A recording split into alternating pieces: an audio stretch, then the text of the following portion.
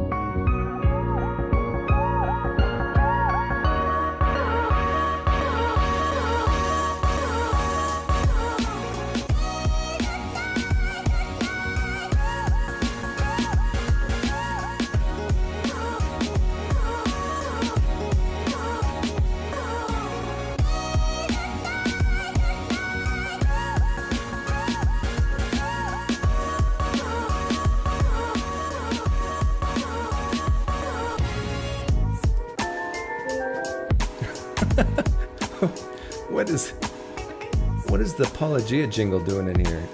Get rid of that. You guys hear that? Dun, dun, dun, dun, dun, dun, dun. Okay, is it better to be more dependent or independent? That was the poll question. People are still filtering in, but if you want to understand conservatives, you got to understand questions like this. I think most people would say it's better to be independent than dependent. Hang on a second. Effects, filters, sharpen that up. Like, just think of simple things like you're eating a steak and you want to put some salt on it, and there's salt on the table. And there's a whole bunch of people there talking and not really paying attention to you. You say, hey, pass the salt, please. And then it's like, they're still talking. Maybe they heard you, but they're too busy. Wouldn't it be better to just grab the salt yourself so you're not dependent on others to pass it to you? Oh. Yeah, I'm in hell, as you can tell the background. It's very cozy, very warm. I live in Arizona, so it's hell every day. We're burning up here. I got 2 big air conditioners. I'm living in comfort. My electric bill is going to be $400 this month. Whew. I should have, when I bought this house, I should have put solar panels on. I think it's to the point now where the return is just worth it. But now I'm in that stage where the kids are probably going to be gone in a couple of years, hopefully. Well, I shouldn't say hopefully. I love my kids. I'll miss them deeply, and I'll go through, what's it called, when the kids, empty nest syndrome.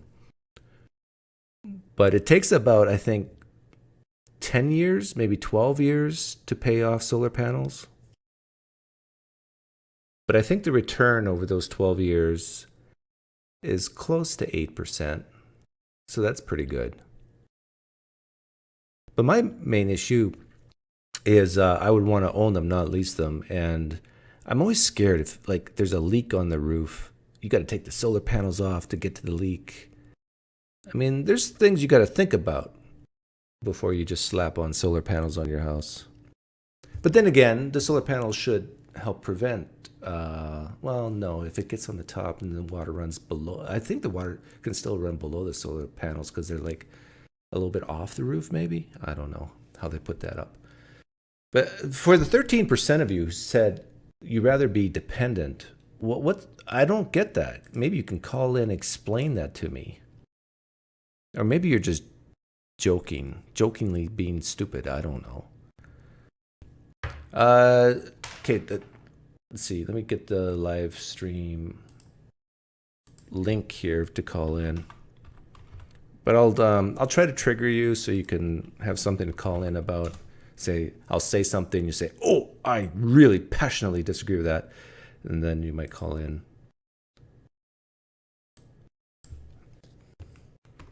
But I think if you say independent over dependent, you actually lean more right than you think. Because at least you would have to say something like, the goal of people should be to become more independent of others. And if that's your goal, what you are then doing is you're creating more people on the right. Now, some of you might disagree with that, but you can just look at the stats, the poll data. People who are more dependent are more likely to vote Democrat. People who are more independent are more likely to vote Republican or right-leaning. Anybody disagree with that? All you have to do is look at the data. You can see it for yourself. Let's see. How can I trigger people? I'm for more closed borders rather than more open borders. But I think if you want to have a border philosophy, it should be a certain number of people per year. And I think at least 80-90% of the people you should bring in should be very wealthy. And then you should have like a 10 to 20% compassion type entry system. Very wealthy or very smart, very entrepreneurial. And then leave 10 to 20% for feel sorry for-ism. That should get people's blood going, right? I want to play some Jordan Peterson when he was on Bill Maher. I like Bill Maher and I like Jordan Peterson. There's probably 20% of the things I think Jordan Peterson says is stupid. But for the most part, I like him. Taxes, I don't think taxes should ever be over 50%. I think it becomes unethical at that point in my personal code of ethics. I think you should always be able to retain, if you make $1, you should be able to retain at least half of it for yourself.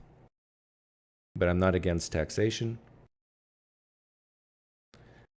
I lean towards consumption tax over income tax, but anyhow, I'm okay with the way the tax rates are currently. I don't know. I got some really random stuff here. I'm all for the phrase, you should be colorblind in society. Oh, that's a good one. That should get people's emotions going. I think it's better to judge people based on the content of their character rather than the color of their skin. And I think the historical issues with color of skin and racism, for the most part, has been dealt with in this country, at least legally. The rest is, definitely there's people who view other people in a negative way based on their skin color. But as long as they're not killing you, hurting you, the person of color, needs to learn how to deal with it and assume that and kind of be okay with being not liked or hated, even as long as you don't hurt them. There, that should get other people riled up. What other things can I say to get people riled up?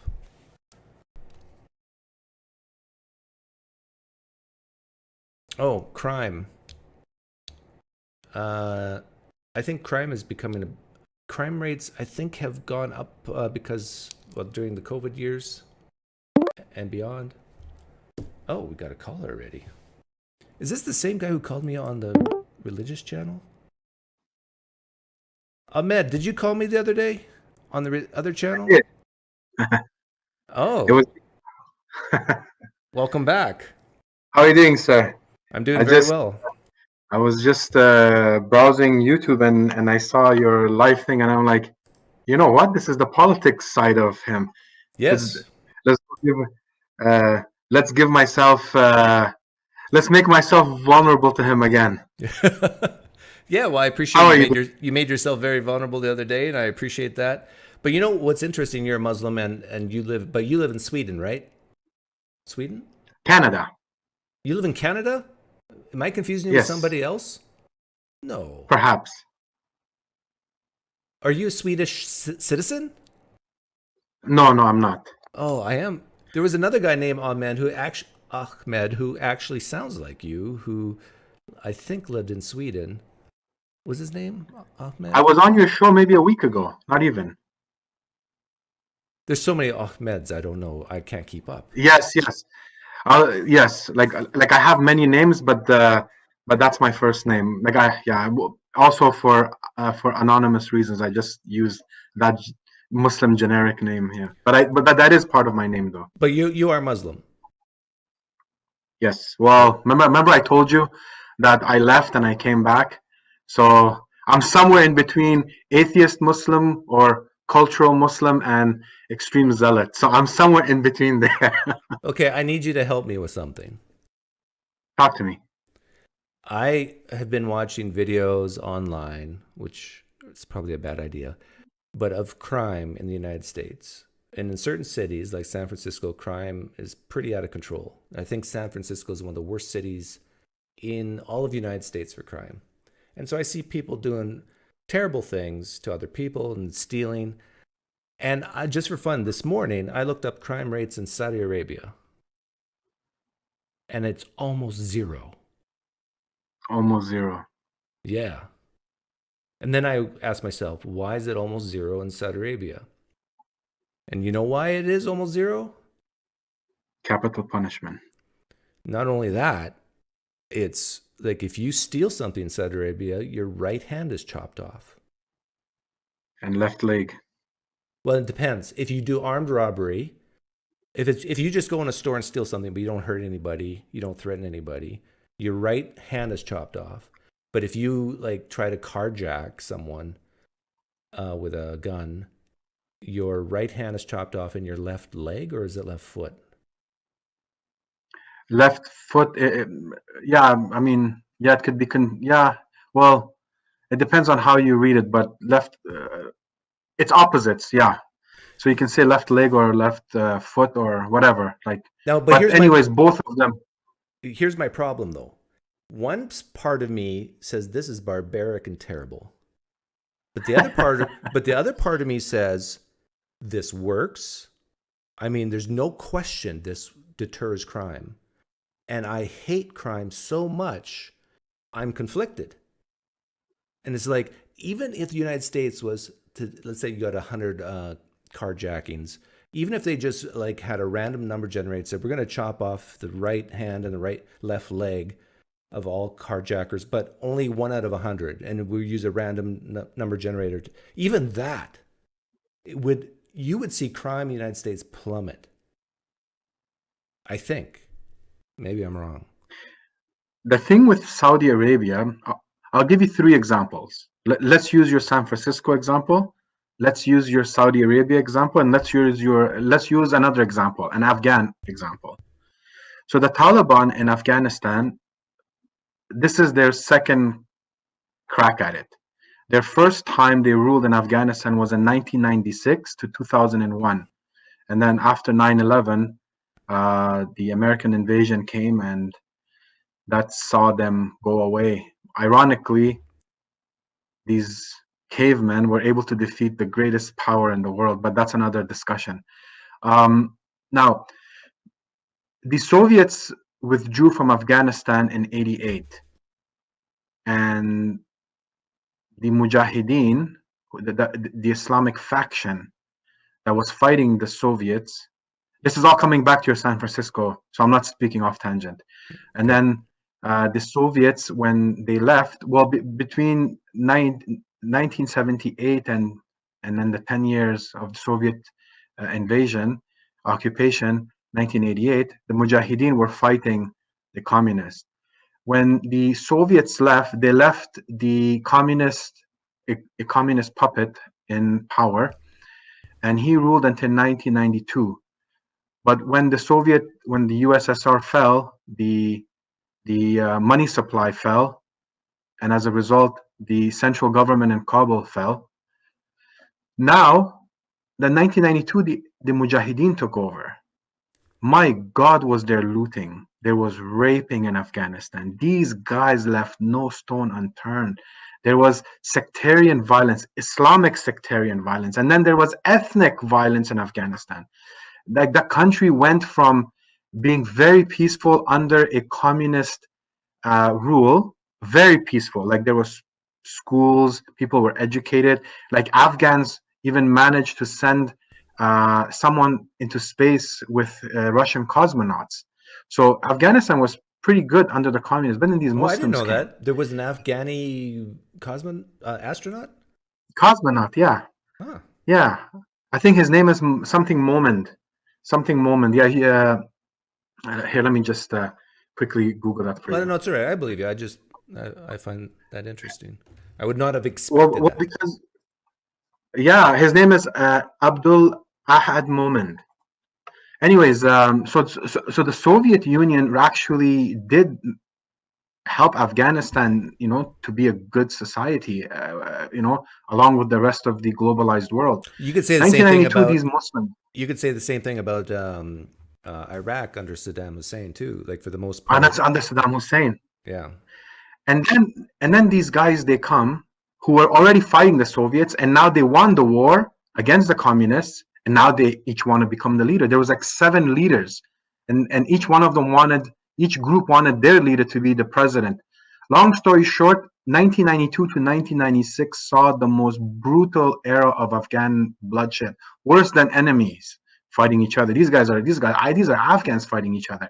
1996, the Taliban come and they implement strict Sharia rule. No adultery, no sexual promiscuity, no theft, no nothing.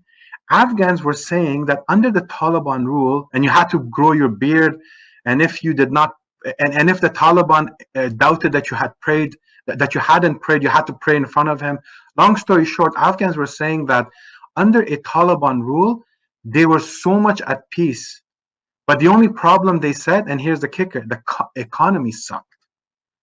There was no stealing. People could leave their shops open, go for prayer. People were afraid, Okay, but the economy tie this sucked. together with San Francisco now. So 1990. So anyway, so basically, hear me out. So basically, Saudi Arabia works because they're able to sustain a good economy. They have oil. They're able to sustain Sharia law with their wealth. So in other words, there's really no poverty there. In Afghanistan, the Sharia law worked, but the economy sucked. When 2001, the Americans came, Afghans became the most corrupted nation in the world. They were dying for that money. And then now that the Americans are gone, Afghans are back to being obedient human beings. San Francisco, let's go to San Francisco. Mm-hmm. The problem with San Francisco is that a Sharia system would not work there. It would not work because the Constitution has this idea of what is it? Well, Sharia law wouldn't work anywhere in the liberty. United States because of our Constitution. Yeah. What's the one? It goes liberty, life, liberty, and pursuit of happiness. Life, liberty, pursuit of happiness. That liberty part would not allow Sharia.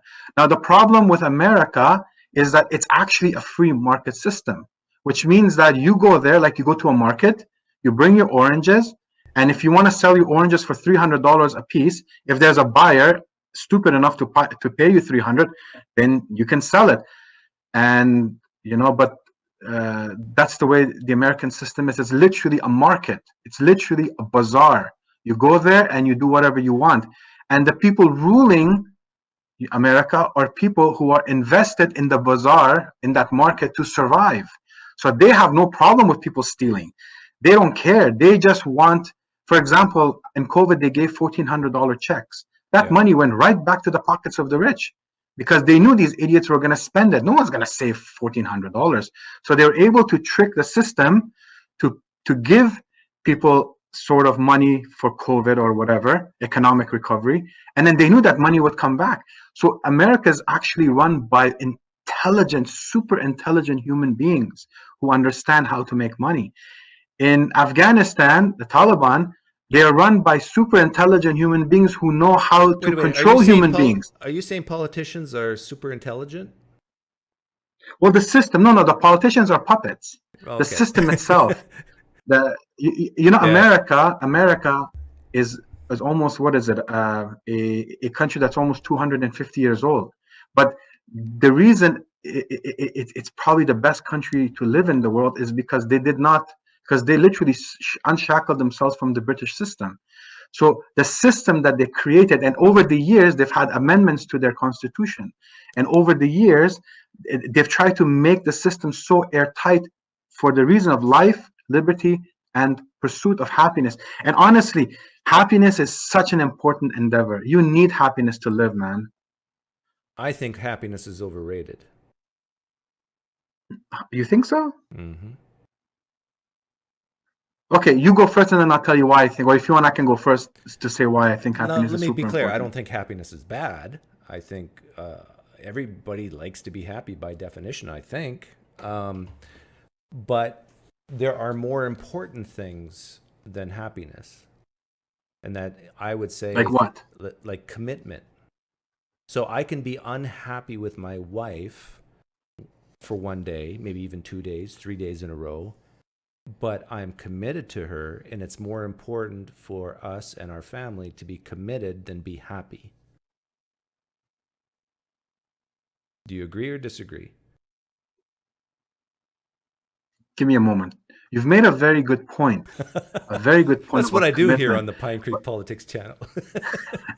But the problem The is that, Muslim in you agrees with that, right? so so just one clarification. When I speak to you about Islam, I try my best to leave my own opinions out of it. Okay. And when I speak to you about American politics, I try to leave my own opinions out of it, and try to always refer back to something that I can peg myself to. Now, in Islam, it doesn't allow you to be mad at someone for more than 3 days. It doesn't allow you. Islam says that within the 3 days, you have to go back and reconcile. Whatever, you need to do it. So Islam doesn't allow you to be unhappy for 4 days. It's a Well, carnal. you It's a can't sin. control your. Can you control your happiness or unhappiness? Like, isn't that an emotion that is kind of visceral and gut level? It took me a long time. For example, it took me a long time as a Muslim. Obviously, I grew up that homosexuality is wrong, but I worked it out myself. That, okay, Islam says it's So now wrong. you're gay? Fine. No, no, no, no, I'm not.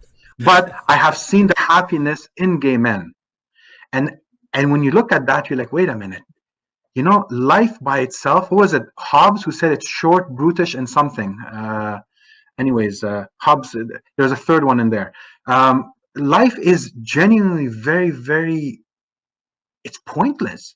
Life genuinely has no point to it. If you are, you wake up in the morning, if you don't have a purpose to, like, you don't have a job to go to, or you don't have the yard to clean, or if you don't have dishes to wash, if you don't have the laundry to do, or if you don't have something to do, life is very boring. And Right. that But if you boredom. do have those things to do, then it does have a purpose and a point, and it's not boring. Fair enough. That's what I'm saying. Is that life by itself, in and of itself, like if you strip life naked, life in it's boring as hell. It's painful as hell. And and so happiness is what gives life purpose. And some people find that happiness through drinking, some through gambling, some people through sexual promiscuity, some people through working, some people through being quote unquote obedient to God.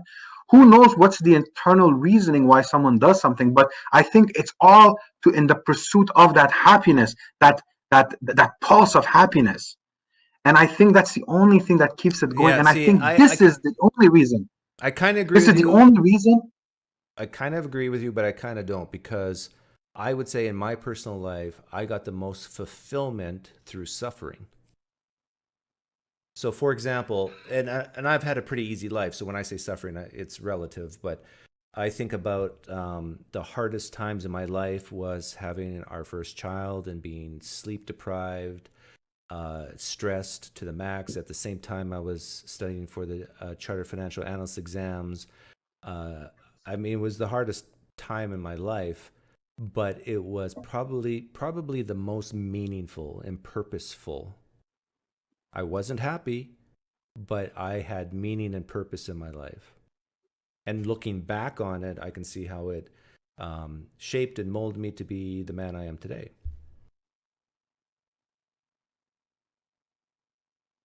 So I spit in the face of happiness. You know,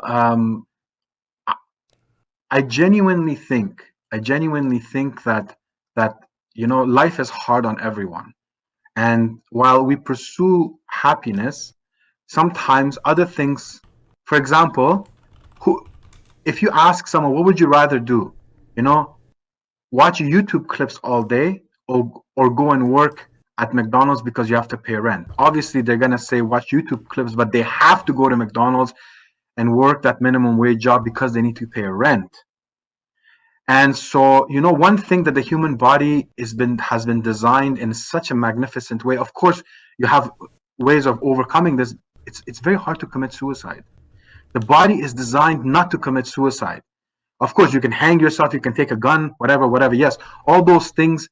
But by itself, you just can't commit suicide by yourself. Like even if you hold your breath and you go dizzy, for example, well, you will start breathing again. So I think, like for example, going back to San Francisco, I think that perhaps America might not be the best country to live in, but America is the best country to make money in.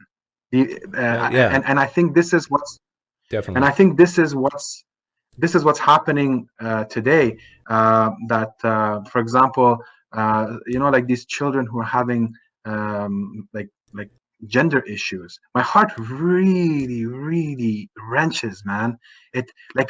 I'm torn because I do understand being accepted in society, being accepted among your peers, wanting to be cool, wanting to be famous. Some people are just brainwashed by that idea. Not everyone is cool, man. Not everyone is popular. Not everyone is going to be successful. You know what my solution is for some mental illnesses? Not all of them, but manual labor. Like if you suffer from anxieties or depression, if let's say we took all the young people in the United States who suffer from anxiety, depression, whatever, and we put them in the southern states where they have to physically pick up crops like a lot of Mexicans do. And at the end of the day, they are fed this meal, a huge hot meal, which is going to be very satisfying after a long day's work. And they're so dead tired at the end of the day, they hit the pillow and they're out. They're sleeping. And then they wake up at 5 a.m. Very, very true. They wake up at 5 a.m. and they do it all over again.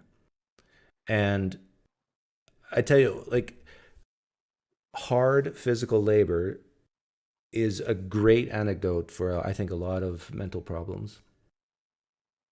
I think our life is a paradise for the entrepreneur. Our existence, our life, like our world. I think it's an entrepreneur's paradise, an economist's, pardon my expression, wet dream, because everything runs on money, man. Everything runs on money, and how to make money, and how to exponentially make more money, and how to make more of it. But money is just to buy whatever you want. But it's not money per se. Money is an illusion of an efficient way to barter. Really, it's ability, it's achievement, it's making wise decisions, it's working hard, it's working smart. But in the end, for example, whatever it is, it's whoever has the intelligence to run the economy, to whether that's physical, tangible money, digital, whether you're selling stones or whatever, back in the days, salt, whatever, but it's to make that money, and then with that money you actually create comfort for others, not maybe because you want to create comfort for others, because of your own self-interest. The byproduct of that to someone else's comfort, for someone else's pursuit of education. So I think this is the problem. For example, like you said, physical manual labor. And I think this is something that a lot of people don't understand. Today, many people say that we live in modern slavery, minimum wage is modern slavery. Cool, I agree with that. But at the same time, sexual desires to create a baby that comes into this world that really has no purpose. At the end of the day, the pain of existence is hard to overcome. So at the end of the day, you have to survive. Surviving by begging is extremely hard, but surviving with your own, with the sweat of your own brow, and you go and you work for your own money, that gives you comfort. But if there isn't a smart man to create that business, and by virtue giving you comfort. So I think you made a very, very amazing point that it's manual labor, but there's a step before that, and that's the intelligence of a person who knows how to make money. I think this is why the United States. I wonder if there's studies on mental illness by urban versus rural, because my intuitions tell me that rural kids don't have the mental illness problems that a lot of kids who live in big cities do. And like kids who are raised on farms. I think the biggest problem is education, Doug. I think education is the biggest problem in our society, because you are not being educated. Well, my point is that, yes, I'm going to get to that. I'm answering this. I think it's the parents. Well, yes. The problem is that our education system, whether it's private, whether it's public, it's all indoctrination. And a lot of parents don't know the difference between education and indoctrination.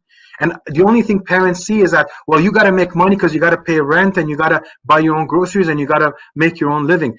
This is what we have been taught that life is, and I think it works.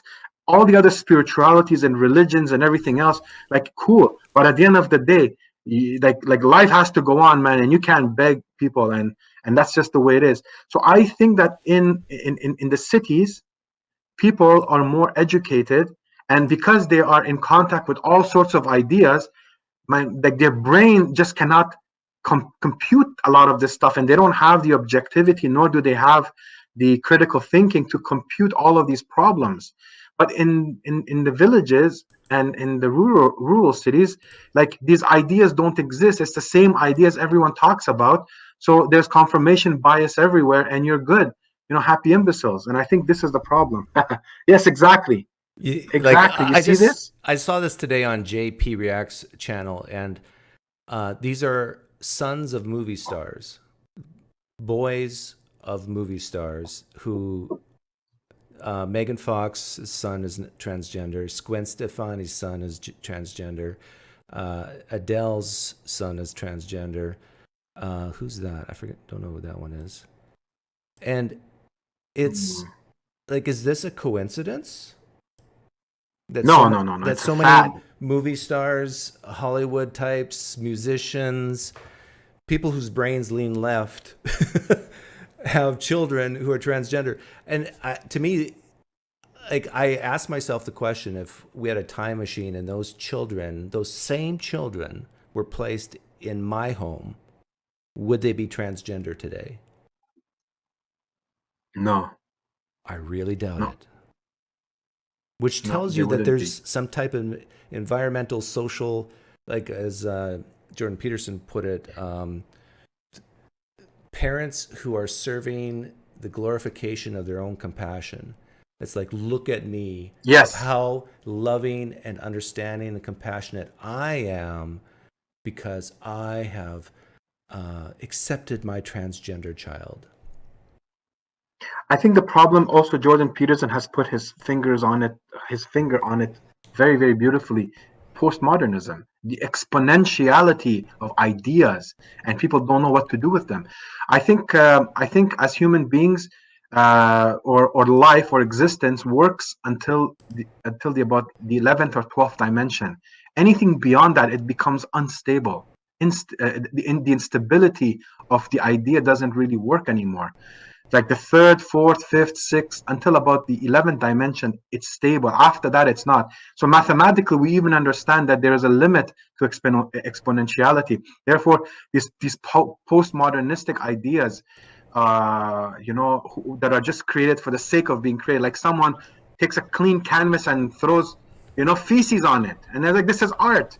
Technically, it is art. Yes, by definition, it is art. But this art is simply someone thinking of what the next idea should be, not that the idea came to them naturally and created a new form of art altogether. So I think this, like, for example, music today, like, my God, what happened in the 80s? Like, it hit such a beautiful peak. And then it went down slowly to now. They're just recycling music because of that exponential. I think Jordan Peterson put Yeah, my his kids finger are. on it. I got a 20-year-old and a 17-year-old, and my kids prefer 80s music over now. Like they love, and they'll even prefer country music now because they like to laugh at it. But yeah, it's the music of the 80s, even early 90s was pretty good. Getting back to San Francisco, what is the solution to crime in the United States, in your opinion? Would you say Sharia law, or would you say no to that? No, Sharia law will never work. The problem is that people in America have to reconcile with one fact, that money, even if a truckload of money, and let's say they're all $100 bills, and let's say that inflation doesn't exist, a truckload of money will not create the like you said, commitment. Let's use your example. I don't want to know It'll bring the happiness. I'm not asking you for what won't work. I'm asking you for what will work. So what do you think, how would you, if you were a dictator of the United States, how would you solve the crime problem in the United States, given the United States' constitution, which is kind of contradictory because I called you a dictator? Well, you can. That's exactly it. The constitution will allow, because by my thing would be, just getting rid of wealth disparity, and wealth disparity cannot be getting. Well, no, hang on. Cannot get rid of it. Do you think it's wealth disparity that's causing crime? Yeah, 100%, 100%. Because you see people. But there's a lot of poor people who don't commit any crime. No. The problem is that you have a lot of people who flash their wealth, and then you have a lot of people who can't compute that, it doesn't mean anything at the end of the day, and they want to be like that, just like the gender period, like the kids who have gender issues. I disagree with you. I don't think that is the real, or at least a major reason why people commit crime. Because they're jealous? Well, no, not because they're jealous, because they're like, that's what I want. They don't know who they are. That's who I am, but they're not that. They never had anything to ground them. Religion grounds you. I think recently in the United States, what's causing, let's say, petty theft, which could still run up to $1,000, is that they've been told that it's okay, that it's tolerated, that it's this feel sorry forism, that this is a type of reparations for you. Go ahead into a Walgreens and take what you need. Well, because they know that money will eventually come back to the rich, and insurance will cover that. These rich people have they're stealing things like food and medicine and stuff. So it's not going to come back to the rich because they're going to consume it right away. No, but they can claim it in insurance because of theft. So it has been thought, like the idea has been. What breaks my heart about what's going on in the U.S., let me tell you one thing, man. The U.S. has the best constitution ever etched. This is something that no one can or should disagree. It was the first constitution that really separated church and state, right? And exactly, and with the brains that it was done with. And here we are many, like a couple of centuries later, and what's happening in the United States, which I think that the idea of when you become so rich and so comfortable, life, you get bored, and then you go out and do something. And I think that the hegemonic power that comes with the when you have a lot of money, what does a rich man do? He just buys more things, he controls people, more sex, more of everything. And so I think the biggest problem with the United States is that the wrong people are at the helm. And I think Barack Obama was truly the final piece that fell in the destructive puzzle of the United States, What do you how to mean? destroy this country. What do you mean? What did Barack do? He's very charismatic. He's very charismatic, eloquent. He's very elegant. Everything about the man is so pleasing to the eyes. The way he speaks, the way he comports himself, the way he walks, the way he dresses, everything. He's proportional. His body, his height, his Who's body, very everything articulate. is proportional. As Articulate, Joe Biden said. For a black man, he's very articulate. And in the end, when you really undo everything he's saying, like, the man is a liar. He got a Nobel Prize in 2009, right after he got like the oath ceremony that happened on January 20th. I think a couple of months later, he got the Nobel Peace Prize. What did he get the Nobel Peace Prize for? When he got it, I was like, perhaps they're telling him, you are our hope for peace. They gave them that prize. Or they gave them that prize to say, anything you will do in the future. Was it 2 months after he got inaugurated? Yeah, I think it was like 4 or 5 months. Hold on. Let me see. Nobel Peace Prize. Yeah, someone Obama. looked at it. Was it that soon? 2009. Yeah, it was in 2009 that he got it. Yeah. December. He accepted it in December of 2009. Okay. So at best, so about a year 9 later. months. Yeah. A year later. But for doing what? He single-handedly destroyed Syria. Single-handedly, man. So my point is that the undoing of America has been done by people who are vested in disorder, because they're making their money out of disorder. So that's the only thing. I have nothing against the man. Absolutely. Like I said, like in 2008 when he was elected, my God, like, people were so happy, ecstatic. But the intelligent people, they're like, wait a minute, let's give him some time. Let's see what he actually does. And then you have Donald Trump, who is by no means a person who has education in law or political science, just as Obama does. The man is not eloquent, not articulate. The man is the worst visually I disagree with you. Audio, well, maybe the visual the visual thing, I agree with you, but he's intelligent. He's just as charismatic as Barack Obama, if not more. The man is very intelligent. The problem with us in our society, we think that someone, a lot of these politicians, they're groomed from when they're children. They go to the right schools, they go to the right faculties of laws, the prestigious ones. And when they come out, they are cultured for that. Just like a swimmer, an Olympic swimmer is cultured for that. So this is what professional politicians are. Trump is not. And this is where the misunderstanding in society happened. They looked at him and they looked at all of his rough edges and they thought this man is dumb, but he's not. He's very intelligent. He knows what he's doing and his heart is in the right place, but he's dealing with, like, he's trying to change social culture, social culture on how we. I'm not so sure his heart's in the right place. Like, I would be one of the first ones to admit that he is narcissistic. It's all about him. For Trump? Yeah. Oh, forget about that. Yes. Forget about. But what I mean by his heart's in the right place is that he does care.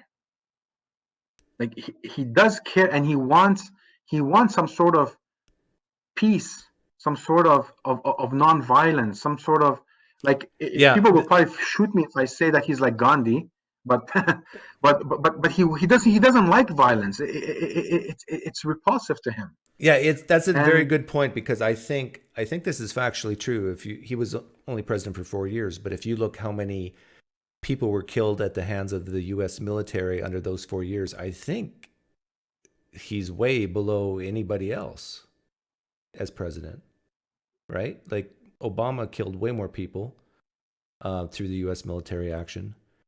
George W. Bush definitely. Biden, I don't think so, but senior, definitely. well, no, You hang know, on. Biden would be. If you count Ukraine, Biden might be up there, but yeah, in this the is end, San Francisco. yeah. I would say with the San Francisco problem, or for any city with a high amount of crime, I think there just should be higher punishments. So No, basically, that's not going to work either. why not? No, the Islamic version doesn't work, my friend. No, no, no. I'm not People in talking about cutting Afghanistan. people's hands off. I'm talking about if you steal, like right now, I think in California, the limit's something like $900, and and prosecutors won't even prosecute if it's under that. I'm saying drop that down to maybe $100, and No, and then it's not going to work, man. I okay, think what you will just work? need to let society. I just think you just need to remove the Constitution. Let Remove? everyone let remove the Constitution. Let the rule of the jungle, the wild, wild west rule. It's going to fix itself. That's it. Let human Okay. beings resolve their issues. Yes, you're right. If we went back to the Wild West, then if some guy goes into a Walgreens and steals stuff, and there's a cowboy there who doesn't like theft, he's going to pull out his pistol and say, drop it or I'll kill you. And he doesn't drop it, and so he's dead. And if you do that enough, yeah, you're going to solve the problem. The problem is law. Law is artificial. Law is not something that's objective. Law is not in the pursuit of justice or truth. Law is meant there to basically make the people who are bloodthirsty not look like they're bloodthirsty, because the fear of the law is what controls people. But otherwise, law is just purely artificial, man. Like, Well, for it's not example, artificial. It's just by humans. Like, humans are not artificial. the United States is not a signatory to the ICC, the International Criminal Court. Neither is Russia. But the ICC has put an arrest warrant for Putin. It's laughable. And they can literally arrest him. Interpol can arrest him because the ICC has jurisdiction to arrest. But can they prosecute him? No, of course they can't, because neither is America, neither is Russia part of it. So Yeah. at the end of the day, it's just artificial. It's just these are scare tactics. Remove the laws. Let the people rule by the So, are rules of you the an jungle. It's gonna anarchist? fix itself. No, no, no, no. I'm not an anarchist. Anarchist in the sense of not like understanding the spirit of the law. I understand the spirit of the law, but the manipulation that happens with the black letter of the law is what I'm not in favor of.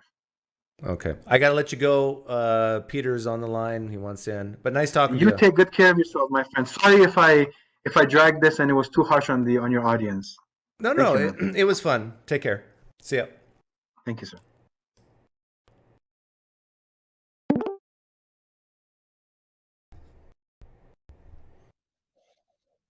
Hi, Peter. Let me see. Hi. I want to see if I recognize your voice. I don't think I've talked to you before, right? Yes, you have. Oh, yes, Peter. You're in the UK. Yes. Okay. And I have a few points. I'm sure we triggered you somewhere. Yes, yes. I broke my windows and I'm on the floor. Hang on, be like water. I'll let you in like 5 minutes. Okay, go ahead, Peter. Okay, so it's not the best constitution. If you make assumptions like that, then how are you better than religion? Like if you start with saying that the U.S. Constitution is the best, and that's a fact, then No. It's when you say something's the best, it is no matter what it is. It's never, ever, ever a fact. yes. Because it's always a subjective opinion. except that my voice is the sexiest, but everything else, you're right. Yeah. Because even the But metrics you use to judge whether it's best is subjective in opinion. So you can say someone's the best 100-meter runner, but it's based on time, right? Someone can say, oh, it should be based on form or whatever. right. But what I'm saying is that you had you were much more right later on when you said that it's created by humans. Law it's an evolving thing, and it would be better to look at any constitution as as the expression of the will of the people at the moment. So it's not holy.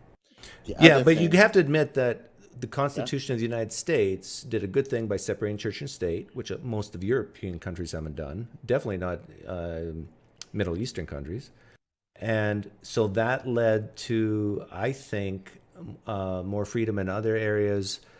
Well, the bad side is it probably kept religion alive longer because people were so repulsed of religion and state being tied together in Europe that it crumbled sooner. But I still think the United States Constitution is amazing, and the results speak for itself. We have a country with the most wealth, the most opportunity. I would still say, even though the middle class is eroding, still probably the highest middle class. There's people from, I would say, at least 100 countries around the world who would love to live here. well, yeah, but again, like I don't want to get into that because it's not a competition. Mine is not. It is a competition. It isn't, and you, you know what That's I mean. Like, something a left winger would say. It's not a competition. it's because you just said that comparing what's best is subjective, and the data that you said, like, we can share. It's really good. Let's put it this way: it's an achievement of humanity. The American Constitution, which is coming from the Enlightenment, which is coming from law. You know, like it's a long story of ours, enlightened people. Even from the Greeks, you know, so it's I would say that the U.S. Constitution, even in its current not the best form, is a big achievement of humanity. I will give Good. that. Good. But it's point, yeah, okay. About crime, it's not. I don't think we should just have feelings about it. Go about data. Crime looks like comes from poverty. It comes from pollution, for example. There's an interesting fact that since leaded gasoline, or how you call it, petrol, Comes from pollution? in some like mental health. It comes from mental health and poverty. There is a statistic that in the USA and in Europe, when they banned leaded gasoline or petrol, I don't know which one you use. You know what I mean? Gas. You say gas, right? Yeah. Then within a few short years in inner cities, the mental health and then the crime dropped, because if you a kid and you live in New York and you Well, when inhale- abortion was a right in the United States, crime dropped off 18 years later. yeah, that's the poverty bit. So you know what, the biggest crime number wise in the USA, and also I think in Europe, but mostly in UK, but USA definitely, is stealing of baby food. Well, the biggest not the biggest crime, like the most humorous crime that is committed in the USA, is theft of baby food in supermarkets. So but there's not just simply one evidence. You can go historically, like London had 1 million prostitutes, if that's a PC word to say, 100 years ago. Now it has a few thousands, and it's a much bigger city. There's a lot less crime. So your gun laws are completely part of the violent nature of the crime, but the crime itself, apart from exotic cases like someone is a psychopath or, you know, mental health cases, the mass crime comes from poverty. The biggest volume of money that is stolen is from corruption. So whose fault is that about the poverty thing? So we don't like crime, right? And crime, you say, is one of the biggest predictors is poverty. So how do we solve the poverty problem? It's what you do in, like what you did in the Soviet Union, or what you did in Western Europe and even in the USA, is that you raise the middle class. You You ate people out from. But how do you do poverty. that? How do you raise the middle class? Basically, I know you're not gonna like this word, but it's to moving to social democracy. So Well, we already have that in the United States. not yes, you have a democracy, but it's better than 50 years ago, and it was better than 50 years. So you're saying more, just more Yes, social. exactly. So be And more more- specific. What if you could actually advise the governments Well, of the United States? instead of first of all, key to it is about elections. It's a complicated equation, but it comes down to the ratio of people represented in power versus the older people. It's really low in the US. That's how you change politics. And when you change politics, now I'm going to answer a question. Then you start to take a look at the benefits of the people, education, health, and whatever science says at the moment, because that's changing as well. But there are examples. Finland is smaller than Slovakia. It's 4 or 5 million people. It was on the same level as Hungary, my original old country, in 1990.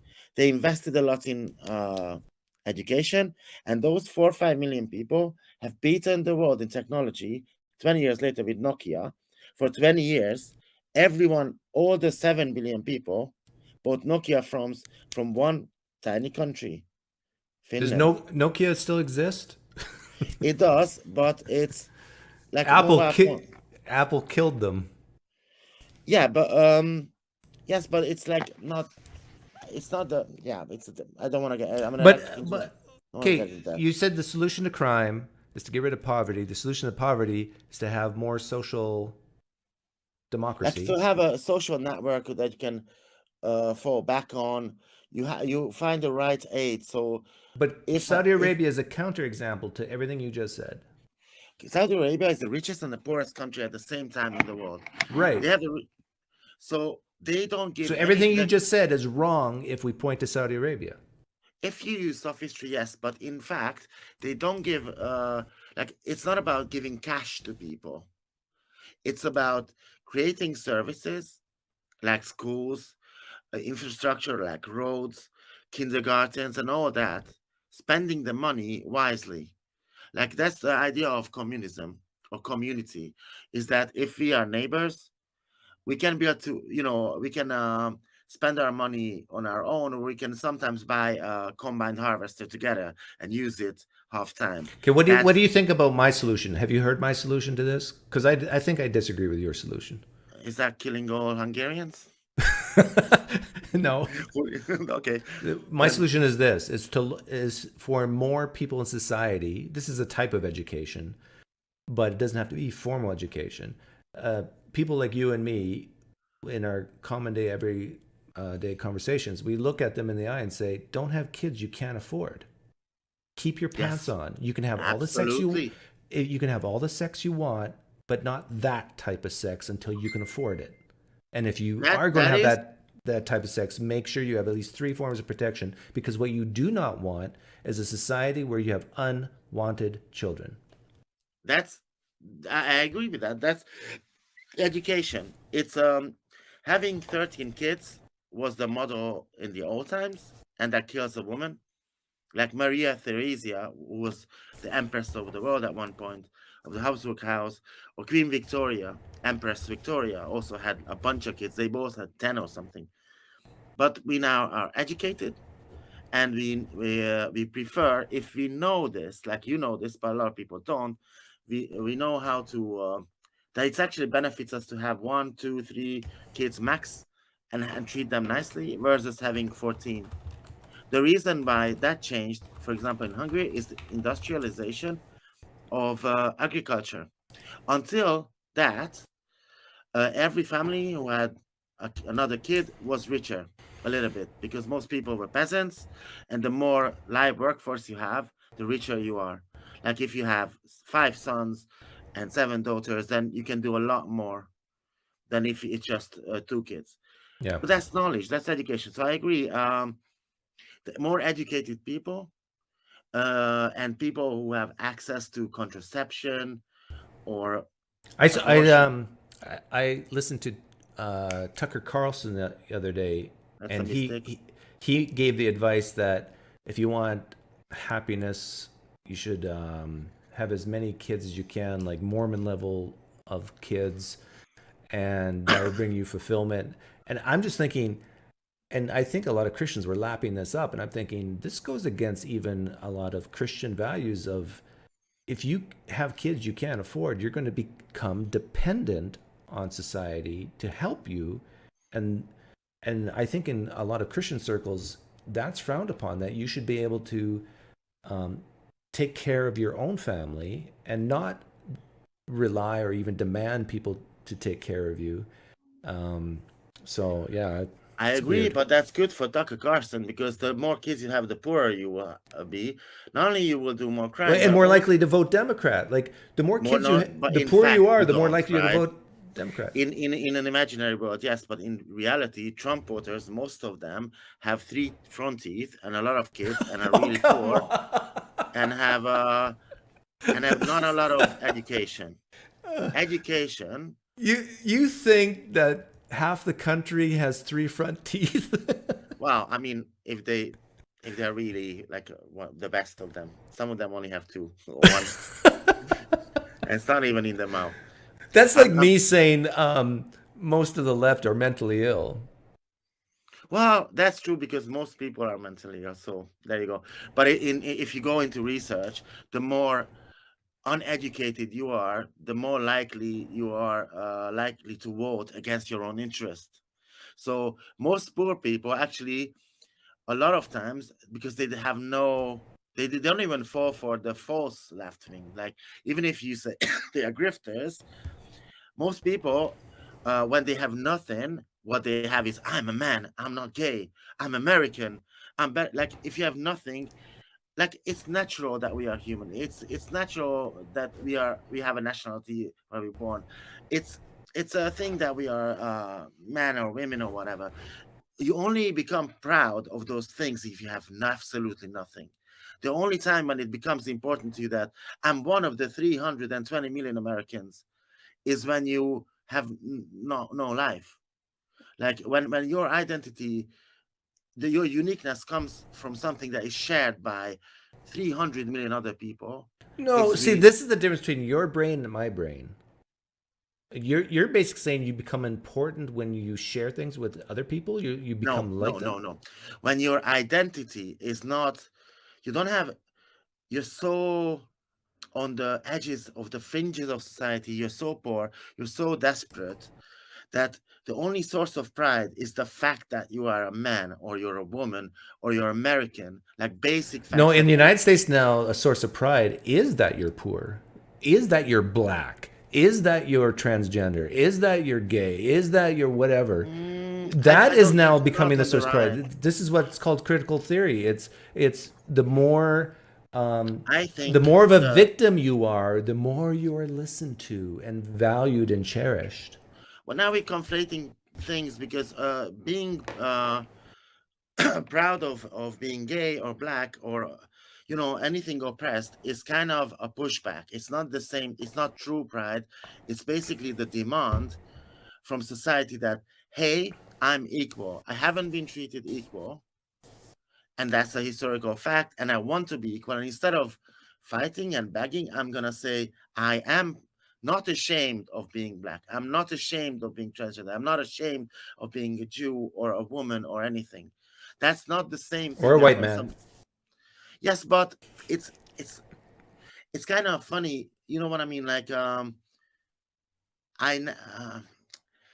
history, like the forget history, but even now you can make studies, cold numbers, and you can then tell that people coming from various backgrounds, like being a woman, is a disadvantage. So it doesn't really make sense. Being a woman is a disadvantage now? Uh, Depends on the situation. If you want to have sex with No. the president, then you're a bit too late. It would have been 3 years ago. But in it depends. If you want to be equal in most of the world, it is a disadvantage. If you want to be a Yeah, but in the science, United States, it isn't. It's an advantage to be a woman today. not in fact, right? Like in media and on Twitter maybe, but in real life, Because people it's feel more sorry for women than men, and so well, I don't think they do in Texas in the Target store, right? Like your boss might not be as woke as you I would think think. I think we're getting close to 60% of universities are comprised of women now. That's the way. Like so, that's what Jews, what a lot of minorities did historically is to the recognition of education is the way out. Sport, like what we talked about last time, being the best footballer is the way out of And poverty. someone's waiting, so we'll wrap this up. Okay. I'll give you the last word. Go ahead. No. I plan on going on living. I don't need my last word just yet. Well, who knows? Yeah, okay. Anyhow, Well, take then, care. See ya. have a nice day. Bye.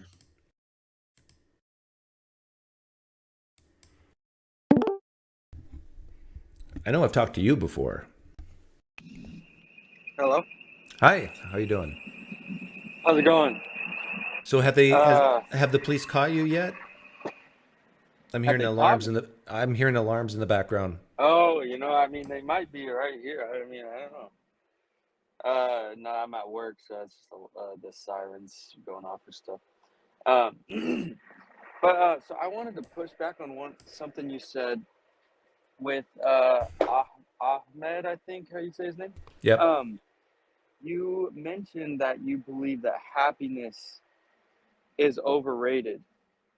Mm-hmm. And so I would actually agree with you if you mean short-term happiness. But I wonder if you would say so. Like the example you Yeah, gave I would with view all happiness as short term. If it's long term, I would use a different word like contentment or peace. Okay. Then then I guess I agree with you because I was thinking. So what was going on in my head is you were saying, like the thing with your child, like you were in the moment you were suffering, but I guess the way I was viewing it is really you are suffering to have a better result, and so that is a good thing. Yeah. It's a good for that reason. Right. Yeah. And I would say, like, ethically, I'm probably a 95% pragmatist, but I still maybe have 5% virtue ethics in me. So some things are better to do even if they are even long-term unhappiness, that you ought to do it even if it doesn't benefit you. Can you give an example? Jumping on a grenade in wartime to save your friends. Okay. Oh yeah, so you won't see a result of that, but Yeah. like in your lifetime, but like it's very virtuous to do something like that, yet it has no benefit to you. Okay. Oh yeah, I guess I see that. Okay. Yeah. We talked on my other channel before, right? Yeah, I think it was last week, maybe. Yeah. I was gonna ask you about something else too. So I've been looking into street epistemology, and I know that's a lot of times is not really related to politics, but I wonder if you would think that it would be a good idea to use those Definitely. tactics in politics as well as how people are able to come to these political stances or positions that they hold, Yeah. No, I think I'm consistent with how I run my political channel with my religious channel, like probably the same style. But with strict street epistemology, you want to basically get the claim, ask, why do you believe X? How did you come to this conclusion?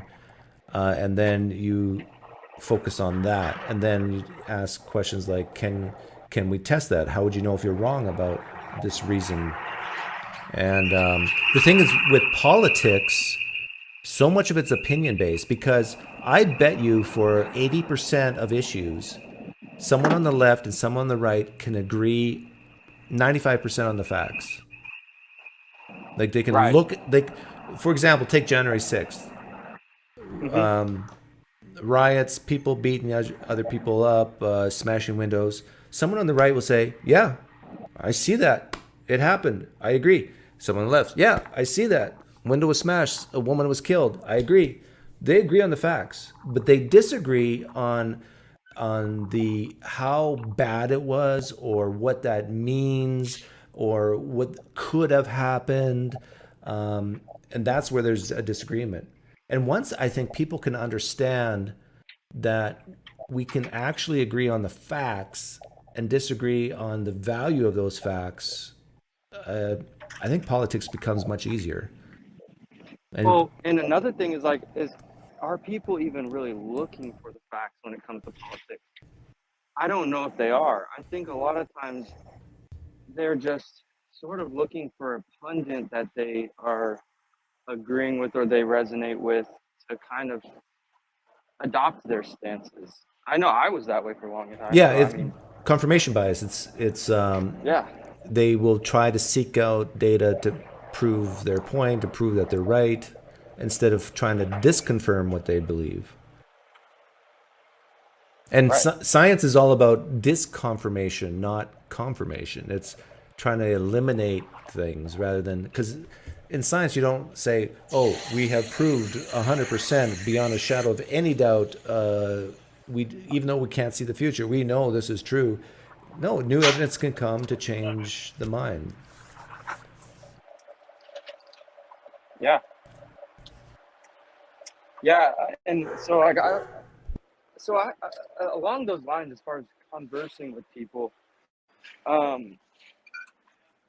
had some rocky situations in my own experiences with like family members, as I'm sure many have, and like how like and sometimes there's probably damage done just because you kind of get so wrapped up and stuff, and I wonder how you manage with that and like with having these types of conversations with people that it gets like how do you have like I guess street epistemology sort of like how do you repair those? I guess it kind of Yeah.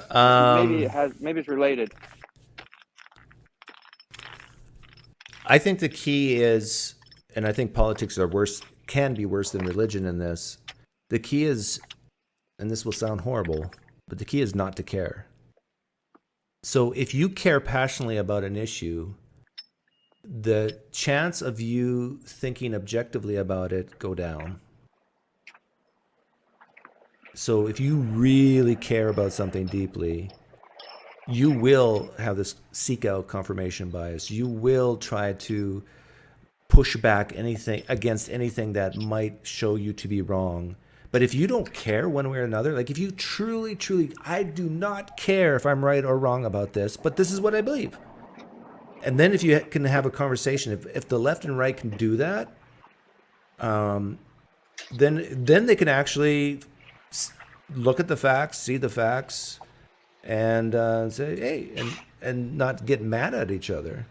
But the problem is, we evolved this way, but the problem is we care.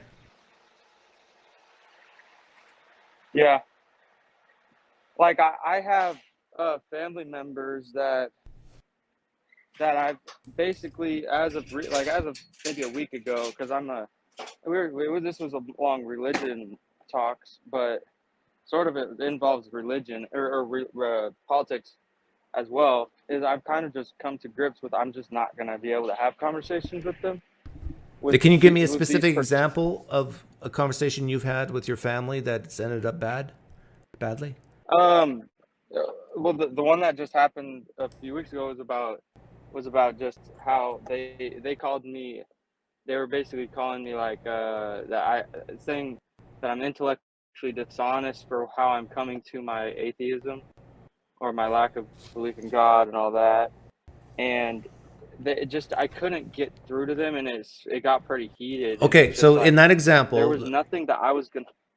Yeah, in that example, what I would suggest is, if your mom looks or dad looks you in the face and say you're intellectually honest and how you came to your atheism, you would just ask a very simple question like, how could I be intellectually honest and come to atheism? Give me a specific example of what you would say is this was an intellectually honest way to go to atheism.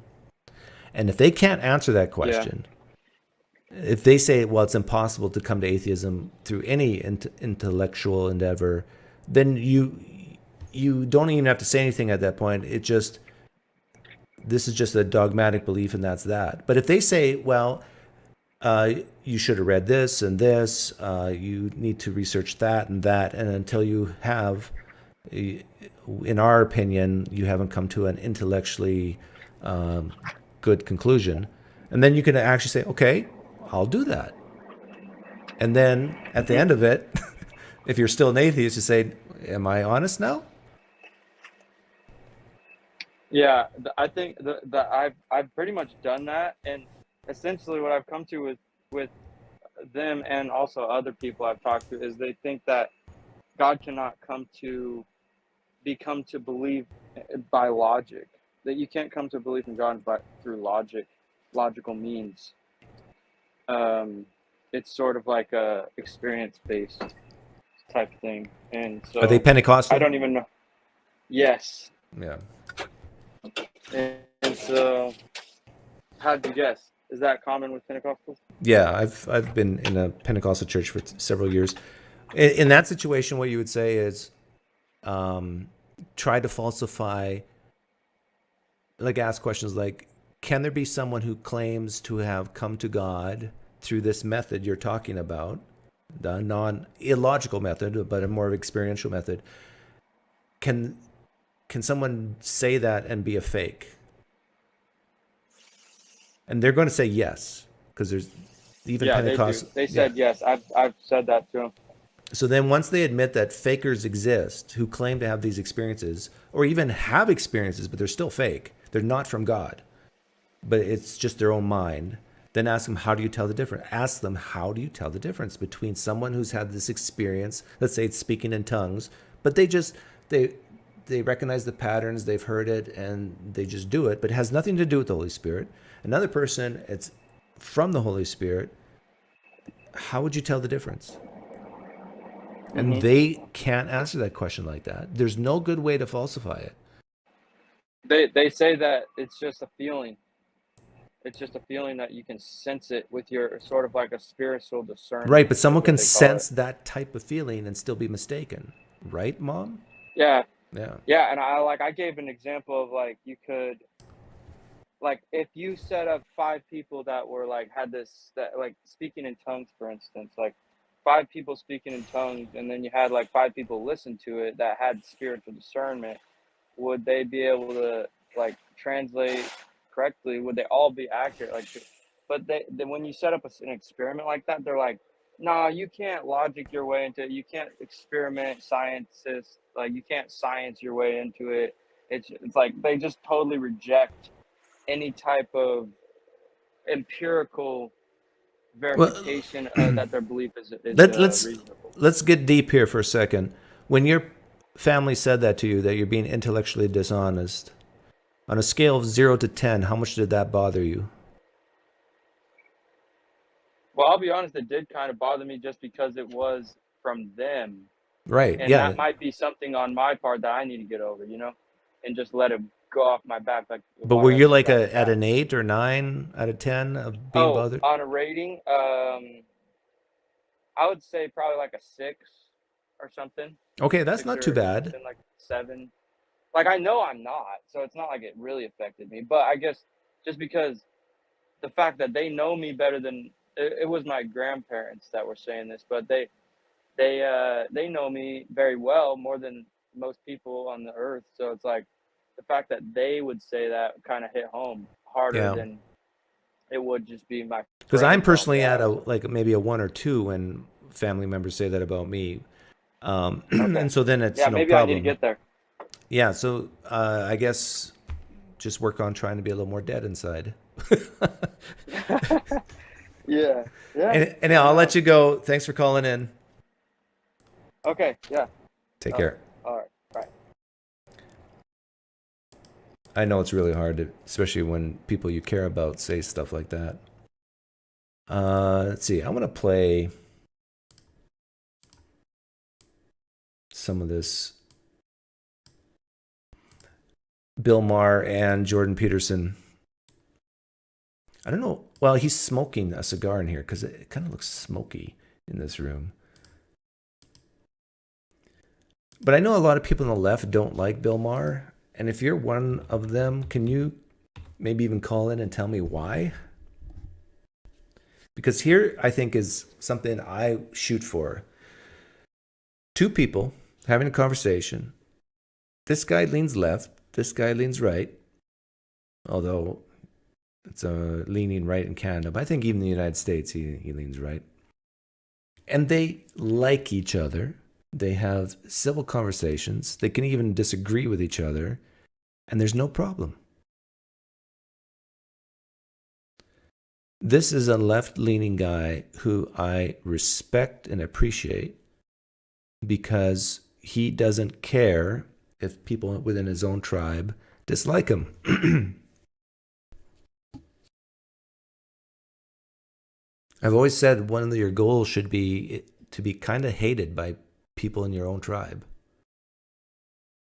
If you can do that,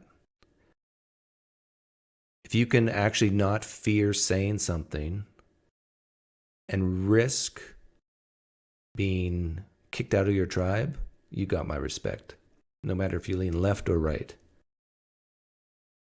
But now, let's listen to some of this. At death's door when he was on my show, the other one, and I said, you know, it's amazing that life, it's so fragile. It's so easy to die. And it's also kind of hard. This is true. It's also kind of hard to get you. Mm-hmm. And you were close, right? Oh, yeah. So why? What was, I forgot what it was. I don't know, really. You don't know? Really? Not really. Pay for, Oh. well, I got really sick. I got really Yeah. sad. That's sad, you know. That's But- embarrassing in New York. So you were on, okay. But then, okay, but, and I mean, you just look great. Thank you, sir. You look better than ever. Yeah, probably am better than ever. You look like the fucking Marlboro Man. I mean, you're like tanned, rested, and ready. Yeah, definitely that's a spray tan. Dude, I mean, Jesus Christ, you must feel like $1 million to come back from that. I'm pretty happy about it. Well, my wife almost died too, at the same time, so There's a Well, Canadian. maybe that's what caused your sickness. it didn't help. Right.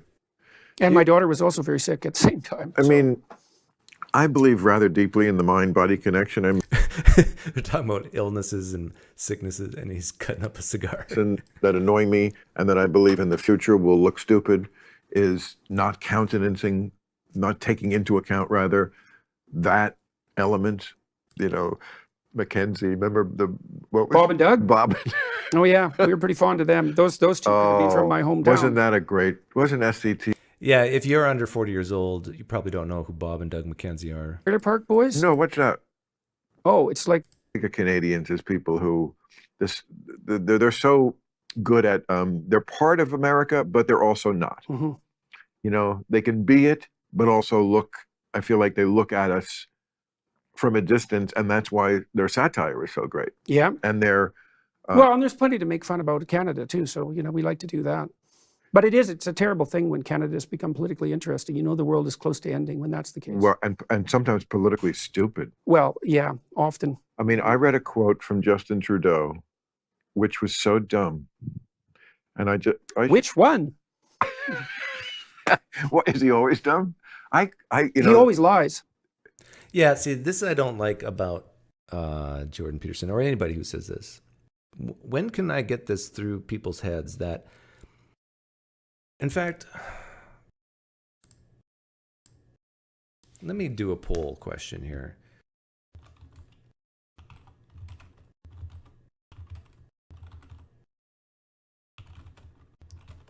I probably already biased it, but here's the poll question. Is stating something false the same as lying?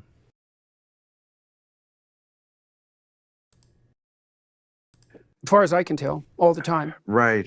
Yeah, I don't think I've ever heard him say a word that I thought was true. Really? Hmm. Okay. I see. We don't really follow it that, and I mean, I just thought, oh, See, Jordan Peterson should be smart enough to know that. I haven't heard Justin Trudeau say something that was true. Is that what he said? Something like that.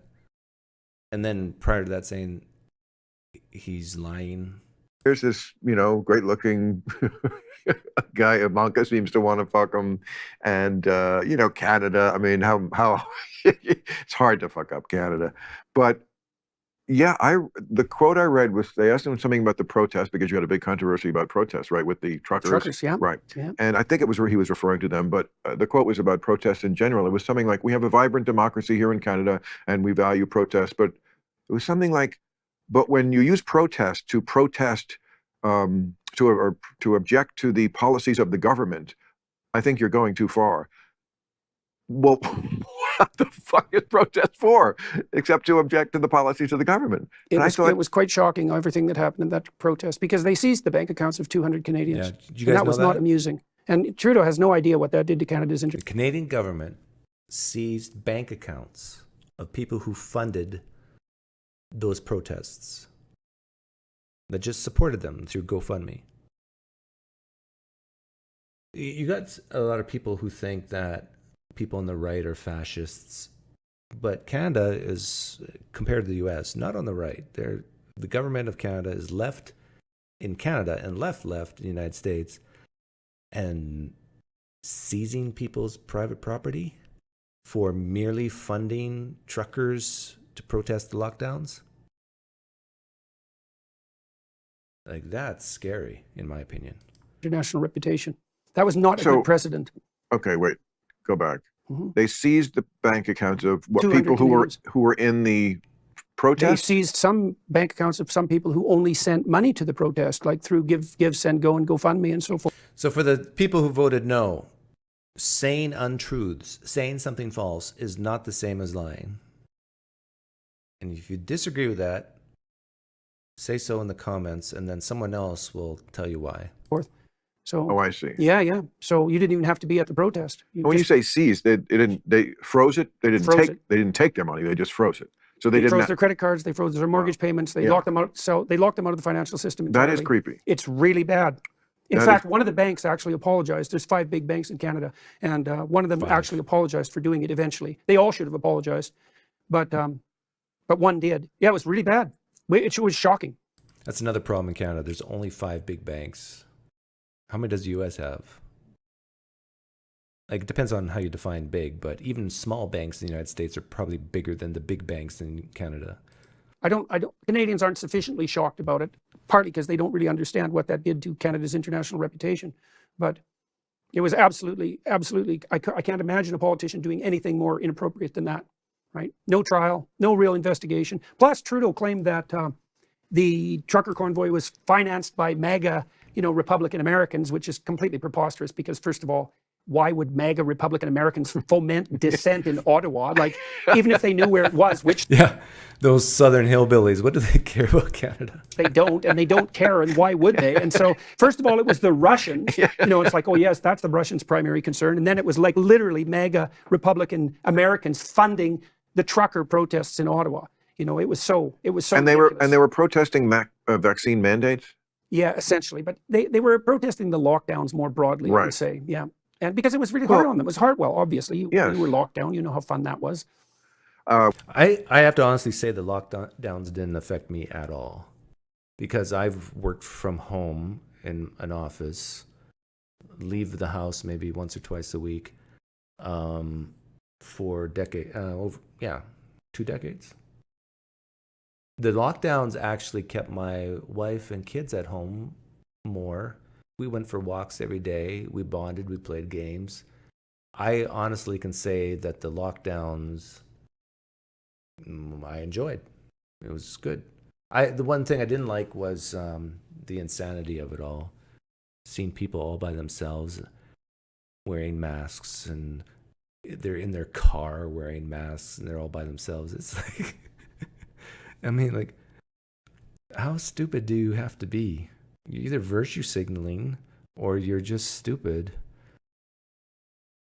We did real time right from this room for about 6 months. I did the monologue standing over there, and I did the editorials on the lawn. It was so silly. I still think it's silly. I look back and I think it's even more ridiculous as I learn that so many of the things that I was saying that people were kind of like scoffing at. Well, now I read a report like, yes, using hand sanitizer all the time on your hand is very bad for you because you're bathing yourself in antibiotics, which does seep into your skin. You would never choose to live on antibiotics, right? This is true, by the way. You ask any medical health professional who has any type of experience, they'll tell you, no, it's not good to use hand sanitizer all the time. Right? Things like that. Keeping children masked. That was really bad. I mean, what it's done to both mentally and physically. Yes, and that sort of thing always hurts people. Yes, I can speak personally to this. My son, during 2020, had really bad acne. And then when the schools reopened and they had the masks, then finally they said, okay, the mask can come off. We finally put him on a medication that cleared up all his acne, but he had a special type of acne. But he told me he didn't want to take the mask off because he could cover his face. And I mean, this is not good. Where young kids are using masks as an excuse not to show people who they are, not to communicate with people, like hiding, basically. This is not good for your developmental health. The poor kids worst, right? Because anytime you intervene in a manner that's going to interfere with educational attainment, it's the people who are barely skating by to begin with who are going to get walloped from it. And that's certainly, the data certainly revealed that that's been the case. So I remember being in Chicago, I believe it was. A good point, Mitesh. Most sanitizers have alcohol and water only. But I do think there's some sanitizers with antibiotics. No? Am I wrong? During maybe it was 21. Yeah, we weren't working at all in 20. Okay, so, and I remember I was talking to the driver taking me in from the airport, and he had a mask on, and my friend who travels with me, and we always would tell drivers everywhere, anybody, you don't have to have the mask on for me. You know, like if you want to break in the day where you don't have to be breathing your own stale, shitty air for no reason, we'll open the windows to the car, whatever. I remember having to wear a mask. When was it? Summer of 2021? Flying to and from Florida from Arizona to go to Disney World. The most painful experience one of the most painful experiences, over 3-hour flight. And the thing is, everybody cheated on the plane. Almost everybody cheated. Like the mask is like just underneath the nostrils so you can breathe, and of course people constantly drinking and eating so they can take the mask off. The whole thing was just nuts. And airplanes probably had the cleanest air compared to like office buildings. Danny. Hey. This is how much I value. I turned off Jordan Peterson and Bill Maher for you.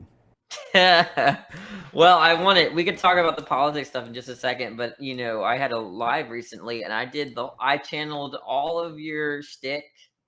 I said I got all of this stuff from a friend, but I should have said your name.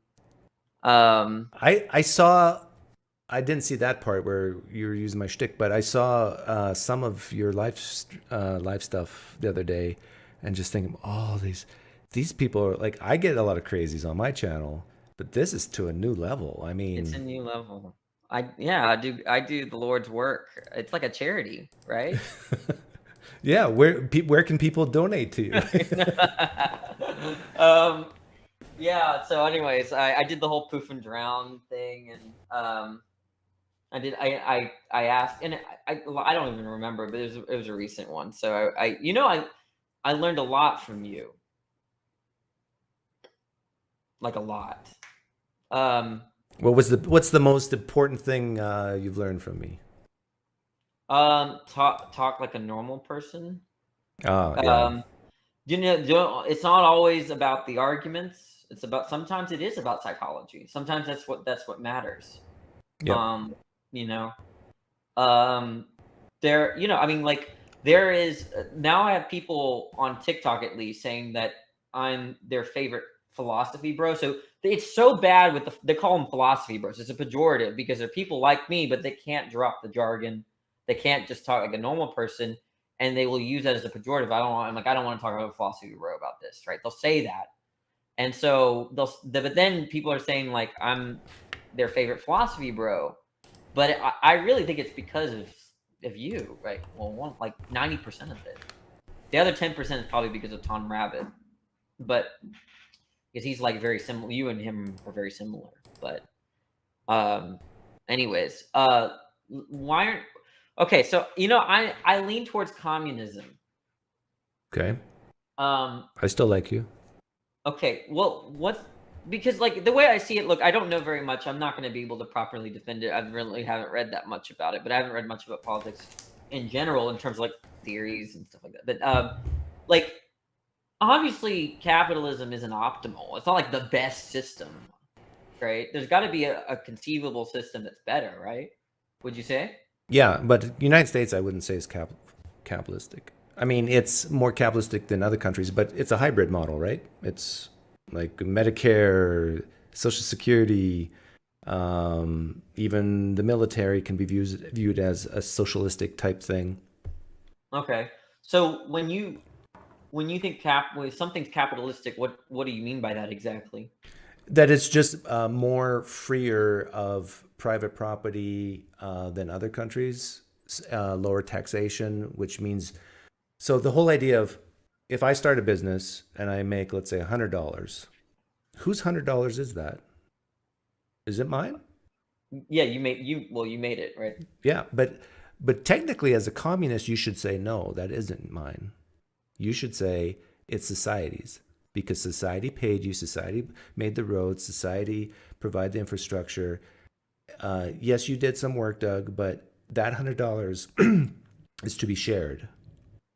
It's not yours.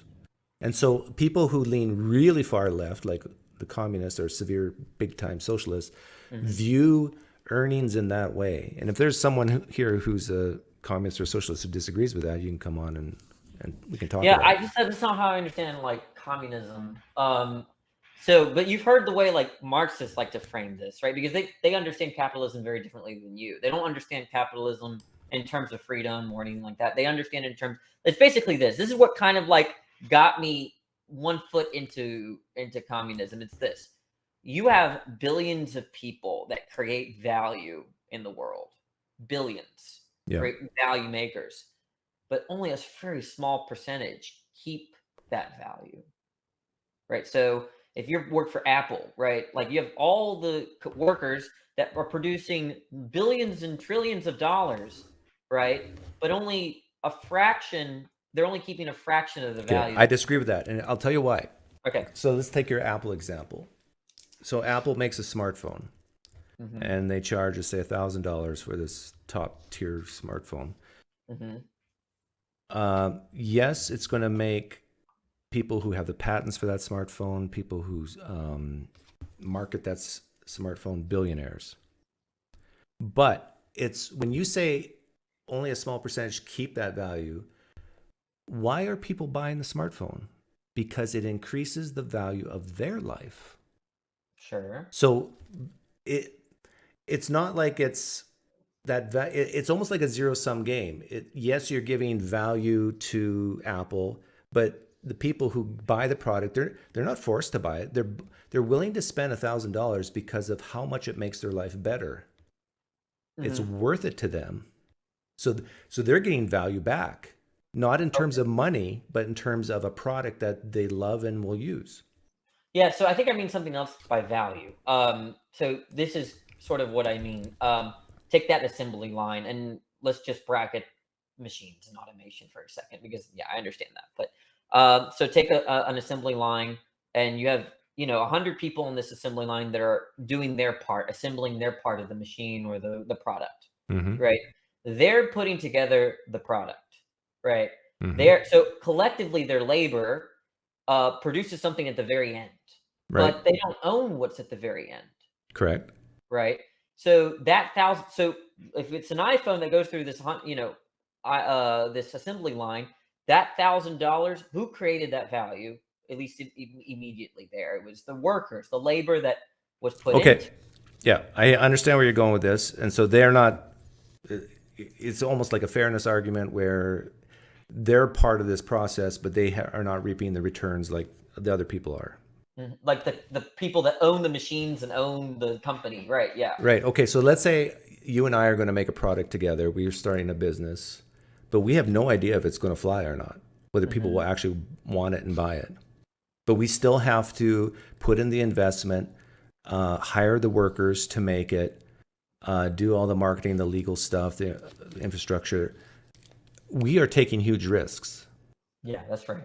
Because if it goes belly up, the worker on the manufacturing plant will still probably get paid as long as there's money, but they're not taking any of the risk.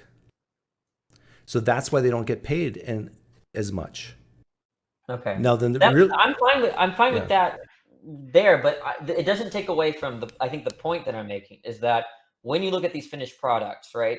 What creates that value is going to be the people that namely don't keep that value. Right. The idea is that you're saying that. Right. Okay, what I'm saying is they don't deserve that value because they're not taking that risk. Yeah. Let's just grant that. Okay. Let's say they don't deserve it. It doesn't take away from the fact that there's suddenly a tension here. Okay. You have all these people, and especially if they're conscious about it, which many are not, but you have literally all the workers that once they realize they're the ones that are creating all this value and monetary value, let's just call it. Right. And then they're realizing that they're only keeping such a small fraction of that creates a kind of tension that Marx wants to say creates a lot of ills to society. Yeah. Right. Coveting, it's jealousy. It's not fair. Why are you a billionaire and I'm not? But the answer to that is because some people are smarter than other people. Some people are more skilled than other people. And this is the hard pill for a lot of people to swallow, that there are actually freaks of nature in the world who have brains that can innovate and develop. And so like if someone take it to sports, Roger Federer, probably the best tennis player who's ever lived, he's probably worth hundreds of millions of dollars. Is that fair? Or like what he earned it. People are willing to pay $20, $30, $40 a time times probably tens of millions over his lifetime to watch him play. He is worth it to these people. So, his masseuse who massages him every day after a game, like she didn't see the value as much of value as him. But she's not doing what he's doing. He's risking a lot too. Like he could be injured at any point, like seriously. So yeah, people are not created equal. Okay. Well, I guess like what makes you a capitalist or not a capitalist is whether you think there's a solution to this problem beyond trying to change or reform capitalism within itself. So like you have this group of people that are creating value. They realize, we're creating all the value. They're keeping all the value. What's your solution to that? Is there a solution to that problem? Yeah, I do think wealth disparity is a problem. And I think the solution to it is less government intervention. So I think a lot of the wealth disparity that's taken place in the United States, at least, is due to the Federal Reserve. So, for example, just COVID in 2020, 2021 crisis, what did the government do? It intervened, it printed money. The Federal Reserve printed money, then loaned it to the Treasury, which then sent out checks, which ended up basically making the rich richer. Mistake. Going back to 2007, 2008, 2009 with the housing crisis. After that hit, what did the government do? Bailed out the banks. Mistake. Make the rich richer. Going back to 2001 with the dot-com bubble, the Y2K scare, money was pumped into the system because of the fears of the people. It caused the tech industry to be a bubble. Just every time the government tries to solve a problem, they make the rich richer. And this is the problem. The government should just step away and basically let companies fail, let interest rates go to the market rate, don't artificially suppress interest rates, which ends up helping people who are in the stock market, and which is a minority of people, and people who are in the stock market big time, they can lose money still. But if the government's pumping money in and you can't get any return through savings in a bond, they're going to pump money. They're going to put their money in the stock market. Stock market prices go up. We get billionaires. We get hundreds of millionaires. So if the government would just say, we're willing to let people be in pain, we're willing for big banks, big companies to go broke, and just let happen what happens. And then if it gets to the point of people don't have enough to eat, that's when I am for socialism, where people are actually fed, clothed, housed, so they can get the bare essentials. But I think that will bring the wealth disparity back, as if the government is more hands-off. Okay, well, I think that of course, Marx is not really, he doesn't even, I mean, he might think of it as a solution, but he thinks that it's inevitable in some kind of way, where like you have the ownership of all the machines and all the means of production, and the labor is now not owned by the capitalists, it's owned by the collective, right? Yeah. That's one solution. Do you I think just that's a mistake. That'd be a mistake. Yeah, I think the more accountability goes down when the number of people go up when it comes to property. So, like, for example, I'll use my brother-in-law as an example. He worked for a company. The company paid for the truck and the fuel. And he used to do a lot of driving. And guess how much he accelerated that truck? Like, he's at a stop sign. Mm-hmm. He goes, he floored it. If he had to pay for his own gas, do you think he would have floored it? No. Probably not. No. This is what happens when you have a Marxist society, when everybody owns everything, the accountability goes down. But when you have to pay for the gas, you yourself, when you own that truck and there's the wear and tear that you have to pay for, you tend to treat things a little bit better because the accountability is up. It's yours, private property. Well, I think that's exactly, and I think they would say that that's exactly what, that that you're like, that kind of mentality, because I'm like that myself, right? If I mean, my dad gave me a car. When he gave me do you remember those Volvo 240s? Like in the 80s and 90s. Yeah, I think so. Dream car, and he gave it to me, and I treated it like a piece of shit. Like but now, I mean, because it wasn't, but that mentality, I think they would say, is explained by the capitalist framework, right? So it's kind of like, I think that there's like a cycle here. But I'm saying that capitalism uses that mentality to its advantage, like this self-interest, call it greed. Yeah.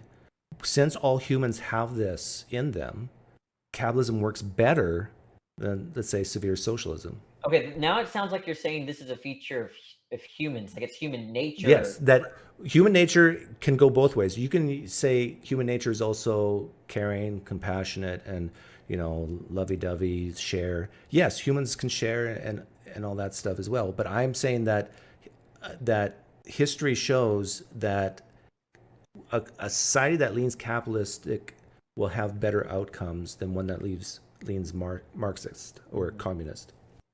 Yeah, you see, I'm what you call like a historical materialist.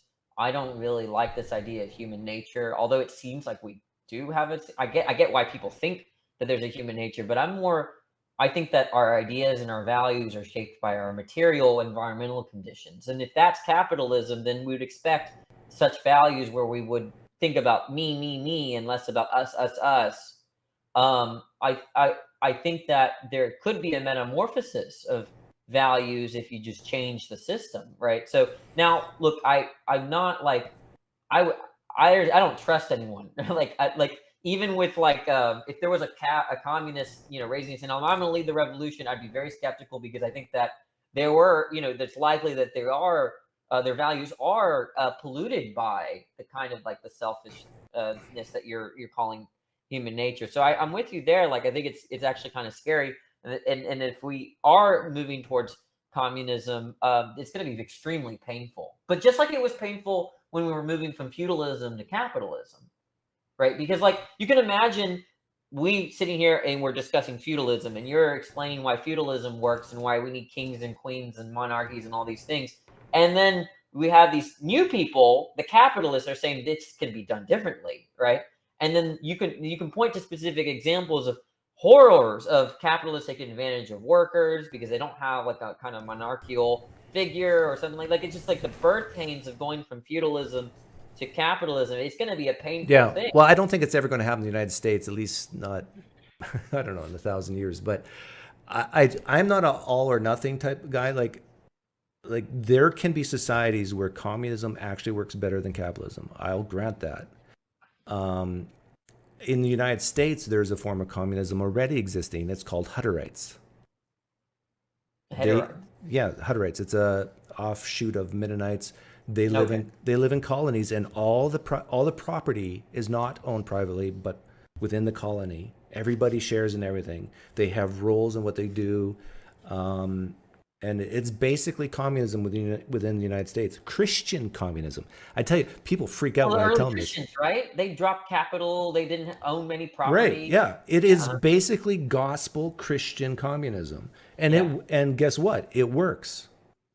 Mm-hmm. And I also am a believer that you can have a country where for a period in history, let's say for a few hundred years, communism might work better than capitalism. But then after they grow, get educated, get more technologically advanced, maybe capitalism would be better for that country. And then if tides turn, then I don't know, things shift and maybe too much wealth disparity, then they could go back to communism for a time. But like you said, it'd be very painful. Yeah, and I think that a lot of people misinterpret Marx too, because what Marx is trying to say is that this is a metamorphosis of society. He actually doesn't really moralize as much as you would think. He thinks that like these are just stages of society that we have to go through. We have to go through some kind of feudalistic thing, some kind of capitalist thing, a socialist thing, communist thing. Like it's like a metamorphosis. He doesn't really give like this like moral, like this is unfair argument, although there are vibes like that. He thinks it's just it's inevitable, and then he thinks it's going to be very painful. That's why you have people like saying that we need it requires a revolution. It requires a lot of people dying. I think that that's plausible, and it makes me I'm fine with just humanity. Like, I don't want to go through that. Like, even though he might, whether he's right. If you and I met up in Vegas, would you gamble? Yeah, I would gamble a little. Yeah. Wow. And would you like the feeling of, let's say, going to the blackjack table, putting $20 down, and then winning with blackjack and get $50 back? That'd feel good, right? Yeah. Yeah. This is why capitalism works, because of that feeling, and also the feeling of when someone loses. Some people feel good when they beat them. Like if you're into sports, this gets to where I think it's more than just environment. It is innate in us to feel good when we win and feel bad when we lose. I wonder if that's by definition, though. But I'm not. Maybe you're right. Well, no. What I'm saying is capitalism conjures that up more so. In fact, I don't even think communism does that. It does the opposite. It says it's basically like if someone has a red car and someone has a brown car and everybody loves the red car, then we'll give everybody red cars. And I'm saying that doesn't work with how we have evolved. We want to see other people be sad. That's part of our nature. We want to excel above other people. It's part of our nature. Can I ask you, it's not that real. I mean, it's related, but not really. So after World War II, the United States became a superpower. It was, it just exploded in wealth, power, prosperity. It was crazy, right? And now a lot of people attribute that to,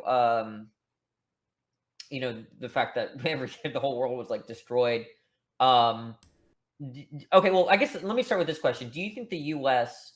is a superpower because of capitalism, that we just did capitalism right? Yes. Okay. Because I think there are two reasons for thinking that it's not true, but I'm not convinced either way. But one reason is that World War II put everyone else really, really behind except us. And then also, I was watching this video, and I was hoping that you might know a little bit about this because I'm not going to be able to explain it all. But like, well, let me answer that first point. Like, it was actually I think Niels Bohr and was even Oppenheimer. They, I think, were in Europe, and they wanted to come to the United States, and they ended up helping the United States become a superpower through the atomic bomb. But why did they want to come to the United States in the first place? To help the United States?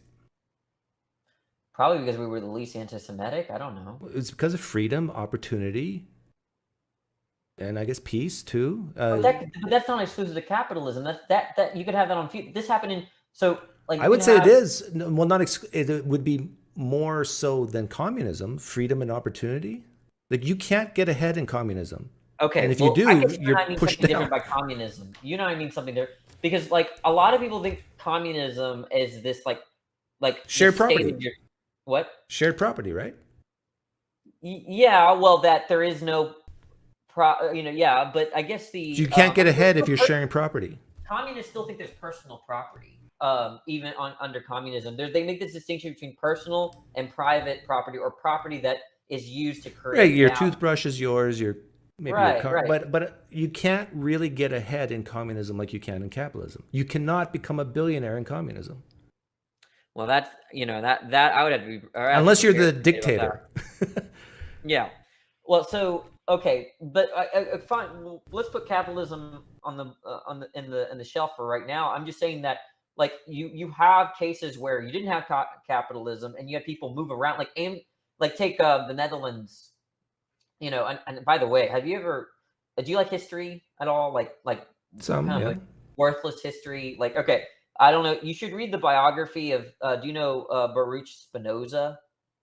Spinoza, yeah, I recognize that. Yeah, Spinoza has a really interesting life. He grew up a Jew and like an Orthodox Jew. He became this crazy heretic. It was kicked out of the Jewish synagogue or whatever, and he could only make friends with other Christian heretics, among them some Mennonites. It's like crazy. His relationship with religion is really, really fascinating to me. So you might want. It's very short. You can look up that little biography. But anyways, like Spinoza and his family, his family and everything, and all the Jews and they all moved to the Netherlands, right? Because there was religious freedom there, or at least better than most, right? And that had nothing. I mean, they weren't capitalists. Right. Now, I mean, so it seems like those people that you were saying that is the United States doing capitalism better? No, they're just doing freedom better.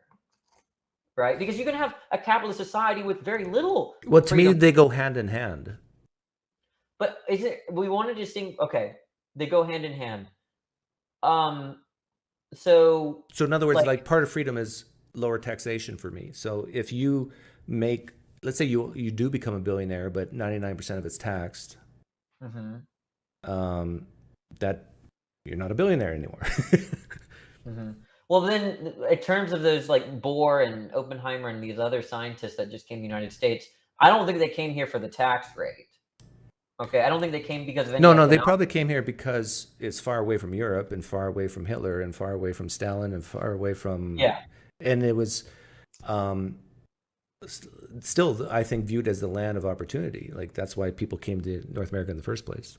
And I was reading, I mean, a lot of people confuse communism as being very paternalistic. Like, they're there to take care of you. Like, it's all about, like, but I don't really view it that way. I don't think it has to, I think a lot of social, I mean, I'm not a Republican at all, but, a lot of, I think that's one thing that Republicans or the people that lean right really don't like about the people that lean left is that the people that lean left and at least liberal left, right? Want to like they feel like they're there to hold your hand and like be your daddy, right? Like, I'm going to take care of you. I'm going to pay for your healthcare.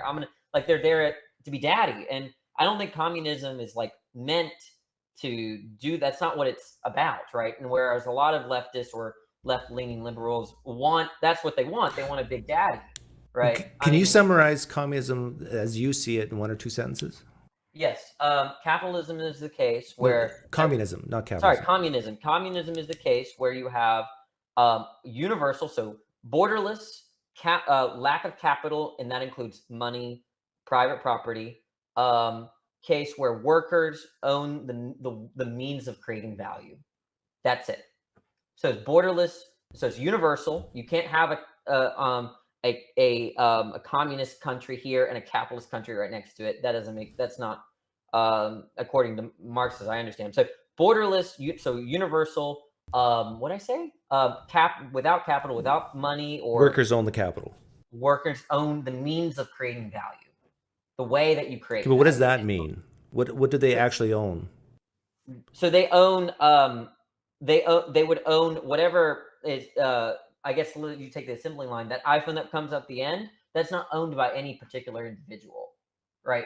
Whereas in Apple, that's owned by the executive branch, the capitalists, the people that own all the machines and all that stuff.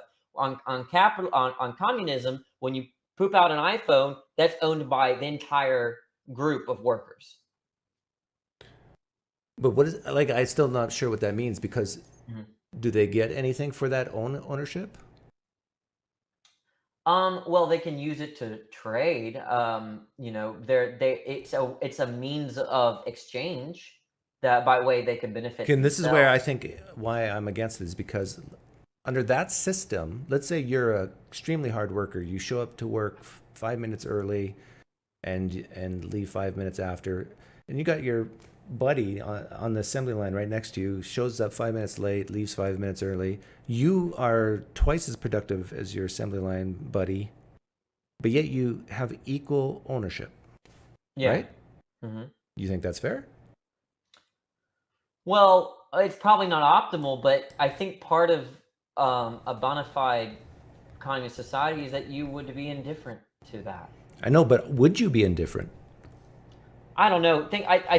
I look at it way like marriage right now. My wife does a lot, but let's say she stopped being productive because either anything from just being disabled to being lazy. I love her so much, and I care about us as a couple. Did you just call your wife lazy? What? Did you just call your wife lazy? No, I'm saying for whatever reason she stops working, whether it be because she's Okay. disabled or lazy, it doesn't matter, right?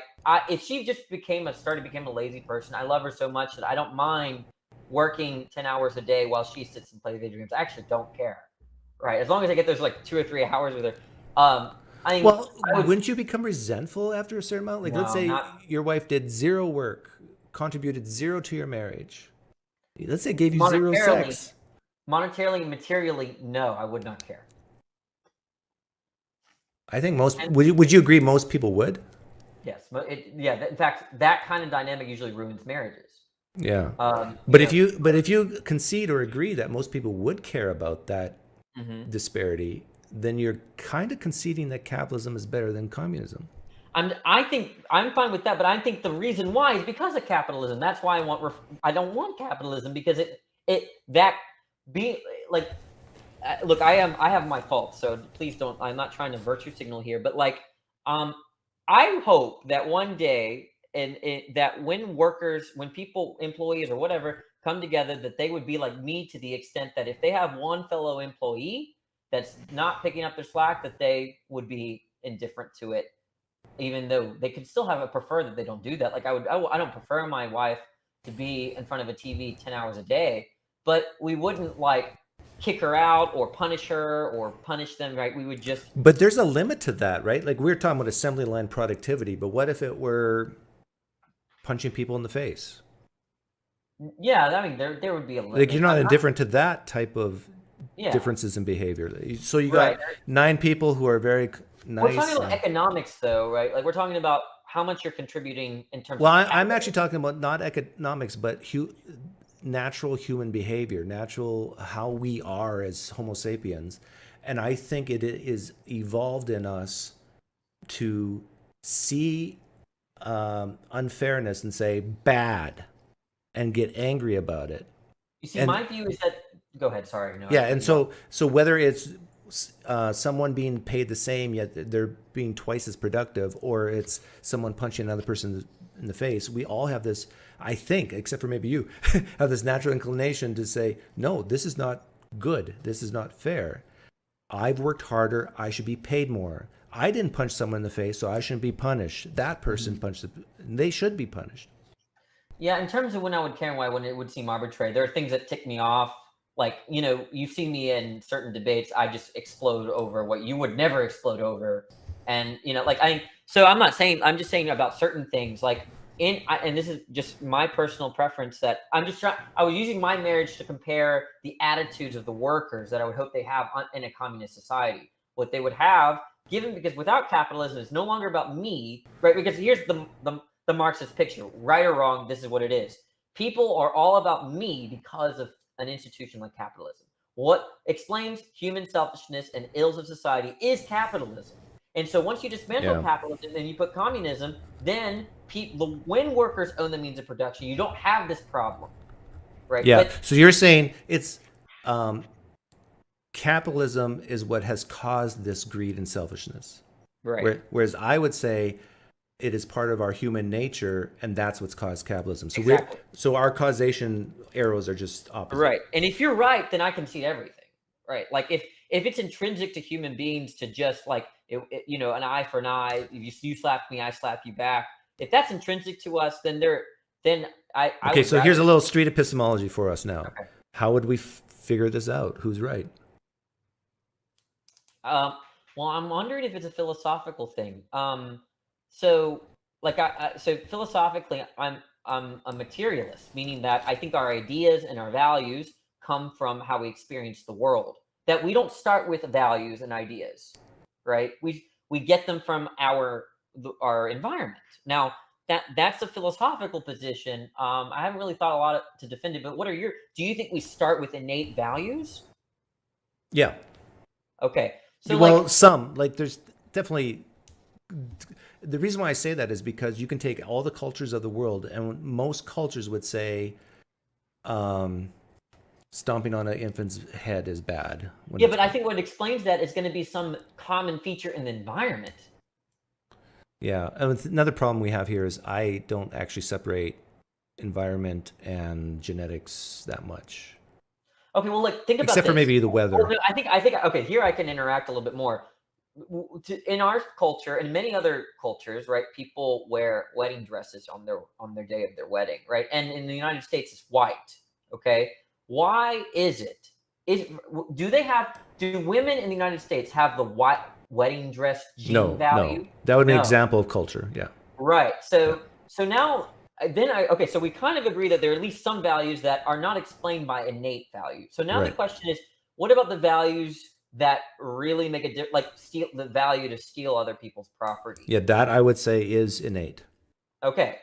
Yeah. So I guess the reason why I say that is you can even look to other mammals in the animal kingdom, like chimpanzees.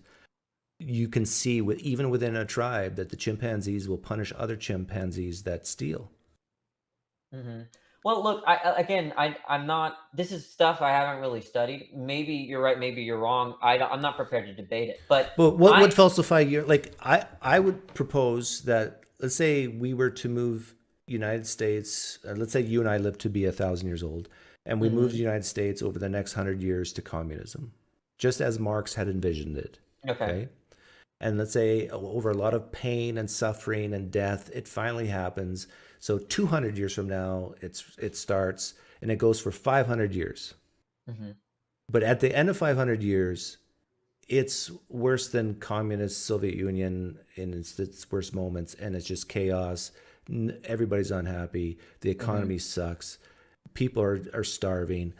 Would you admit then that you were wrong in the 700 years after this project Maybe started? I missed it, but I think what matters is what are they valuing themselves, right? Because you could have horrible people are dying on the streets. Like people but that could be because we're bracketing climate change and natural disasters because that will wreck any, right? Like no climate change, no natural disasters. Okay, good. Okay, so we're just talking about moral. Just behavior. the political system has changed. Right. So yeah. If we have communism and whenever time you gave, and people are still, stealing and raping and doing all the kinds of things to this degree in a capitalist society, I think that would falsify the view. Yeah. Well, no, I'm not saying stealing and raping. I'm just saying that people's all the moral evils, and here what I mean by moral evil is man versus man. Yeah, I'm saying it's not that. It's that the system is not generating enough food. People Oh. are hungry. Their standard of living is very, very low, to the point where people are like unhappy on almost any metric. The healthcare, the medicine, everything is down. Would you admit that your system is wrong at that, or not the most beneficial? Yeah, bracking those like weird external factors like, you know, an asteroid hit the Earth. Yeah, no, none of that. Yeah. Yeah, I think so. Okay, good. Now, I think we don't have a 700-year study on that, but look at the difference between North Korea and South Korea. Yeah. We have an example of at one time in history, cultures being very similar. Then an artificial line by humans was drawn in the sand. One is basically communism, but under a dictator, and the other one is basically a free democracy. Okay, but this is when I think we have different ideas of what communism is. I know, yeah, I understand that you would say that's not true communism, but would you say that's communist light? No. Do the workers are being squashed in North Korea, right? They don't have any power, right? So one of the main features of communism is the workers have power. Okay, so you're saying that, yeah, because they're being squashed, but under communism, no one worker has power. Right. No, not in the, yeah, it's going to be, do the workers as a collective have power? The workers have less power in North Korea than any, have less power than I think other like South Korea. I mean, yeah, I'm saying that right. I think workers have more power in South Korea and in China than in North Korea. So what did Marx say about workers who don't want this system and rebel against it? What should happen to them? Oh, what did Marx say? I can't interpret Marx. I know what Lenin would say. Yeah, kill them, right? Yeah. But I don't know what Marx. I think Marx is interpreted often as a revolutionary. Like, you just kill everyone that's not a communist. And I think that's the birth pains that if we're gonna get there, that's the kind of, like, unfortunately, this is hard for me to say. I think that part of what Lenin did was the right thing to do in killing anybody that went against the was pro-capitalist, and I think it's the only way to do it. But wait a minute, you'd rather see people die than have a capitalist system? Well, okay, so this is contingent. So a lot of Marxists, like Marxist-Leninists specifically, think that capitalism is going to implode on itself. So it's a greater good thing. It's not that. So they think that capitalism is unsustainable and will collapse inevitably. And with that, if we don't transition to a new type of society, the human civilization will cease. That is not shared by all communists, though. A lot of communists are reformist. So you just like how there are debates among right-wing. You could say that about any system of government will collapse eventually. Well, Marx doesn't think that communism will collapse on itself. Do we have any example in history of the communism that you speak of? No. So this is like new territory. Yeah, this is completely new.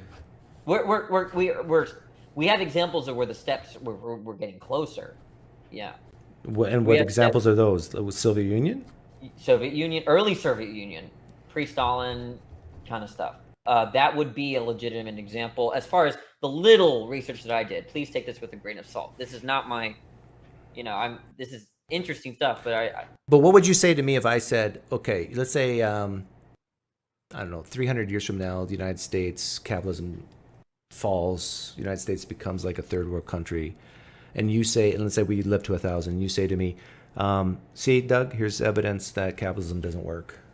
Eventually, capitalism will fall upon itself. And I come back to you and say, that wasn't true capitalism. Well, then we might be talking past each other. I think we are, to some extent, at least at the beginning of this conversation. What you meant by capitalism is you emphasize this kind of freedom, right?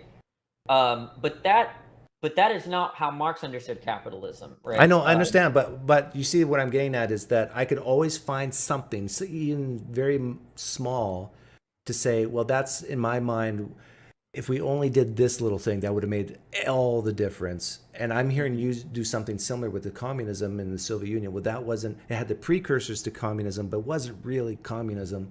Mm-hmm. Like, you could always fall back and say it wasn't pure enough or whatever. Yeah. Yeah, I don't really want to do that. So if we go back, is there an instance where workers have total control over the means of production? Do you know of an example of such a society? The closest I can think of is the Hutterites in the United States and Canada. Okay. Well, then that would be a step closer, but I'm willing to, like, And I've conceded it works. Mm-hmm. Yeah, I mean, yeah, I don't want to do that. I don't want to do like the No True Scotsman kind of like this is not real. I'm just saying that there's what Marx have in mind, and there's what these American left liberal people are saying of what communism is, and they're very different. It's the kind of communism that Marx and Lenin and others and Mao, all these people have in mind. It's just nothing like what CNN and Fox are talking about. Just absolutely nothing like it. But yeah, that's probably true. Yeah, I mean, but it's interesting. There was one more. Can I ask one more question before I leave? Wait, there was success. Oh, I already. What? Someone in the chat said Danny should ask Doug why I hate trans people. Yeah, we can talk about that. Actually, I did want to talk about that. Are you willing to talk about that? Are you done? You always have that conversation. Yeah, I'm willing to talk about anything. But was that what you wanted to ask me? Yeah, I think it was. So last time we talked, well, I don't even know if okay, so here are things that I'm willing, definitely, like I'm dying on this hill, these two things on the hill. I don't think trans people are delusional. I think there's a distinction, at least conceptual distinction between sex and gender. Do we agree on that? Distinction between sex and gender depends on how you define gender and sex, I guess. Well, okay, so this is the way one way you can understand or see the difference. Well, I'll summarize my opinion. Okay. To me, sex is biological. That there's maybe 4 or 5 different criteria. That it's not assigned at birth. It is what you are biologically, and even intersex is a combination of 2 sexes. But gender, in my opinion, is more about stereotypes and personality types. Yeah, gender roles. Yeah, that's more or less my view. I think the way that really gets at how you can see the difference is imagine a completely different type of alien race, like they're a bunch of blob slugs or whatever, and they've never seen biology like us. Okay, they've never ever heard. They just came over here and they wanted to study us scientifically. Okay, so they wanted to imply a scientific method. So they zap you. What do they go? They abduct you. Okay. Now, they can study every atom of your body. They can study every molecule, right? Let's bracket. I don't know what your moves of the mind are, but let's just say that they don't have access to your mental states there, okay? They can see your brain scans, but they can't tell what your mental states are, okay? So here's what they've been able to tell that, they'd be able to tell. Danny, I can save you some time. I think we're agreed on the definitions, right? Yeah, okay. Okay, so what's your question? Yeah, then I think what people are giving you a hard time about is whether women should compete whether trans women should compete in some sports. Sport. Is that it? Is that where people? I got 2 main issues only, and that's the women in sports one and transitioning of kids. Those are my 2 big ones. Then I would say down the list, trans women in locker rooms but that's a little lower on the list. Okay. But as far as biological men wanting to dress up as women, knock yourself out. Yeah, to me, it's hard for me to disagree with this position. I don't know what I don't know why people give me a hard time, because I made it very clear that these are my main issues, and I'm actually even for, if you're an adult who wants to transition, go for it, but don't expect me to pay for it. Well, okay, so as far as the sports thing, it's an empirical issue for both of us, right? It's not like some weird philosophical issue. The point is that if we have a distribution of physical ability for biological females and biological males, and that distribution, if it doesn't really match up well at all, right? If it doesn't overlap well, then I think there's a very good reason to categorize sports based on that metric. That makes sense. Now, that doesn't have to do with gender, right? Right. Yeah, it's about biological sex. So you can just discriminate based on whatever discriminate has a negative connotation. But like, if that's true, now, I think what they want to argue is that when you look at these distributions, you can control things like hormones.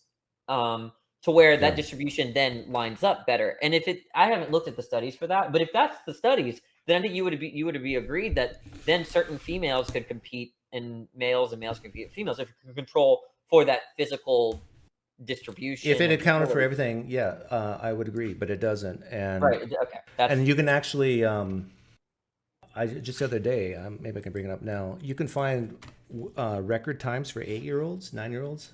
Track and field is a great indicator of athletic ability because it has all, running and shot put and discus throw and agility and all that sort of thing.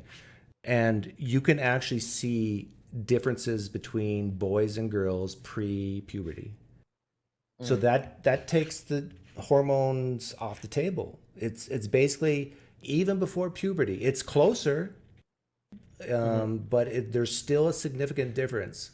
And so my bottom line is, if you're born with the ability to produce sperm, you're in men's sports, and if you're born with the ability to produce ovum or eggs, you go in women's sports. And trans people can cry if they don't like it. And if you're intersex, you go into men's. And just keep it simple. Yeah, I mean, I lost my train of thought. Yeah, there was something about, oh my gosh, I lost my train of thought. I usually don't blank out like this. But yeah, I can see that. And it's all about the empirical stuff for me. And the It's thing not- is, the only argument left that trans activists could say is the suicide rates.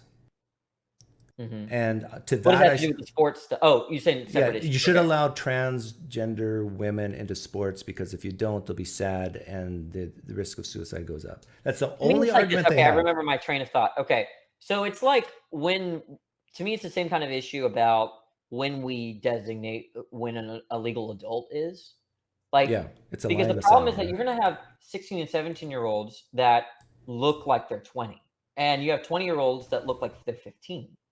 So then, how should we treat, you have 16-year-olds that look like they're an adult and act better than a 25-year-old, right? They got their study, so like now there's a question of how do we treat these people legally? When do they have the right to buy a house and take out a loan? And so you just have to be practical, right? You look at the distributions of age and their, general physical and mental I think my presentation. solution is very practical. If you're born with a penis, basically you're men's sports, and if you're not, Right. you're So we draw a cutoff line of 18, right? But then I think, or 18 or whatever it is, we say an adult is 18. But yeah, too bad for the 17-year-old that acts and looks better than. I the agree. average I agree 25-year-old. that in fact, when it comes to transgender transitioning, the science says that this is like a belief system within your head, right? You cannot, there's no machine that can tell you for sure you're transgender. You have to take the person's word for it. Because, for example, you can be a cross-dresser. You can be born with a penis. You can love wearing makeup and lipstick and wearing dresses and not be transgender. Yeah. You can be a butch woman who loves shoveling manure, loves punching men in the face because you're a tom girl, and not be a man. Yeah. So this whole idea of I identify as a man or a woman is all up here. Yeah, but I think you and I have different respect levels for this, because I think the thought experiment, I think you and I agree that it can make sense to be trapped in the wrong body, right? Maybe not. I don't think so. Okay, well now this is something that we disagree on for sure. And they're thought experiments here. I don't know, but Okay, but remember you said that you didn't believe trans was delusional. right. I don't. Isn't that the definition of delusion, thinking you're trapped in the wrong body? No. I think delusion at least implies that you have a false belief, right? You can't have. Right. You can't have I'm saying that's a false belief. that you're. No, it isn't. I think it's a true belief that people are trapped in the wrong body. Okay, so How's that even possible? Let me show you. I'll show you. Unless we have a spirit inside of us, if we're. Okay, can you give me Yeah. 15 seconds? 1 second. Okay. But you're a naturalist like me, right? I'm not a naturalist. No. Oh, that's maybe the difference between us. But I can grant naturalism. That's fine. Because as a naturalist, how does that even make sense to say you're trapped in the wrong body? Well, you can just distinguish your mental states from your other. But mental states are body. Yeah, but you just distinguish different types of, you make this distinction even in your naturalist. You say, okay, I'm emotionally hurt, but not physically. That's the kind of distinction that's relevant here. No, I've never said that. You never said you have physical pain as opposed to non-physical pain? No.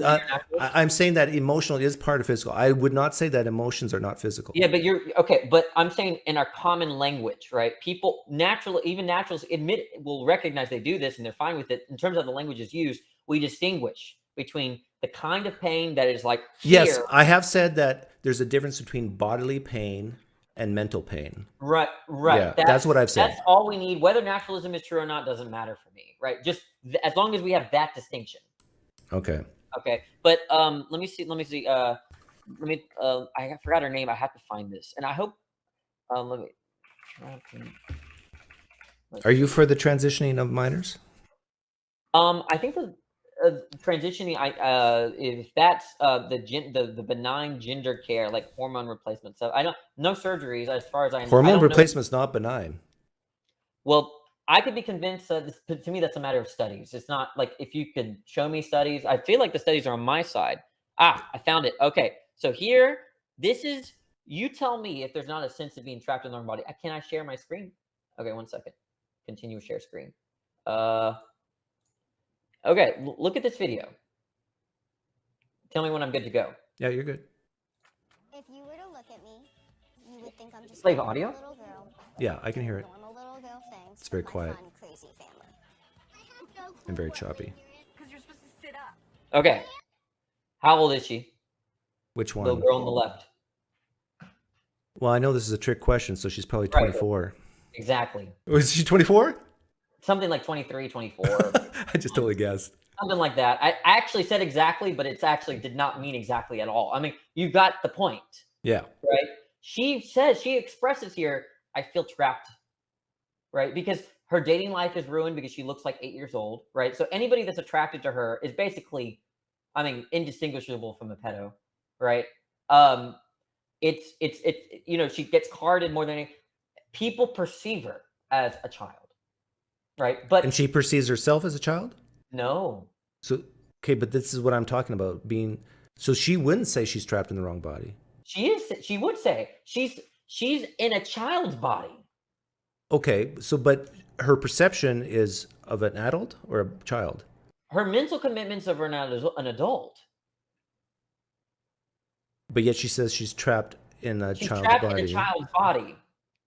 But she here, I guess this is semantics, because what I'm thinking is that she herself doesn't view herself as a child, even though she has small limbs and small stature. Right. She believes I'm an adult. That's what she believes. But she's trapped in a child's body. Yeah. Do you think that's delusional? No. But I think this is she does not think of herself as a child because she isn't a child. She's 24 years old. Right. She has. So that's not delusional. It's not the fact that she's been around the sun 24 times. It's deeper than that. It's the fact that she has experiences and mental commitments about what roles are relevant to her. That's what makes her an adult. So then the question becomes, what does wrong body mean? Like she has some type of thyroid problem? Yeah. Okay. So this is what I would mean. A wrong body for this is the way I would interpret her. Who knows what she would say? Okay. She might say some gibberish, right? These people don't know how to put together very good descriptions of what's going on. This is what this is the one thing that I was trying to do is try to interpret what's going on here. But how I understand wrong body is that her body, a set of physical dispositions as independent from her mind, is out of accord with the kind of commitments that she has about the role of adulthood. Yeah. Okay. Now, a more fantastic example is have you seen Princess and the Frog? The movie? No. Yeah. What? I haven't. Sorry. Oh my goodness, that's so sad. Okay. That's one Disney movie I haven't seen. But you know what happens? They turn into frogs, right? They get tricked by a voodoo man, and the two, the man and the woman that were dating, or I don't know how they were doing, were turned into frogs by the voodoo man, and they were trying to change back to humans, right? Right. Now watch this. They are both human and not human. They're two different senses here. So I'd ask you, are they human trapped in frogs' bodies? Is the princess a human trapped in a frog body? Yes. Yes. So there's a couple things going on here. They're human, but every single biological fact outside their mental facts, right? Okay, this is good. Kai, I'm going to use this back against you. Okay, go ahead. So in this first case, we can see her small stature, right? We can see her development has been delayed. We can see it. Yeah, you really have to look for it. Yeah, but you without looking for it, people are just No, you don't have to look for it. You just one quick glance, and most people, if they know that it's not a trap question, would say that, oh, she's probably 8, 12, whatever. Okay. Yeah, but imagine when she was 17, right? I mean, like you could basically there could be someone. No, don't change it. The point you brought this up is to say that she's trapped in the wrong body, and we can see it, right?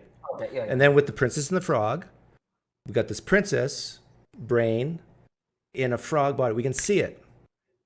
Tell me with the transgender issue what you and I can objectively see to make, let's say, someone born a male be a woman. What can we see? Oh, there's nothing. There's nothing. There's the difference. It's all up here. One thing is the report. That's right. It's self-reporting. That's all we have. So imagine this girl here who's 24, young woman actually, had a full size. How old she is? Had the normal development of any other 24, like an average development. There'd be no issue, right?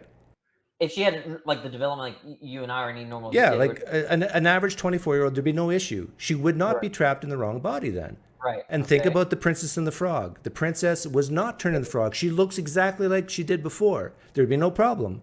And this is exactly what we have with transgender people. There's no difference externally. Okay, but look, this is where I get a little bit. I mean, look, the people on the social right, the lean socially right, are not coming from. They're coming from somewhere here. Here's where I think they're right. You're not irrational. When you look at, if you were to be in the Princess and the Frog world and you see the frog, I think you have a true belief that she's a frog, right? So we have to make sense of what it means to say they're humans, but they're also frogs. Yeah. All this actually doesn't really matter to me, though. Okay, but okay, because with my main two issues of sports and let's say and transitioning, it doesn't matter. Not to that. This is yeah. I agree with that, but then there's a question of delusion, and then you said you didn't make sense. You couldn't make sense of the idea of being trapped in the wrong body. That's why we're on this. Yeah, but the examples I just gave, the reason why we can say trapped in the wrong body is because we can see it. We can objectively say that this woman's development is way below average in height and stature. With the frog, we can see, oh, we don't have 2 arms, 2 legs. You can't do that with transgender. No, but on the frog, look, on the frog example, if you can't, without what happened, or without knowledge of what the voodoo man did to Tiana, or whatever her name is, you would have nothing but the report. Right. It's all self-reporting. Right. But that's a problem. That is a problem because they're not in the right body. Okay. Do you think I'm in the right body? That depends on whether your commitments are in line with your bodily dispositions, and I think they are. Okay, so I'm a man. Am I in the right body? Yes, I would say. Okay, hang on. I'm actually a woman. Am I in the right body? Well, then I don't think you would be in the right body. Now, if you Okay. said you were in the Okay. Am I delusional? No. I can have children. Am I delusional? Yes. Okay, what's the difference? Wait. When you say have children, you mean pregnant? I can birth a child. Am I delusional? No. Yeah, that would be delusional. I can menstruate. Am I delusional? Yes. I can lactate. Am I delusional? Well, men can lactate, but let's suppose. See, this comes down to definition because part of the definition of woman to me is the potential, at least, to lactate, to menstruate, to give birth. Not all women, biological women, can do those things, but the vast majority can.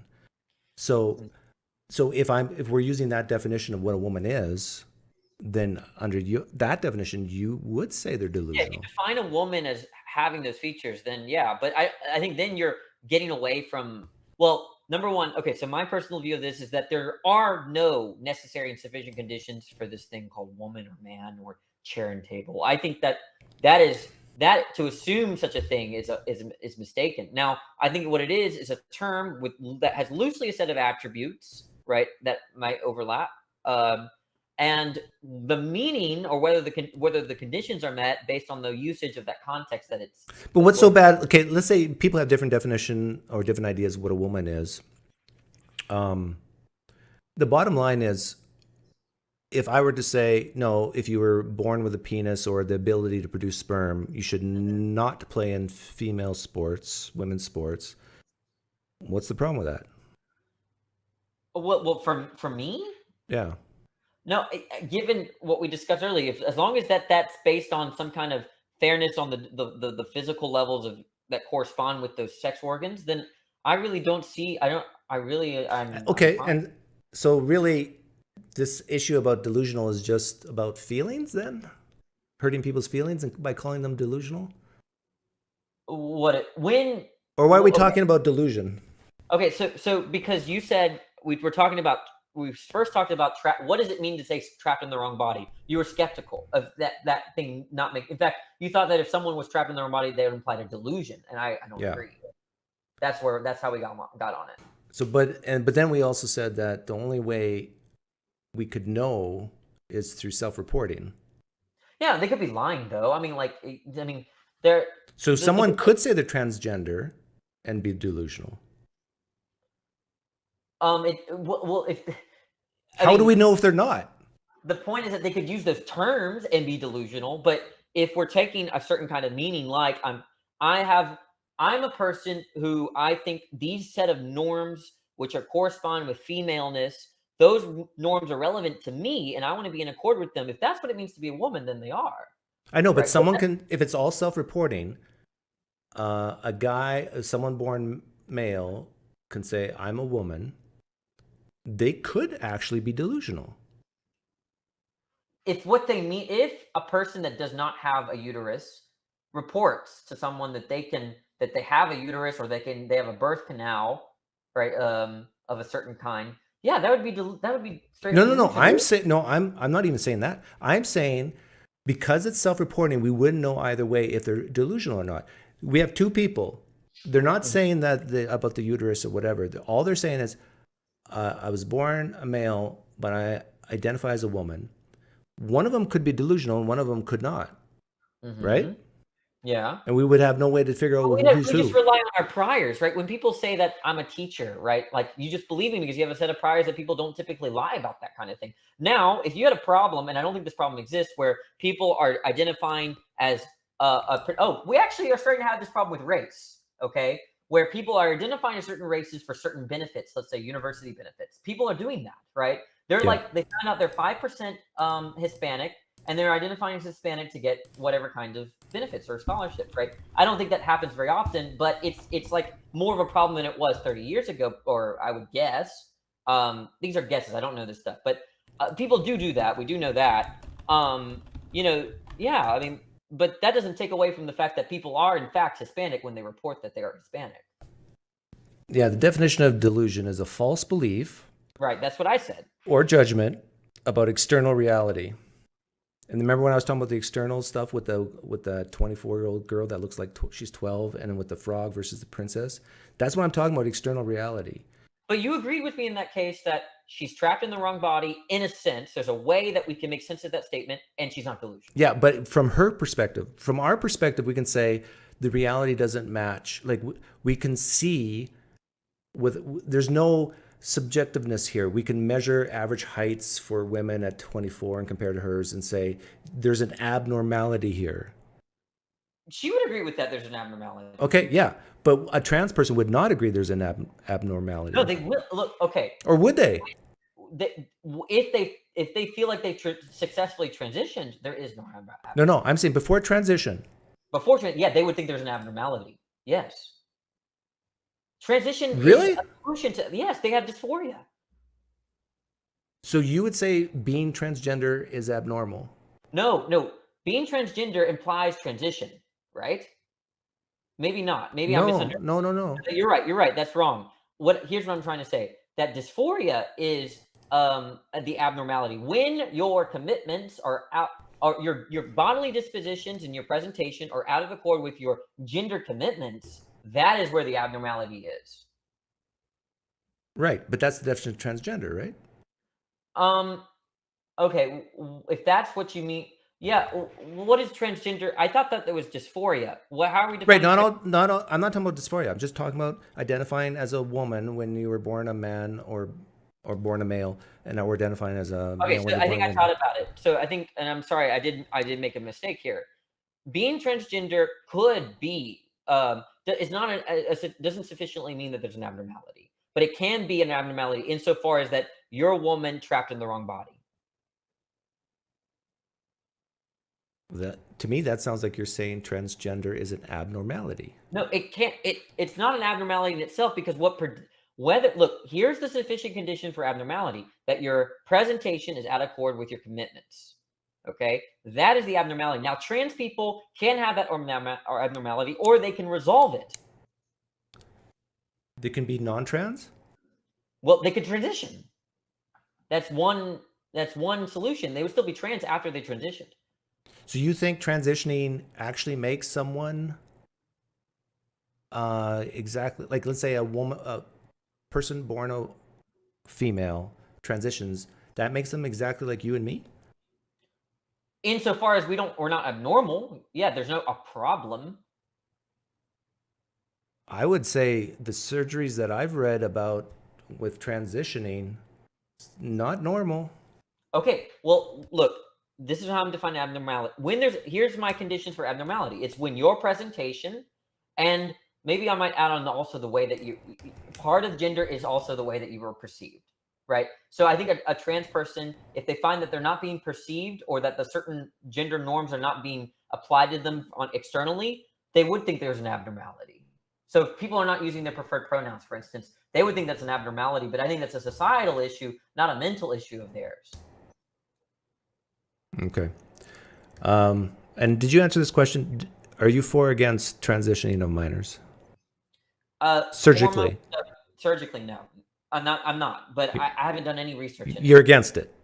I lean against, yes. Okay. I haven't done any research, and as far as I know, there's no research, or I don't really know very many children that go through such a thing. And if there are, I would think that I would have the intuition that it wouldn't be a good thing on average. Okay, so we're agreed on that. And hormones? Hormones, I'm pro hormones. Even though it can cause osteoporosis and sterility in some cases? Is this like in the same way that vaccines can be a problem? I mean, what degree is this issue? Well, yeah, in a way, but let me put it this way. If my son is he's actually building up now, but a couple years ago, he was very, very skinny, skinnier than you. And let's say he came to me and said, Dad, I'm suffering from some type of dysmorphia. I feel like I should be a big, strong looking guy at age 14. And in my brain, I'm thinking I'm this strong guy, muscular guy, but when I look in the mirror, I don't see what my brain is saying. And he goes through depression because of it. Do you think he should be put on steroids? Okay, look, I don't know. But here's the ultimate answer to this. To me, it's all with the studies in terms of outcomes. If the studies show, right, that if we don't have any studies, I lean towards probably not, because that would just be my guess that they're so young, I don't know. Like, okay, why did you say I don't know with my son and steroids, but you didn't say I don't know with hormones and transgender people? You didn't say I don't know. You said I'm for it. What was the question that I said I don't know to? Should my son be put on steroids? You said I don't know. Oh, I lean no. But I thought you said I don't know. I lean no. Sorry, I don't know what I said. Here's my position. So you lean no with my son with steroids, but you lean yes with transgender and basically steroids. Yeah, I think so. What's the difference? Well, I think that that body dysmorphia and gender dysphoria, right? So there's body dysphoria and gender dysphoria. Right. From what I understand, gender dysphoria is way more of a problem. Why? Well, given the studies about suicide stuff. See, that's exactly. This is where it goes to. Do you know that we don't have data on suicides of transgender people? Actual suicides. Well, I thought we did. We don't. Oh, should I take your word for it? No, after we're done this, I want you to try to find me. I dare. There's some stuff in other countries, but in the United States, we do not know actual suicides of transgender people. Whatever my views on, look, generally, I don't know the answer to these questions. I'm giving you what I lean towards. Yeah. Ultimately, the answer to my question, these questions are going to be about empirical research. It's not philosophical for me. I understand, but there's no empirical. The empirical research on hormones is scant, and the evidence that we do have is that the risks outweigh the benefit. Well, then if that's true, then I lean towards your position. Okay, good. Yeah. And also, like, I do find it interesting that, well, your answer to why you're for hormones with transgender but not for steroids for body dysmorphia is because of suicide rates. We don't have data on that either. Yeah, again, then if that's right, then I should retract my statement. Yeah. So I encourage you to look that up. Like, if you look it up, what you're going to find is suicide ideation. You're going to find suicide attempts, but even that's more rare. And you're not going to find data on actual suicides. Most people who would call themselves a transgender supporter or whatever, activist, I don't think they even realize this. We have zero data that the actual suicide rate of actual suicide goes down after transitioning. After even specifically the hormone stuff. Hormone or surgery. We have no hard evidence that it actually, and longitudinal studies like over 10, 20, 30 years. Like, sure, if a kid is crying saying, I want ice cream, and you give them an ice cream, they're going to feel better, right? Right. Same with a transgender person. If they say, I want to have breasts, and they were born a boy, and you give them breasts, they're going to feel better for a time. But the question is, what are they going to feel like 10 years from now, 20 years from now, 30 years from now? And so we don't have the data on that. And are the number of suicides per 1,000, let's say, or 10,000, does it actually drop? Not suicide ideation, but the actual suicides. And from the research I've done, transgender people, fortunately, really suck at committing suicide. So, okay, let's say I had a child, and I was as ignorant as I am now about this data. Okay, I think this data, like, okay, so they're 13 or 14, and then they tell me that let's say they're male and they want to transition to a girl. Okay, and they want hormones. Okay, if we have no data, then I think what's going to determine it for me is my private conversations with them and their doctor. If it's true what you're saying, that there's no data either way, then for my renewed position will be, don't ban it. Let it be a conversation with a physician, them and their parents. Okay, but you know the physicians that are doing this stuff, right? The transitioning. I'm pointing out. Like, the problem is these physicians, in order to be diagnosed, in quotes, as a transgender person, you're talking to psychologists, psychiatrists. Yeah, but those are not. I'm talking about, like, well, maybe psychologists are not, like, I'm talking about physicians, people that know They're about. not real doctors. Right. I'm talking about MDs, DOs, right? Yeah, I know. The MDs, the ones that are doing the surgeries are MDs, but would it be unethical to transition someone who's not transgender? It would be unethical, right? But the diagnosis of who's transgender or not is so subjective. It is so wishy-washy that, and there's no, like, this is my problem with it. We don't have a reliable method to even say that this person is, like you admitted earlier, someone can be transgender and indeed delusional. We have no way of siphoning out. Specifically, wait, on that, I said they could say the term that they're transgender and be delusional, but go ahead. Yeah, well, no, they depends on what they mean, right? What their meaning depends on whether they're delusional or not. Well, no, someone can truly mean what they say and truly believe what they say and still be delusional, right? I think we agree. I'm just pointing Yeah. out that depending whether their delusion is all depends on what they mean and what. Okay, but I guess look, I'm saying, look, with my kid, this is literally what I would do, and you tell me if there's a problem. Okay, they want estrogen or whatever. What did I say? I don't even know. Yeah, they want estrogen. So I'm like, okay, you want estrogen, and then I would have that private conversation about why. Then I'm like, okay, well, let's go talk to Dr. John, right? And let's have a conversation about what happens if we take estrogen. Dr. John is an endocrinologist, okay? And we talked to Dr. John and the pediatrician about what will happen if we start administering estrogen to my kid. And in front of, we'd have that conversation with the kid. And then they'll give me a list of pros and cons, right? Then I'll evaluate the pros and cons, and then I'll just make the determination there. I don't need overall broad studies of like what happens to these people that end up going through. I mean, if I don't have studies either way, that's just what I would do. I don't think that the government should tell me that I can't have that conversation with those physicians with my kid. If they're just conversations, no. But I think as a society, just like we make it illegal to murder someone, like society, the rights of people come from society, the laws come from society.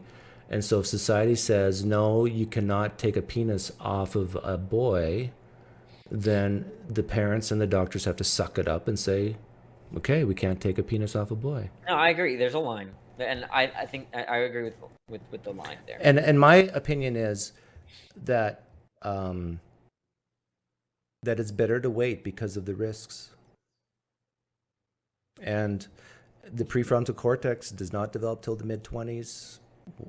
My advice is, like, this is arbitrary 18-year an adult thing, but my advice, if it were my own kids, who I love dearly, I would say, look, we will support you in any way we can, but please don't do anything surgical or hormonal until in your mid-20s, maybe even late 20s. And if you still feel the same way, you have our blessing. Yeah. And I think that is so reasonable and so compassionate, because what you don't want to do is ruin a child's life when they're 14, 15, and then find out you were wrong. No, I look, I'm definitely sympathetic. My final statement on this issue is that it's all about the data. If we have no data, then I'm far more sympathetic to your position. Yeah. Well, check out for yourself, and you'll find that with suicides, it's all ideation, attempts. Which still matter, by the way. It still matters, but then it's basically just feeling sad, right? Like, suck it up. You're going to be sad for a couple years until you. No, but I don't know if I would say that it's simple. I'm different in that way. Like, to me, if someone's sad, it's not that big of a deal. Well, but remember what we were talking about there is the difference between some kind of general body dysphoria or dysmorphia, whatever you call it, and gender dysphoria. If it's the case that gender dysphoria it's disposed to make you more sad than body dysphoria, then I think there's a bigger, more time needs to be invested in what hormones can do, rather for transitioning or gender affirming care. That stuff is going to be more important than like the kind of. But Danny, kids are confused. They're stupid. They're attention seeking. Some parents are narcissistic goofballs who just want to show how their neighbors, how compassionate they are when they have a trans kid. There's so many factors involved that could point to making a horrible mistake here, that I think it's like a kid. Can a kid really consent to a major surgery? No. Can a kid even consent to really making taking these types of drugs? Like, I agree the parents have to be involved and the doctors have to be involved, but even the doctors, this is such a political issue. Like, would you agree with this? Before transitioning of a minor, there has to be a panel of 7 doctors who don't all vote the same way. That sounds good. It sounds good on paper. Yeah. So imagine doctors who are knowledgeable about these types of surgeries, which is very rare, or these issues. You have to have unanimous agreement between all these different doctors. And during the last election, 3 of those 7 had to vote for Trump. 3 of the 7 voted for Trump? Yeah. Can you imagine? There's probably people listening right now screaming on top of lungs, that's not fair. That's stupid. Like these are idiot doctors then, or whatever they might be saying. Yeah. But the thing is, here's the kicker. Listen to this, Danny. There's doctors who voted for Trump, and there's doctors who voted for Biden. And my dad's a doctor. He voted for Trump. Okay, there you go. And they are in 100% agreement when it comes to diagnosing, well, I shouldn't say 100, 99% agreement when it comes to diagnosing stage 3 cancer, lung cancer. It's like, oh, you voted for Trump and you say he has lung cancer? Well, I voted for Biden. I say he has lung cancer. Well, look at that. We have two different biases coming to the same conclusion. Try that with this transgender issue. Good luck. No, I see your point. Yeah. So that shows you that this is such a politically feel sorry for type issue that until the day comes where Trump supporters say, they'll all agree, yeah, that kid's transgender. Yeah. And then Democrats say, yeah, that kid's transgender. I mean, surgery. Yep. Thumbs up from the left, thumbs up from the right. When we can have different biases agree on this, and then and the data, well, they should agree if the data is so obvious. Then I think guys like you and me say, okay, go for it. Yeah. But we're nowhere close to that. Yeah, I mean, like I said, I usually debate the whole like trapped in the body delusion, like gender and sex stuff. I don't debate the empirical stuff. I'm not an empirical boy. But yeah, I don't know how the world. I don't really know how the world really is. I just conceptualize what I do know, and that's all I'm good for. Well, thanks for the great conversation. It was really good. Yeah, good. Yeah. Well, good luck. Are you gonna go live on your theist stuff? Thursday I will. Thursday. Oh, is it? Oh, okay. Well, okay. Well, you take care. Thanks for having me on. Yep. See you, Danny. Okay. P-Town's next. I got to pee though. Hey, P-Town, I got to pee. How apropos. So what am I going to do? I'm going to put you on hold. Can you hear me, P-Town? And let me play something. It'll just take me 2 minutes, but I don't want to leave you guys hanging. Can you? I can't hear you, P-Town. Can you hear me? Oh, now I can. Yeah, I was just going to say that I have to pee pretty badly, so I'm going to play something. Don't go away. I'll pee and then come back, and then we can talk. To run the show? Yeah. Go ahead. What did you want to talk about, by the way? Is it politics or religion? Did you want to talk politics or religion? Points. 2 points. Politics. Can you hear me? Yeah, I can hear you. You got your YouTube thing closed? I just closed it now. Okay, yeah, because then you'll hear an echo. But let me get something ready here. What can I play? Oh, yeah, let's get the vegans mad.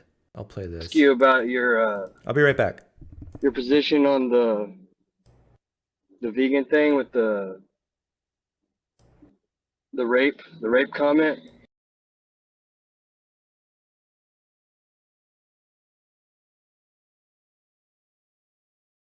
What's that process look like? Do you know? Yeah, well, it depends. You can do it naturally through bowls or what, depending on the type of milk. If it's goat milk, whatever. What do they call a male goat? I forget. Or they do artificial insemination to get the cow pregnant, and then sometimes they take the calf away and take all the milk. Sometimes they leave the calf and take the excess milk. Are you vegan? Yeah. Yeah, so yeah, I'm totally comfortable with being called a rapist or a murderer. That's fine. Well, you act like that's crazy to say, but then you're okay with it. It is crazy to say, in my opinion. Why though? Like it. Because I think the terms rape and murder should be applied to humans, not to humans to animals, or within animals even. What if you rape an animal? Oh, actually rape an animal? Yeah. Would you call that something else? Yeah, I'd probably call that bestiality or something. Well, it's not rape. No, I probably wouldn't call it rape. Okay.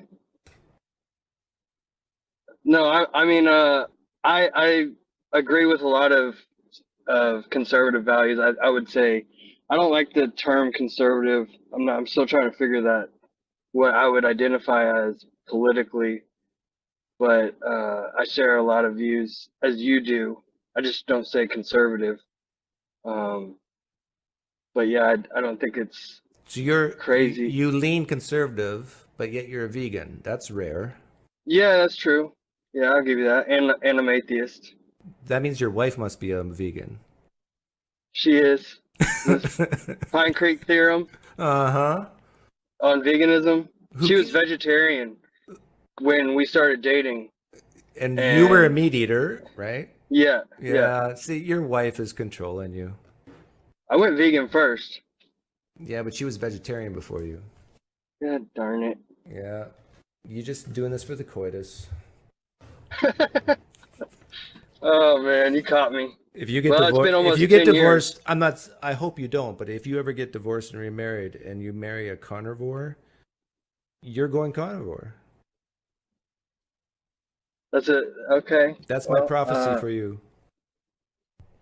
And well, or if your current wife, who I hope you stay married, if your current wife goes carnivore or omnivore, you will follow. Because it's going to be so, both for practical reasons and for coitus reasons. Like if she does any of the cooking, she's going to cook meat, and you're going to say, "Oh, that smells good." Oh, and then you're going to start eating meat again. Okay, P-Town, I'm back. Hang on, I had you muted. What's your take on veganism, P-Town? Can't hear the clip. Yeah. Oh, you didn't hear it? Okay, No. never mind. Okay, what did you want to talk about? A lot of meat. Right now, I got a barbecue later. What did you want to talk about? So this transgenderism stuff, I wanted to bring to your attention. I think that we should be careful, kids, when it comes to antidepressants. There's a correlation. You're saying there's a correlation between antidepressants and transgender people? There is. I'm saying that it's something that we should definitely look into. Or you think someone one's hasn't causing already. the other? Definitely, it could be playing a role. Think about it. If you're going to pump kids drugs, that's going to, is it inhibit or de-inhibit their sex drive at during that prime time when your sex drive is on fire and you're concerned who you are and how to apply yourself in this world, in that way. I bet if you inhibit that, that's going to cause a lot of issues long term. Yeah. I don't know why people don't talk about this possible issue. Yeah. We would need data to figure out the causation. Some people have hypothesized that vaccines causes autism, and if you're a transgender person, you're 6 times more likely to have autism. But I'm not sure about any of that. Okay, what else did you want to talk about? The thing I want to talk about was the homelessness and the crime Okay. about earlier. And I didn't listen to your whole show, by the way. And They should change the laws where you're allowed to have people in buildings overnight. you're allowed to have people in buildings overnight? Right. Well, businesses. Right now, the laws are set up that even churches, because of the way that they have to register, you can't have people stay overnight in businesses. We have some of the greatest infrastructure in the world, the most. We have people on the streets in the cold or in the heat. It's ridiculous. There are laws that perpetuate this. Wait a minute. There's laws that says if you're a business, you cannot have people in your place of business overnight?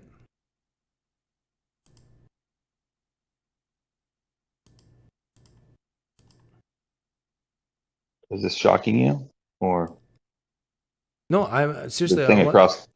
This is a standard thing across the country when it comes to laws. in I'm not particular. sure you're correct. Maybe in some places, but like, are you saying if I own a office building, I can't have people stay there during the night? Since, yeah, you can't rent it out. Well, what about for free? Whether it's for $1 or $0, you can't rent it out. I think it's illegal. Yeah. What about but the workers can work during the night if I want them to, right? And they agree I to think it? so. Yes. Hmm. What's the difference between that and a homeless person? If I want to bring a homeless person in for a night, what's the difference?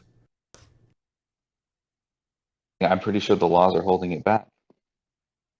That makes sense. Can someone fact check P-Town on that? Because I'm very skeptical that if it's my place of business and I want to bring a homeless person in over the night, I don't think the government can stop me. It's the same thing as like, what's the difference between bringing a homeless person into your home at night? Difference. What's that? Difference. Are you listening to the, like, you're talking very slow and a little bit delayed. I'm wondering if you're listening to the YouTube channel as well. There's a technical issue, but I don't know what it is. Like, are you hearing yourself twice?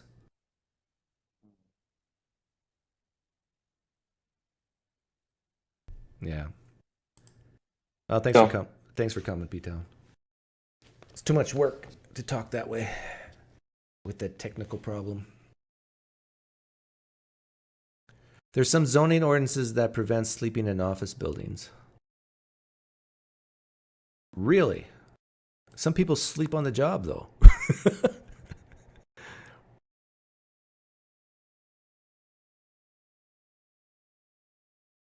That's the point. There's no difference and there's a law against one. Yeah, that seems like a stupid law then.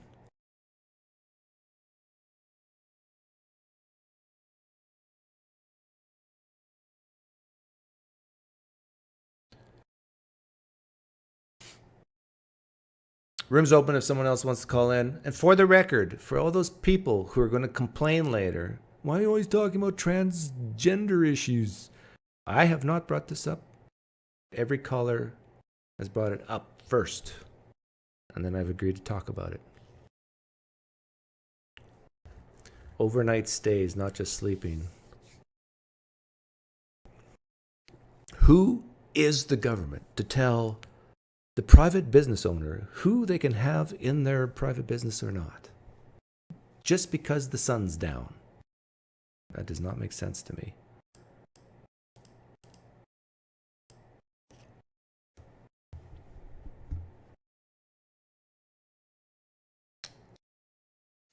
Like, remember during the hurricane, people got mad at the Lakewood Church with Joel Osteen for not opening his doors to the homeless? Are you saying that's illegal? That they couldn't sleep in a church at night?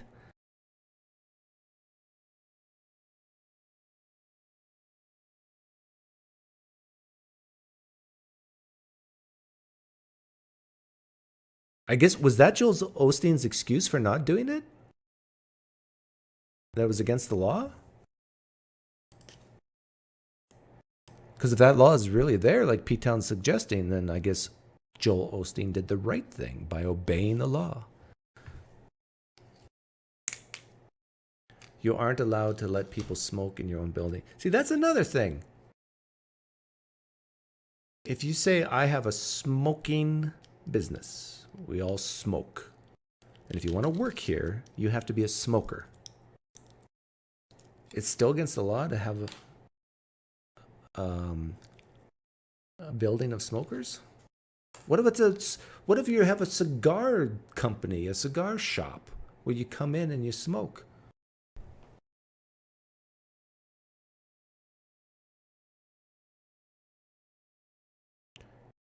It isn't different, Dark, and I'm against that. I'm against laws that says you can't be open on Sunday. That's stupid too. I remember I was visiting my parents in Canada. It's a very religious city they live in. And I said, on a Sunday, I said, I want to go work out in the gym. He said, oh no, I think it was the gym. Or maybe I wanted to go to the mall. I don't know. I wanted to go somewhere. My dad said, no, everything's closed on Sunday. Except for the restaurants. The restaurants were open. It just made no sense. It's against the Lord's will to go to the gym or go to a business. Unless it's a restaurant, then we can all eat and laugh together.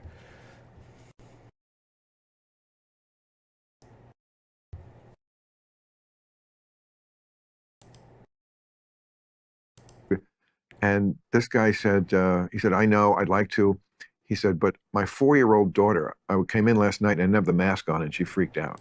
So they had, it always stuck with me. They'd gotten a 4-year-old to be panicked when she saw her father without a mask. Yeah, right.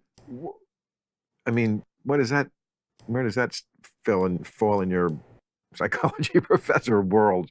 I mean, what does that do to a person? What's that person going to be like when they're 20? It was also what it did to everyone and what it revealed about everyone. Like my sense in Canada, Toronto was locked down very badly and people were pretty much on board with it. And my sense in Toronto was that 70% of Torontonians would have worn a mask for the rest of their life without making a peep about it. And 30% of them would have been happy about it because it gave them an opportunity to inform on their neighbors. And that wasn't cute. Oh. Yeah. Well, in East Germany, like 1/3 of people were government informers. Absolutely. And you think, well, that couldn't happen here. It's like, yeah, it could in about 15 minutes. Yes, the Stasi payroll. Did you ever see the movie The Lives of Others? The German. I think they've done, in retrospect, studies on the masks. And I think the conclusion, if I remember right, the research says that unless the mask is of a certain type, like really high quality, and you're wearing it properly, then the benefits are there. But even then, it's small. But in practicality, what happened during 2020 with masks was that people had the cheap masks and they weren't wearing it properly, and they would constantly be touching their face, adjusting it. I mean, I don't know. And the fear of death, like, I was not scared to die. Like, when you actually look at the stats, the people who had to fear the most were over 75 years old. Kids wearing masks in school. Most of the teachers are not 75 years old. Most of the teachers are 30, 40, 50. Everybody was extremely low risk of death or even going to the hospital.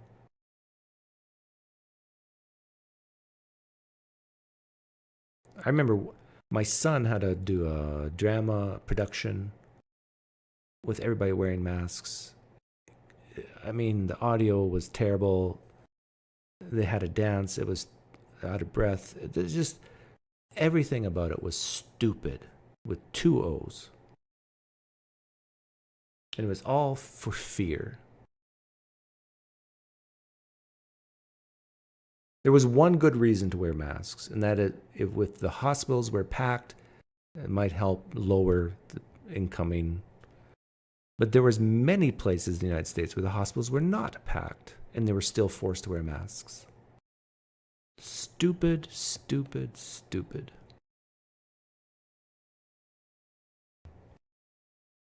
It won the best Oscar for best foreign language. Yeah, there's a fun society to live in. One of the best movies. I mean, if you're looking for something with subtitles, I would recommend that one highly, people. The Lives of Others. And it was about, yes, what went on under communist East Germany. And somebody, he was a playwright, and he was... Hey, that's just not true. That isn't how it works at all.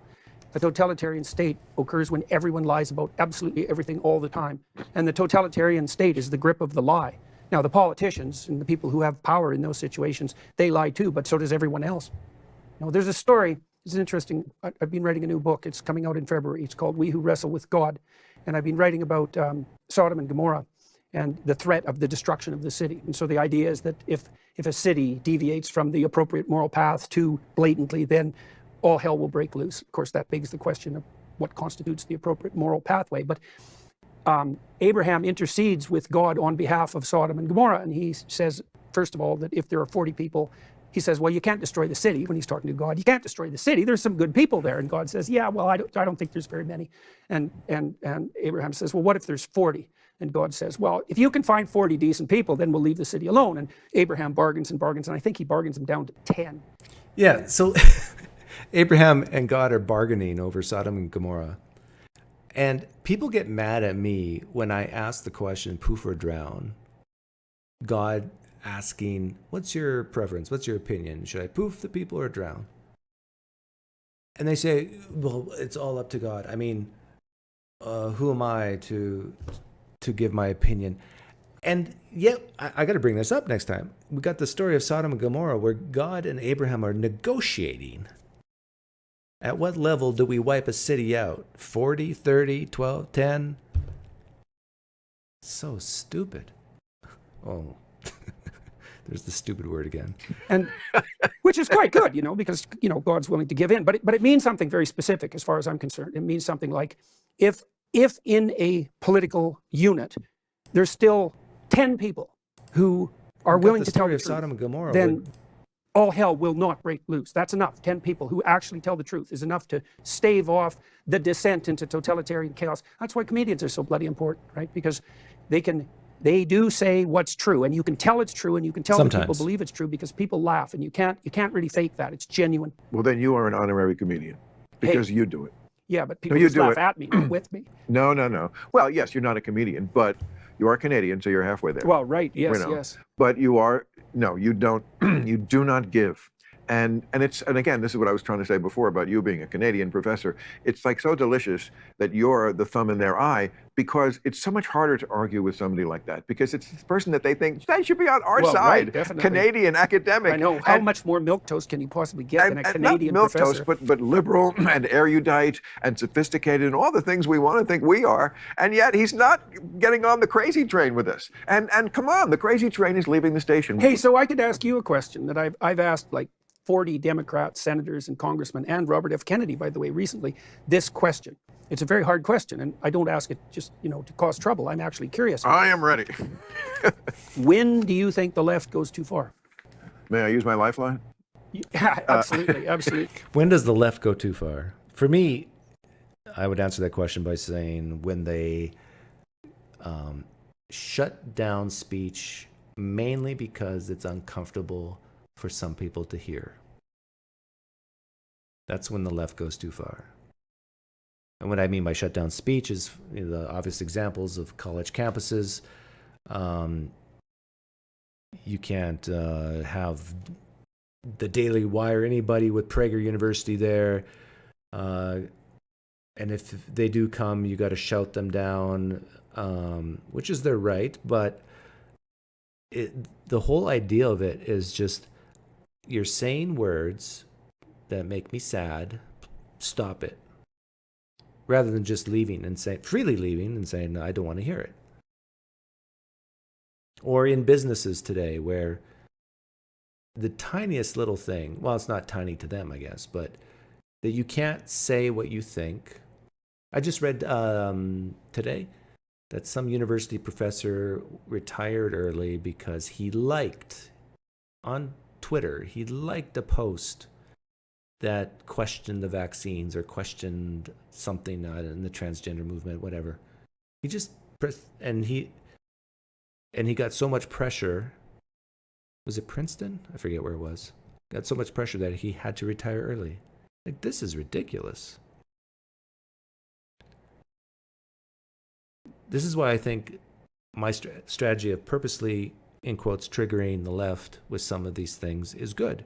It's practice where you become numb inside. If you're someone on the left who has really disliked some of the things I have said, it's good practice that you can hear these things and be numb to it, that it doesn't bother you.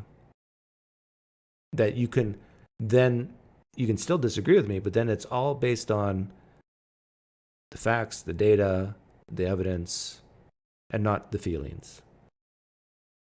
Because remember when I was talking to Danny just now, well, why is it bad not to transition the minor? Well, it all boiled down to suicide, right? Of them, and then if the data doesn't show that, that's just the risk of it, but not the actual, then what else is there? It's just the sadness. I'm sad. I want to play sports, but you won't let me. I'm sad. exactly. Call the people who know. Okay. What I mean, you mean they haven't already? Well, I mean, but how do you know? Like, how- what's a marker when Trump for gets you? reelected? That's when you know. What would you regard as behavior on the left that's unacceptable from the perspective of someone who's essentially liberal? How long have you got?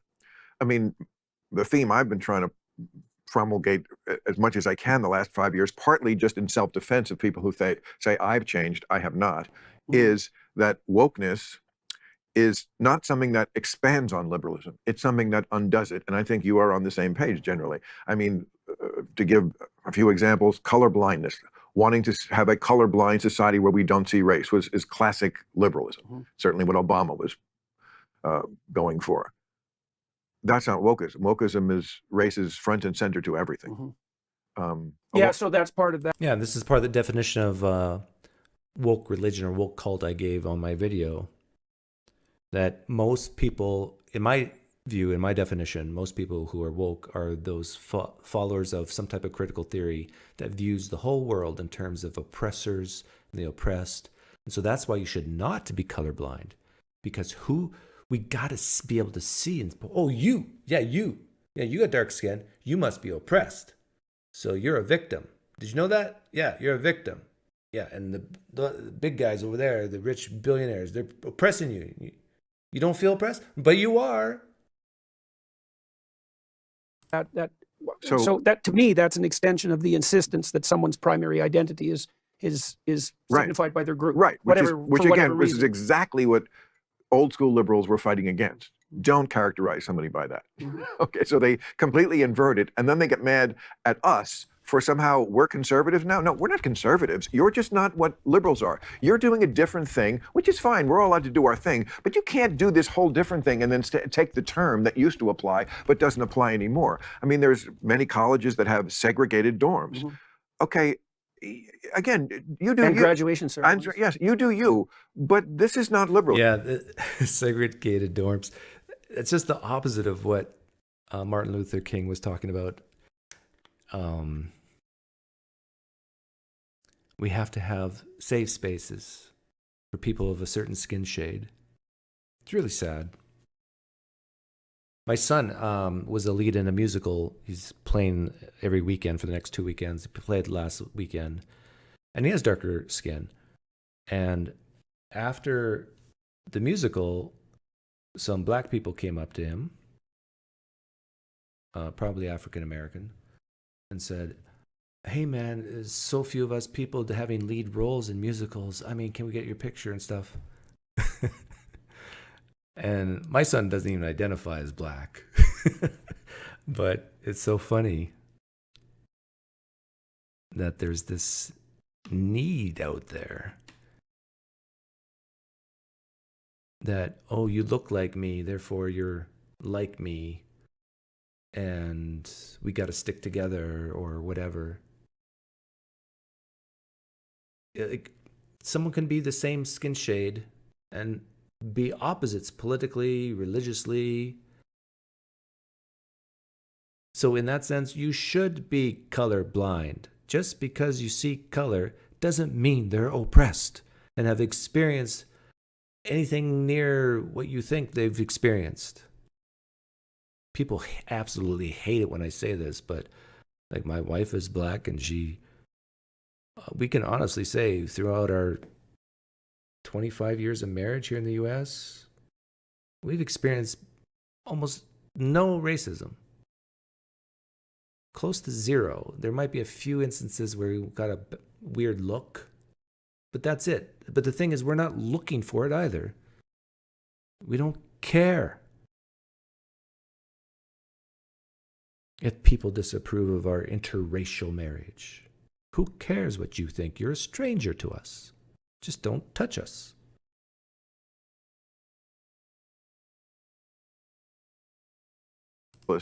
Okay, and certainly in the realm of gender, I mean, liberalism is always about tolerance for let's celebrate and allow everyone to be protected and respected for who they are. That includes homosexuality, that includes trans, which of course is a real thing that happens.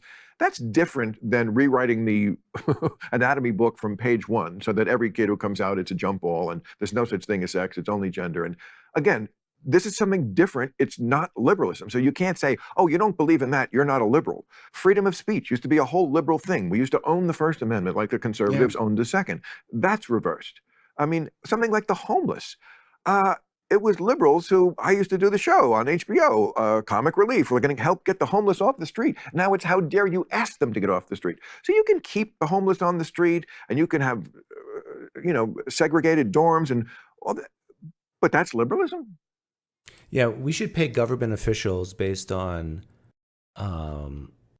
what percentage of the homeless people they get off the streets, and they don't get paid unless they meet that quota, and then get them to homeless shelters or, I don't know, mental health facilities. Because right now I think there's incentives for nothing to be done. The more homeless there are, the more people you need to talk about homelessness, I don't know, and then they get paid money just to talk. It's not. It's something different. Mm-hmm.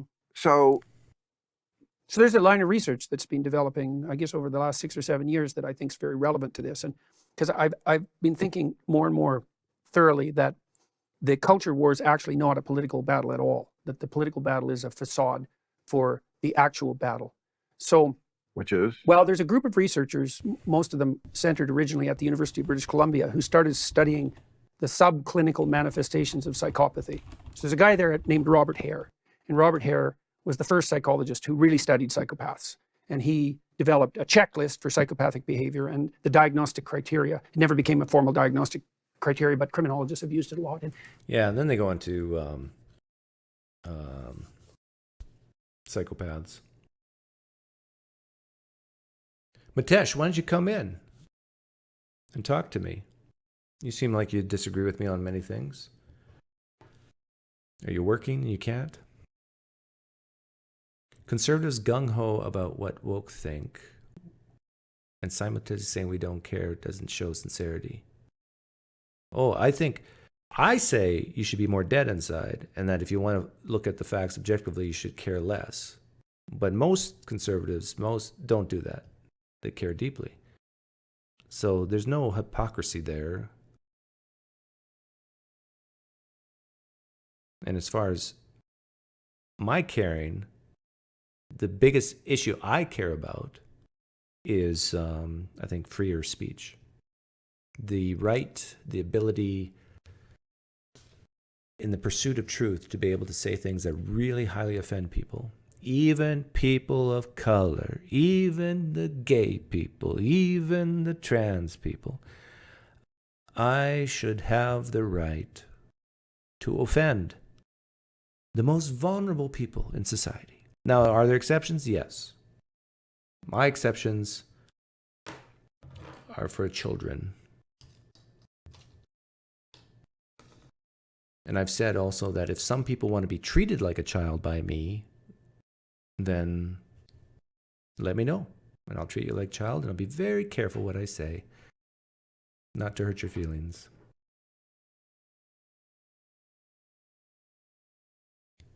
About wokes calling others racist or being called. I'm on record saying I like it when people call me racist. You remember me saying that? But I do agree that for a lot of people, yeah, they don't like it. They care. But I actually take it as a badge of honor if a woke person on the left calls me a homophobe, transphobe, or racist. That means I'm actually saying things that bother them, which might actually be resonating with them and causing cognitive dissonance. And the terms being called racist or other names, it's done so often nowadays that it's losing its meaning. It's losing its punch.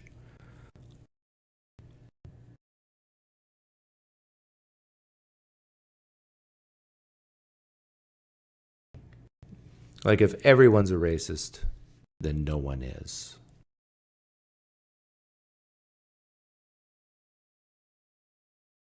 Because it loses its meaning.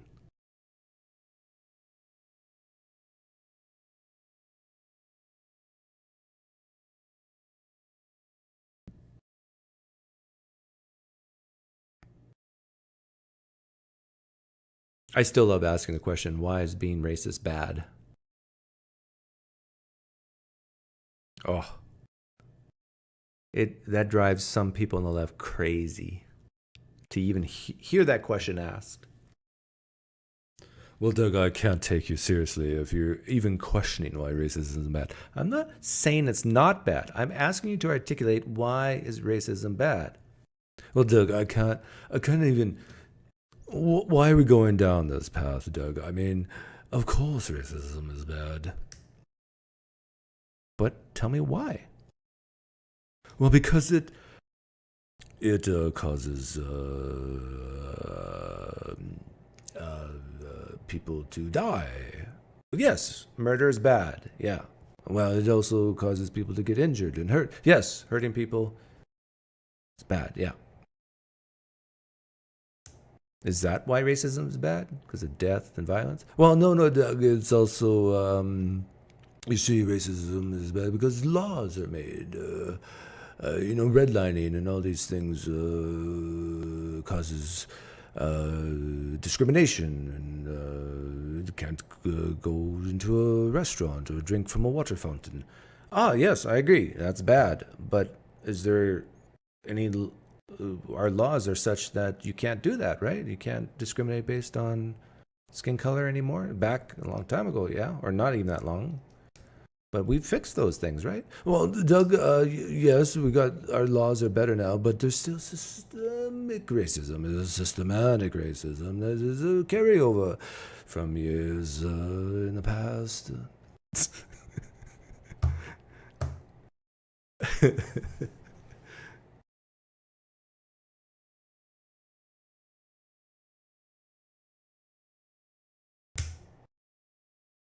There's a video on YouTube. Yeah, I saw that video where a man on a game... No, I haven't seen it because it wasn't a game show.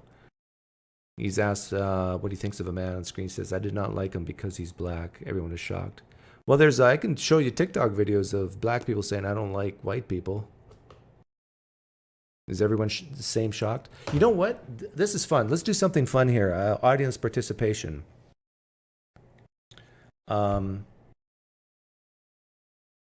am I going to do this? Should I do this in poll format? Yeah, okay. Which is worse?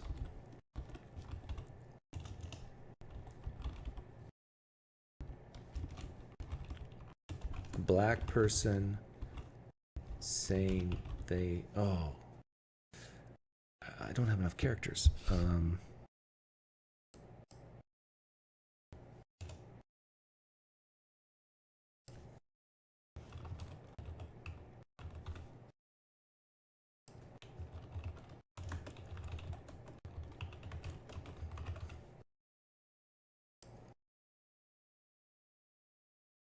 Okay, let's get rid of this.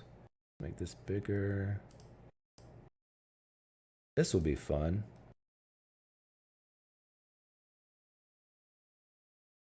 This is anonymous, don't worry. Vote your conscience.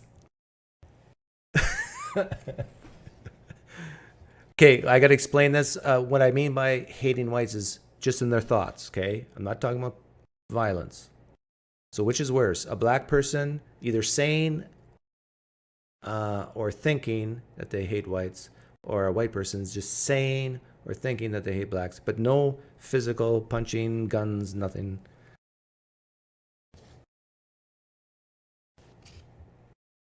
In 2023, which is worse? A black person saying they hate whites or thinking that, or a white person saying they hate blacks? I know I'm forcing a dichotomy. I should have had a third option. They're equal, right? Is that what you're getting at? If you say they're equal or neither, you can just type it in the chat. But if you lean one way or another...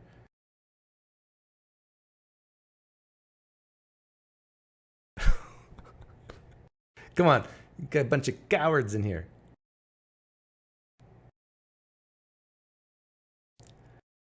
Doug Dean says, which is more understandable? I mean, we understand the hatred.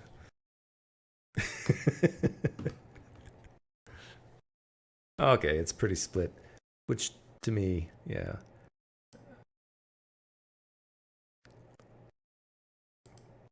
Neither is worse. They're both bad. I should have put that as a third option.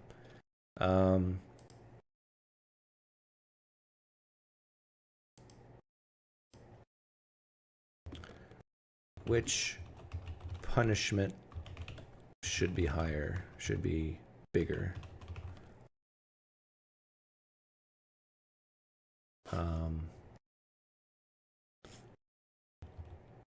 Black person hitting white person.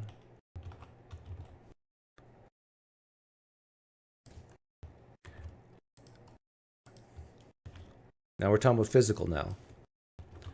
White person hitting black person. That option, same punishment.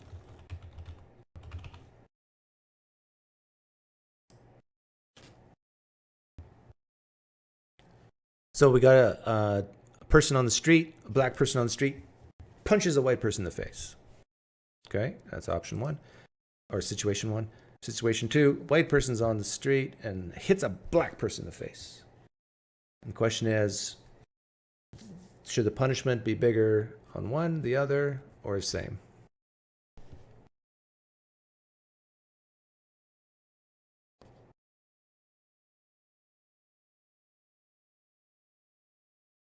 Yeah, basically.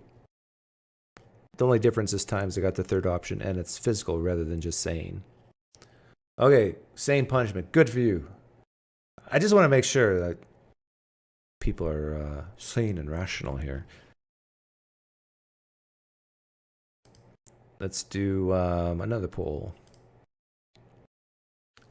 Reed, you're not here, are you? You used to have a whole bunch of these. Yeah, probably trolls answered. Let's make it a little tougher.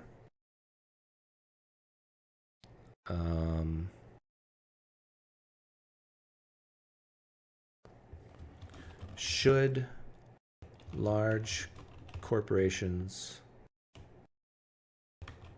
have diversity on the board?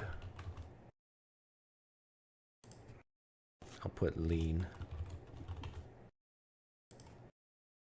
Oh, hang on. Don't answer yet. Oh, you can't. Should large have racial diversity on the board?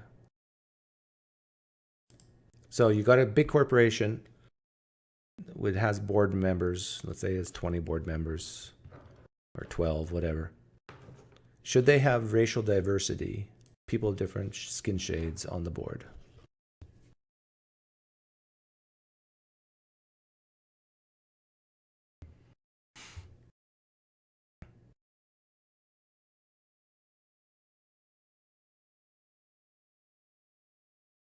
The no's are winning. Oh, look at all the racists in here. If you say lean no, you are racist. But you're free to vote any way you want. But you're a racist. But don't let that impact you because you don't care what I think. But if you say lean no, you're a racist.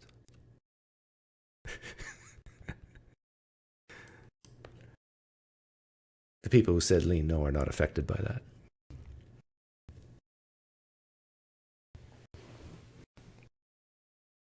Okay, so we got 62-38 lean no. Okay, let's have more fun.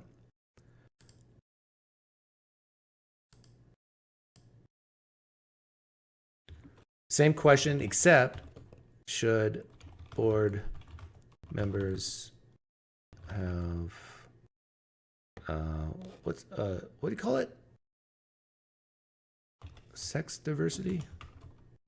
You know, equal men, women.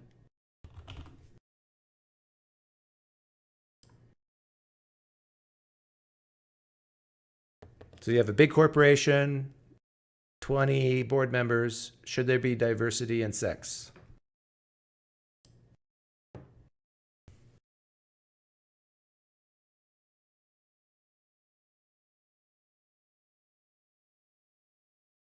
This one is a little different.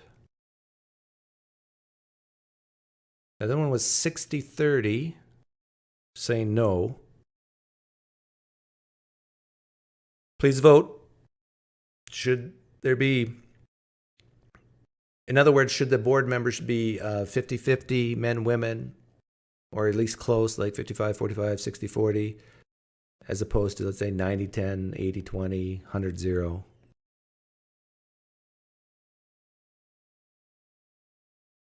For the conservative men out there watching right now, the question basically is, should we allow women to be on boards? Because it's the patriarchy. It's all men anyhow, right?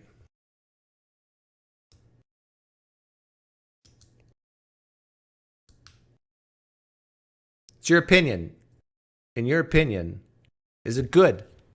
Would you support board members of a large corporation to have more of an even spread between men and women on the board? Okay, let's get a few more votes in. Let's try to get over 30.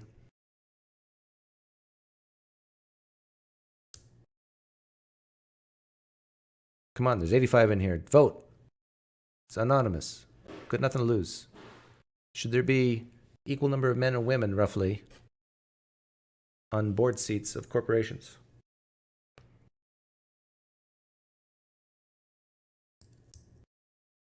Okay, we're at 30 votes. 57% say, oh, 53% we're down to now. It's pretty well split.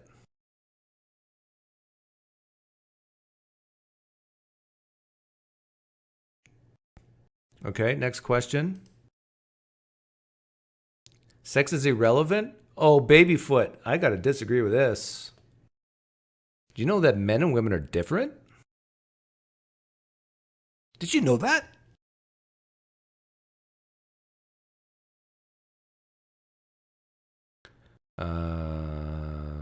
Start another poll. A corp board is comprised of 50% men, 50% trans men.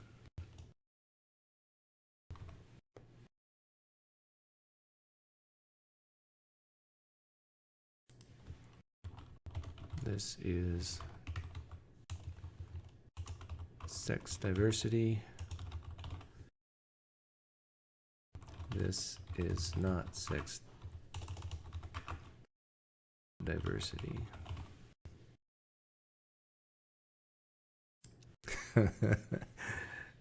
Ooh, I like this question. So you got a corporation with a board, let's say 20 members. We got 10 men, 10 trans men. Would you consider this sex diversity or not sex diversity?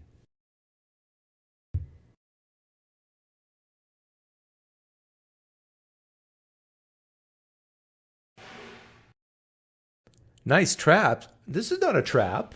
I'm asking your opinion. I care about you, Ardebaran. I care about you. I want to know what you think. I want to know what the people think. See, Danny would love this because I'm putting the intellectual capital in the hands of the people.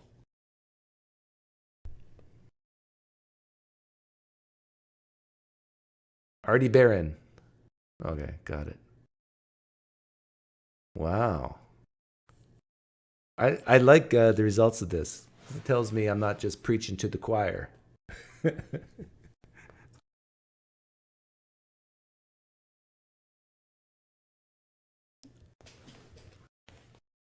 Oh, yes. Babyfoot says, these questions are too nuanced, Pinecreek. If you ask nuanced questions like this and you expect us to just give a binary answer, I mean, this is intellectual suicide.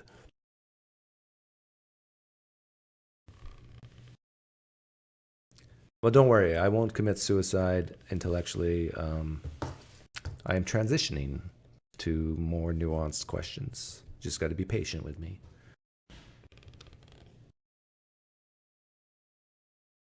Okay, come on, we gotta get over 30 votes. if you view this as too nuanced, babyfoot, just view this as lean. Do you lean towards this being sex diversity or not?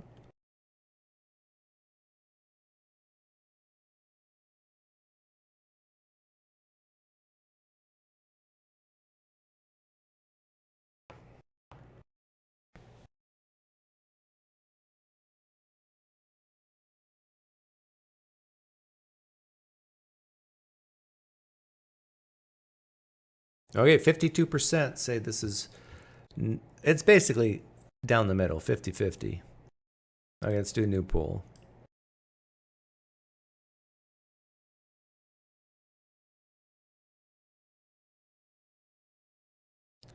When I say sex diversity, babyfoot, that means of one sex, male or female. Or you can view it as gender if you want. One gender versus another gender. Well, there's multiple genders. I mean, there's a spectrum of genders. I just can't answer this question. Yeah, I mean, you become paralyzed after a while. Hey, Jerry. Hey, Doug, can you hear me? Yep. Okay. Yeah, it was interesting to hear Danny. I've been, big fan of both of you guys for a long time. Respect both of you a lot. But I don't know if you caught it. I mean, it wasn't really talked about. And Danny kind of went quickly by the part about communism where you kill everybody that's not in line. Well, I think we all heard it. Well, it was kind of glossed over in a way. And I think that's pretty significant. Yeah. Yeah. That says everything, right? Yeah, it kind of does to me, right? And I think, no offense to Danny, but he's kind of influenced a lot by some of the old people that were on Discord with him, like Jack Angstrike, who's a big advocate for this, and a lot of other people kind of parrot this idea. But to me, it's just it's kind of like you really alluded to it too. I mentioned it before to someone else that it's kind of like the no true Scotsman fallacy, because anytime you mention any form of it, it's like, well, that's not real Marxism. Yeah. Yeah, but if you say that in order to make pure communism work, and if there's dissenters, you kill them, that gets to my point where I said it does not comport to the human condition. Like if it would, you would think, okay, you might have one or two bad apples, but you would think everybody would be on board, but they're not. Yeah, exactly. And you're never going to get everybody all on board. And I don't think in communist societies there were these that everyone was being fair and nobody was stealing and nobody was hurting anyone else, or it just seems so infeasible to me from just understanding human nature, kind of like what you were talking about. But to be fair, there's a lot of people who lean far left, who are like, let's say, Marxists or communists, who would say, capitalism doesn't comport to who I am. It does not fit to my ideals and my ethics, and it's cruel, it's terrible. But yet, usually when they say things like that, they're using their smartphone that's been created by capitalism. Yeah. Well, I agree with what you're saying, and I think you might know this expression because you're raised on a farm, but it depends on whose ox is getting gored. You know that expression? No, we didn't have oxen per se. Okay. Actually, we had bulls. Well, the same thing. I don't. It's Canada, so you never know. But it basically, I think you understand what it means, right? Yeah. Like which side of the coin are you on? Like, of course, a person that's struggling in life is gonna want to have be envious or want other things, and they tend to feel like, oh, I got the short end of the stick.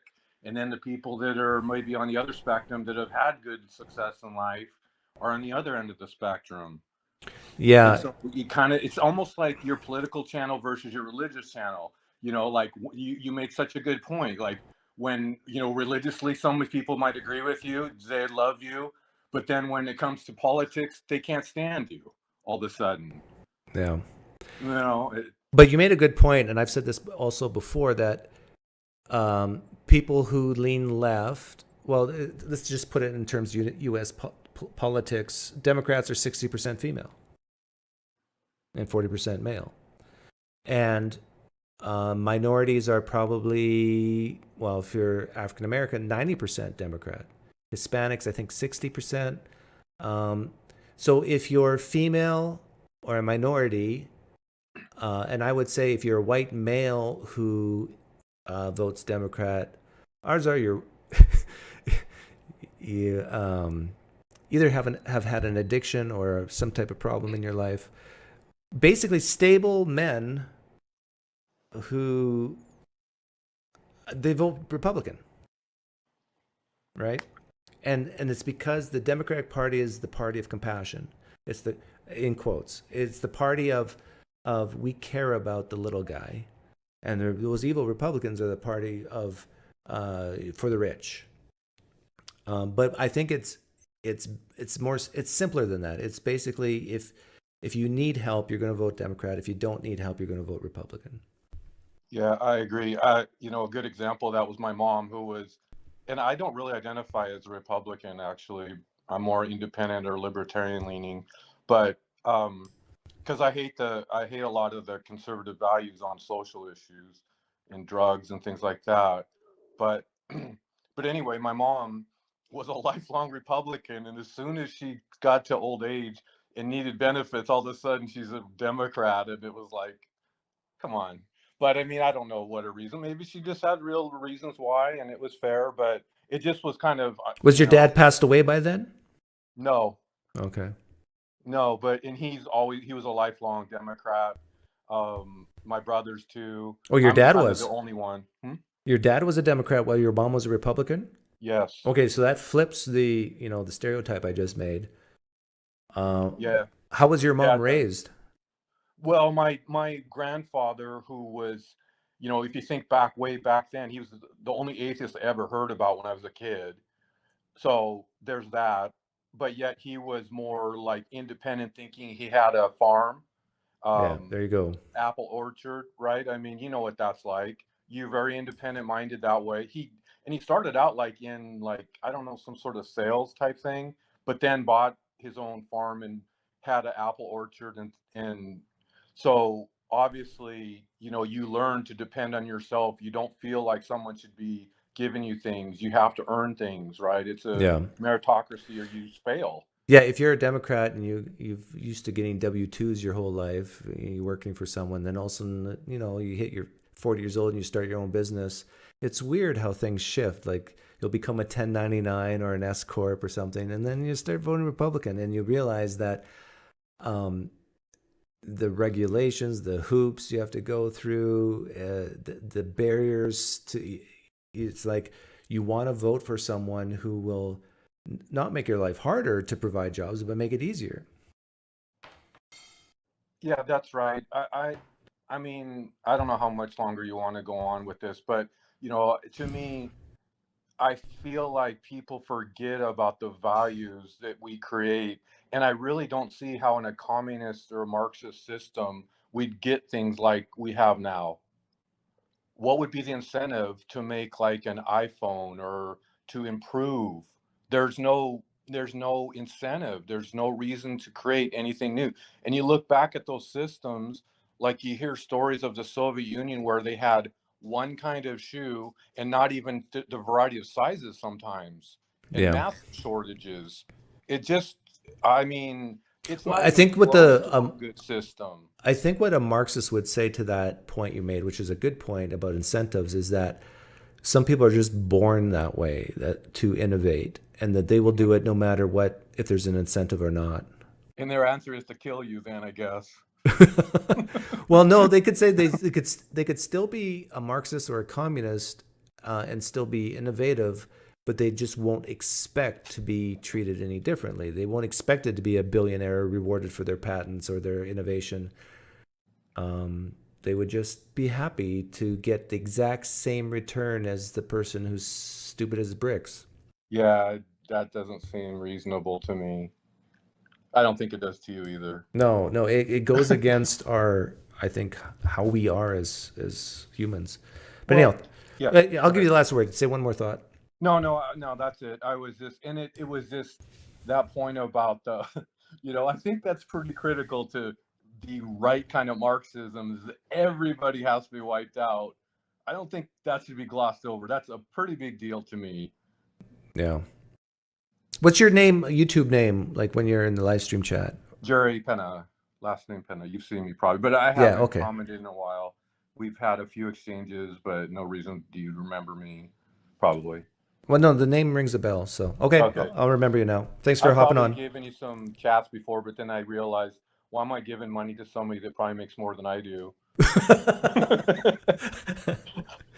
Right? I mean, that makes no sense to me. But I do, in a way, though, I do sincerely appreciate what you do, though. So when I did it, that's why, is because even though you do make more, it doesn't stop me from donating, watching a Tom Cruise movie because he makes more money than me. So I guess good point. And let's let you know, every dollar I receive in super chats, I give to a very needy cause, my kids. That's a good cause. Yeah, I know how that. And they're very needy. Yeah.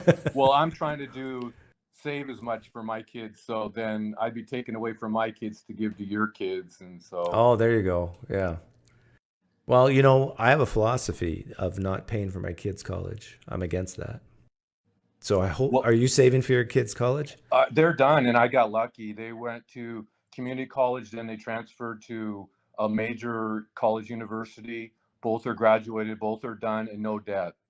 Wow, good for you. Yeah,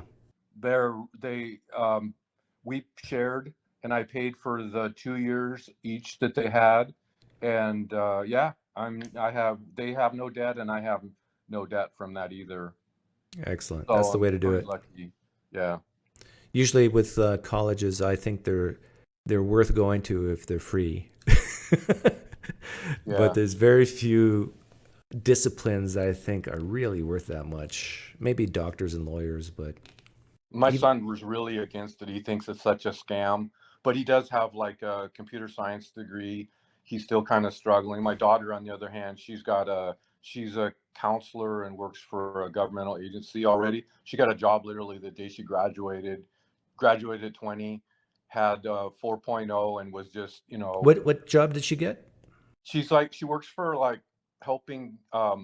It's a program that helps the whole family that are in crisis, like emotional or troubled teens. I mean, some of these kids are so bad, they just put them in hospitals. They have no other recourse but to leave them in a hospital room because no one wants them. Their family won't take them. So she helps counsel them and, give them resources they can use, and just works with another treatment counselor. And it's like a whole group of people that do it together. Are there mental asylums left in the United States? I know I live in the Seattle area, this Washington State Hospital, which is for the criminally insane, I guess. But yeah, I mean, that's a thing, I don't know if you remember, I don't know if you're in Canada then, but we emptied and they closed a lot of those mental institutions. Yeah. Well, in Canada, yeah, we had them, and I think they closed them in the 60s, I want to say. Yeah, something like that. But do you think we need to bring them back? Well, I mean, I don't see a lot. Well, I guess in certain pocketed areas, I see it. I feel like the homeless people, honestly, I'm not just saying broadly, but I think there's obviously a high percentage of mental health issues in those areas, in those groups. And so, Pre-Town was talking about housing, but, some of those people don't want it. I mean, I'm generalizing. I really don't know a lot about it, but I feel like there's a high percentage of people that do have mental illnesses from what I've seen there. Guys that just talk to themselves and just randomly, they're not employable in any job at all. Yeah.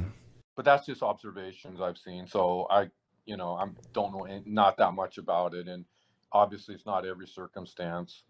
Because I feel like I'm a minority in that I don't think I have any type of mental illness. I'm very rarely anxious or depressed. I'm my life is pretty stable. And it feels like almost everybody on YouTube who's a content creator, something's wrong with them.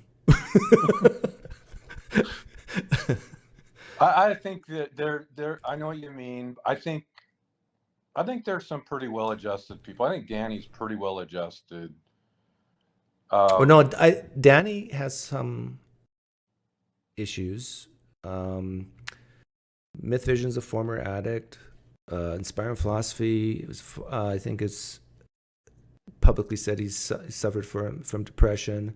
Cameron Bertuzzi suffers from anxieties. Trinity Radio suffers from some type of either anxiety or something. It's like, is there anybody left who just is fine? I was thinking of Matt Dillahunty, but Matt Dillahunty definitely suffers from something. yeah, I think I've listened. Oh, he has diabetes. What's that? He has diabetes. Well, that's not mental though. Yeah. But I understand what you're saying, and I kind of know what I think generally, yes. It's obviously not absolute, but yes, I think so too. Maybe Robert F. Kennedy is right. Now the vaccine's making people crazy. God.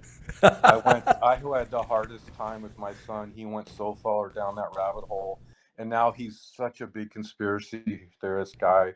I just have huge fights. How with old's your him son? About 24. 24. So he went through the whole thing, and then that spiraled into like 9/11 and other conspiracies, JFK, and he's a big Robert F. Kennedy fan, and it's almost like similar to the trans issue, right? It's so in vogue, almost, right? There's like it's like a big trend or a fad, maybe a fad, not a trend. Yeah, it's definitely first world problems, right? Like Yeah, true. Maybe we're just But, all oh bored. my God, it was bad. I thought he might lose his girlfriend. Well, I mean, I don't think he came close, but I mean, he was just like so paranoid about the vaccine and like thinking he was going to have heart failure and didn't want to do anything. And Well, you know my take on the vaccine, right? Have you heard mine? I The think COVID that vaccine?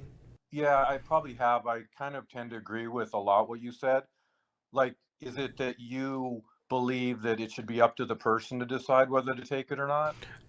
Yeah, and that was the case in the United States, no matter Right. what. But now looking back and looking at the studies I've looked at and researched, that the cost benefit ratio was not there for people under, let's say, 65. Right, Like exactly. the risk, and I've had people push back on me in the comment section of this channel and the other channel as well, and so far nobody has actually shown where I'm wrong, that about 1 in 1,000 people have such a serious adverse event to the vaccine. It's like 1 in 1,000. That's a lot.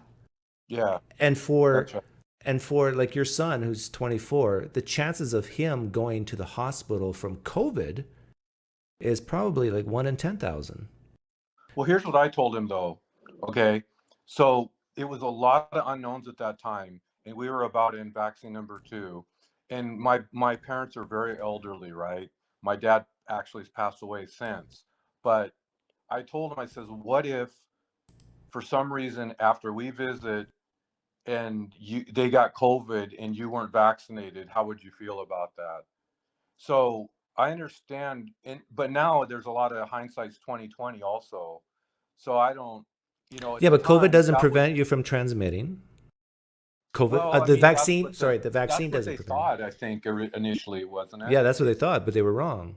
Right, they were, but at the time, that's hindsight now. It's easy to say that, but at the time, because he You're really right. that's it. But here's the And thing, like at the very beginning, they said that if you get the vaccine, you don't have to wear a mask. Well, did they say that? Yeah, they said that. And then they said that you can't get COVID, you can't transmit COVID, or at least it's like so incredibly rare, like very, very rare. But then after getting 6 months of data, the data doesn't lie. Like people who got the vaccine were still going to the hospital. Now their symptoms were far less severe, but they should have basically, in my opinion, told the public, look, public, just because you got the vaccine, there's still like a high percentage, 10, 20, 30%, you will get COVID. and still a good percentage that you'll get sick. It just, you won't be as sick, and you will still be able to transmit it. Like, these are all facts. And that's what my beef is, that they didn't, I think they were so fearful that if they were to say something like that, then fewer people would get the vaccine, and they didn't want that. So I think they knew it was true, but they kind of made it hush hush. You know, the funny thing is that I agree with what you're saying, but it just reminds me of one thing I've thought about for a long time. It's kind of like more or less libertarian, right? I've always complained about how long drugs take to develop. And then they fast-tracked one, and the result wasn't very good, it seems like. So, you know, like I always complain, it takes $100 million and 10 years of research to get a drug approved by the FDA, which is ridiculous. But then on the other hand, when they just like loosen all the rules and fast track it, it's a mess. It's just like, you know, I don't think it was really clear for a long time, and it's hard to make really good decisions about that. Well, yeah, and like when you just even have regular surgery, they will make you sign a form that you could die. Like when I had knee surgery, I had to sign the paper that said you could die from the surgery. Well, I think this is true. I'm pretty confident this is true because I read it the other day, but I didn't have time to actually investigate it. But they're releasing more of those trial studies from Pfizer and Moderna, and I think they had that in that study of the vaccinated group, 12 people died during that study. 12 people died. Yeah. And of course, people who are very quick to say, well, how do you know they died from the vaccine, Doug? And, you know, that's the common retort. But at least this is what also bothers me is admit to the public that by taking the vaccine, there's a chance, a very, very small chance, but there's a chance you might die from the vaccine. And the fact that they were so scared of this greater good argument that, no, we got don't say this because then it will scare people away from getting the vaccine. But it's the truth, right? So say the truth and then let people decide if they want to get the vaccine or not. Yeah. I mean, I think most of the time when you see drug commercials and things like that, they have those. I mean, it's odd. They always talk about those type of things. I actually don't remember what they said about the vaccine, though, related to, you know, like these type of side effects. I don't remember at all. If they were, you know what I mean? Like, you ever heard these commercials on television? Like the side effects sound worse than the fix that they're trying to. That's a great point because on some drugs you'll see these commercials and then they speak like they speed up the audio, and then they got a whole list of side effects. I don't remember them doing that once for the vaccine. No, I don't think so either. But they should have said you might have an allergic reaction that could last a year. Like with my sister, it's lasted over a year. Or you might have, if you're a teenage boy between the ages of you might have some type of heart problem. Like none of this. Or you might have micro clots in your blood that might cause a stroke. I mean, you can look at the literature and everything I'm saying is in there. Now, the retort to that is, well, but it would have been even higher if you did get COVID. And with the heart thing, they're right. But not with the blood clotting and definitely not with the allergies. So, yeah, I don't know. It's just sometimes the truth hurts, and some people don't want the truth to be known. Yeah, that's true. I think there was, I don't know, this was just like no man's land to me. It's like, you know, we've been in wars, we've been in other situations, but man, I don't think the world's ever been in a situation like this where we had the means to try to solve, you know, like the Spanish flu, they had no capability like this. So I'm not really surprised that, you know, there's not a perfect or even a good outcome to it. Maybe we learn some things for if it happens again. Hopefully it never does, but yeah. I know my son probably would never take another vaccine. You know, he's every time he told me today, he never mentioned it, but I think this is why he mentioned it. But I guess LeBron James' son or supposedly. Yeah, I read that today. right? So I know he's going to make a correlation between that and the vaccine. But you know what? Like, I don't think it's bad. Like, but what you should encourage your son to do is to be open to the idea that he's wrong. But you should also be open to the idea that maybe he's right. Yeah, The I vaccine do. did have something to It's do with kind it. of the Texas sharpshooter fallacy, though, right? Like every time you see something, you assume that you're hitting the target every Yeah. time, you know. But I think over the next 10 years, we'll be able to look back and get answers to these questions better. Like, Yeah, for sure. like if we see, okay, in late 2020, early 2021, this vaccine was introduced and used for a couple of years mostly. And if we can see deaths of young men that are statistically higher from athletics, I think we can say at that point that the vaccine had something to do with it. Like if more heart attacks, more, just heart arrhythmia, whatever you call it, we can, if it's statistically higher, and then let's say over time it drops back down, then I think it's very reasonable to say, in hindsight at least, yeah, maybe the vaccine had something to do with this. It's hard to make a correlation, I guess. That's tough. But I got one other thing I wanted to ask you, but it's more religious related that I kind of disagreed with you about, if you don't mind. Oh, I love disagreements. Okay, shoot. Okay. So I don't get the fact that this is nitpicky kind of, but I think and I don't know, maybe you were just playing along with the person, but I think the other day you mentioned that you feel like a perfect being can make something non-perfect but remain perfect. Did he say that, or was I thinking someone else? You're asking if I said that or someone else? I thought you said it. I said that a perfect being could make something non-perfect And still be perfect. Yeah. and still be perfect. I don't remember saying that, but now Okay. I'm going to ask myself, do I believe that? Does a perfect being have the ability to make something non-perfect and still remain perfect? Yeah, I think so. The question, but I know where you're going with this. So let's say,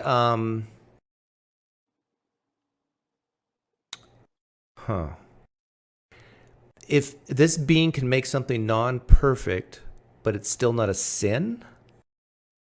No, I mean, to me, it's like if you have to make everything has to be perfect that you make. You might have been perfect before, but once you make something that's non-perfect, to me, it makes sense that you're no longer perfect anymore because you made something non-perfect. You know who I asked this of? You're gonna laugh. Who? Chat GPT.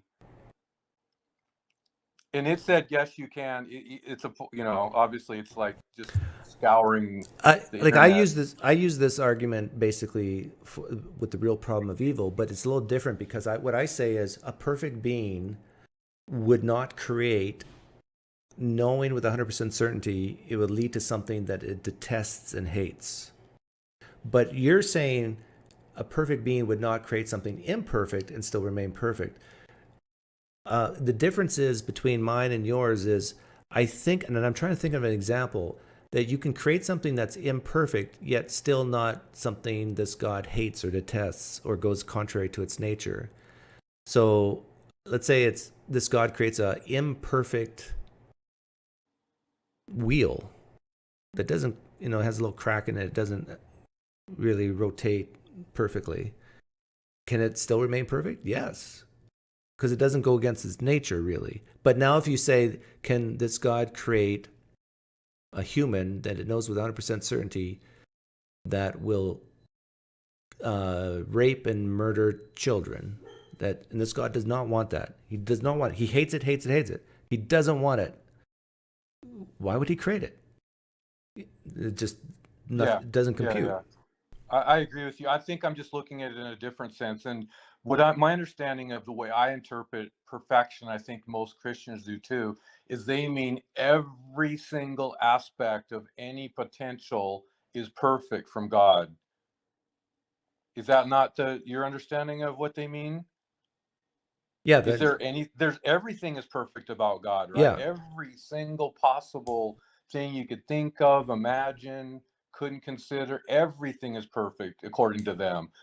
So I don't see, to me, I just don't get it, how you could be 100 absolutely perfect and make anything that's not perfect. I don't get it. Maybe, I mean, I could be wrong. I just don't get the logic at all. And so actually I heard Paula G, I'm pretty sure he said something similar to what you did. And I was going to talk to someone else about this. If I got the chance, I was going to ask Danny maybe what he thought about it. Because to me, I just don't understand. I've heard a couple people say that, and I just was. But do you understand? Let's take it off God, but just imagine someone who's near perfect. Can you imagine, let's say, an artist who's the best artist on the planet, purposely creating something that's imperfect, let's say just for fun? Oh yeah, but that's not.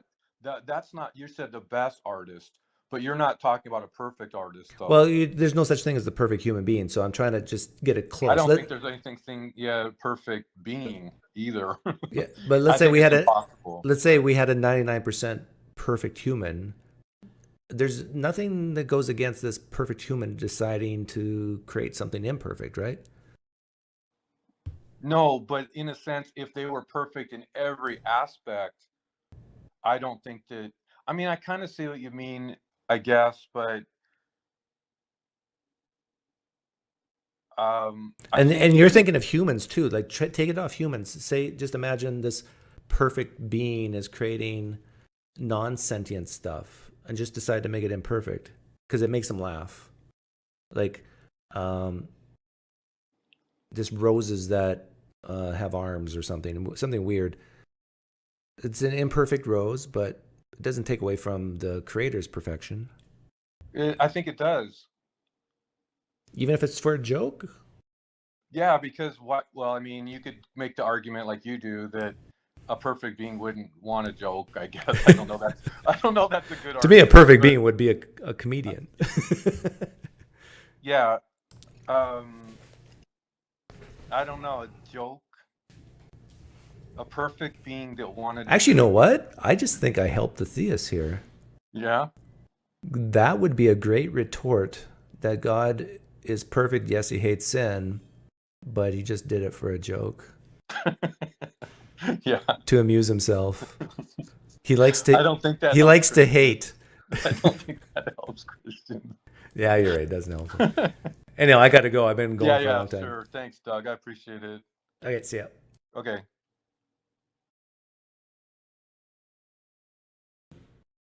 Okay, I'll focus on the chat for a bit.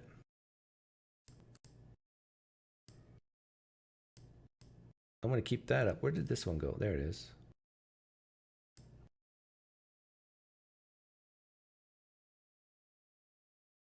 Turn that up. Close that off.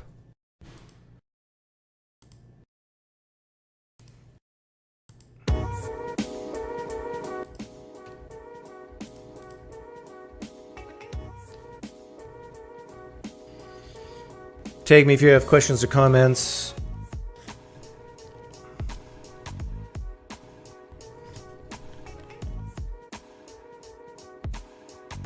Why are most Christians right-wing? I don't think it's as large as people think it is. I think most evangelical fundamentalist Christians are right-wing. But if you're just using Christians broadly, they probably do lean right, but not as much as the, of course, the evangelicals are like 80%, 90%.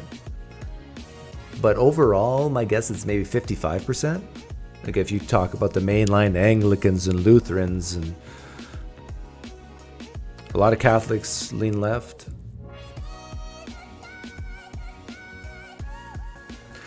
How long have you been here? If you came late, then you probably weren't triggered enough.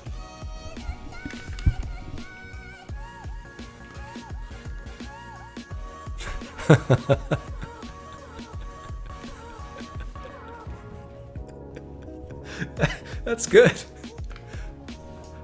I don't know why I'm laughing so hard, but it's so stupid, but that's funny. You're welcome, Hotel Yugoslavia.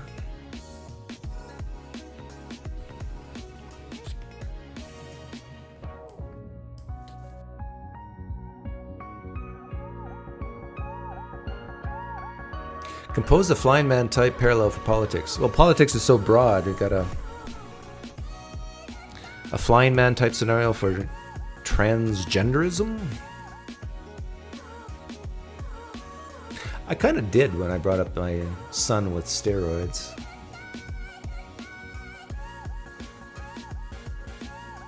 Why do you think JP keeps bringing up Bible stories to his overly atheist guests? I think he's in a phase. I'll do one more around here. Jordan Peterson's in a phase of going through the Bible, so it's fresh in his head. And I think he sincerely wants more atheists to appreciate the storytelling of the Bible, and that you can actually pull good things out of the Bible. And I agree with Jordan Peterson here. You can pull good moral stories. For example, the story of Jonah and the whale, he would say that the story of Jonah and the whale is of course not about a real man going into a big fish and surviving for 3 days. It's a story about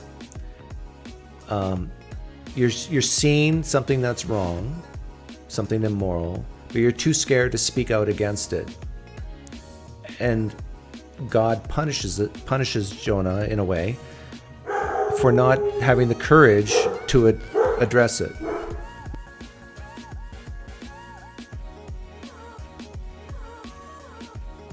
And when you think of it that way, it's a very powerful story. It's like, if you see an injustice, speak up. And if you don't speak up, you're going to be thrown into a big fish. Now, we can disagree on what is injustice and what's the best way to deal with injustice, but at least don't be scared to speak up, even if it means that the people in your group, in your tribe, will disown you. If you lean right and you're a Christian or non-Christian, doesn't matter. Don't be scared to make other people who lean right think badly of you.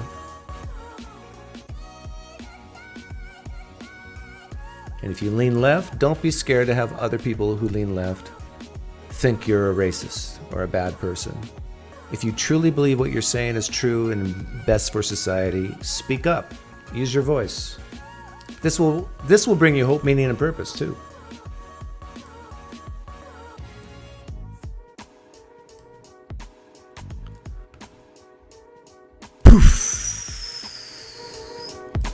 Thanks for hanging out for 3.5 hours. If you've been here from the very beginning, you have my respect.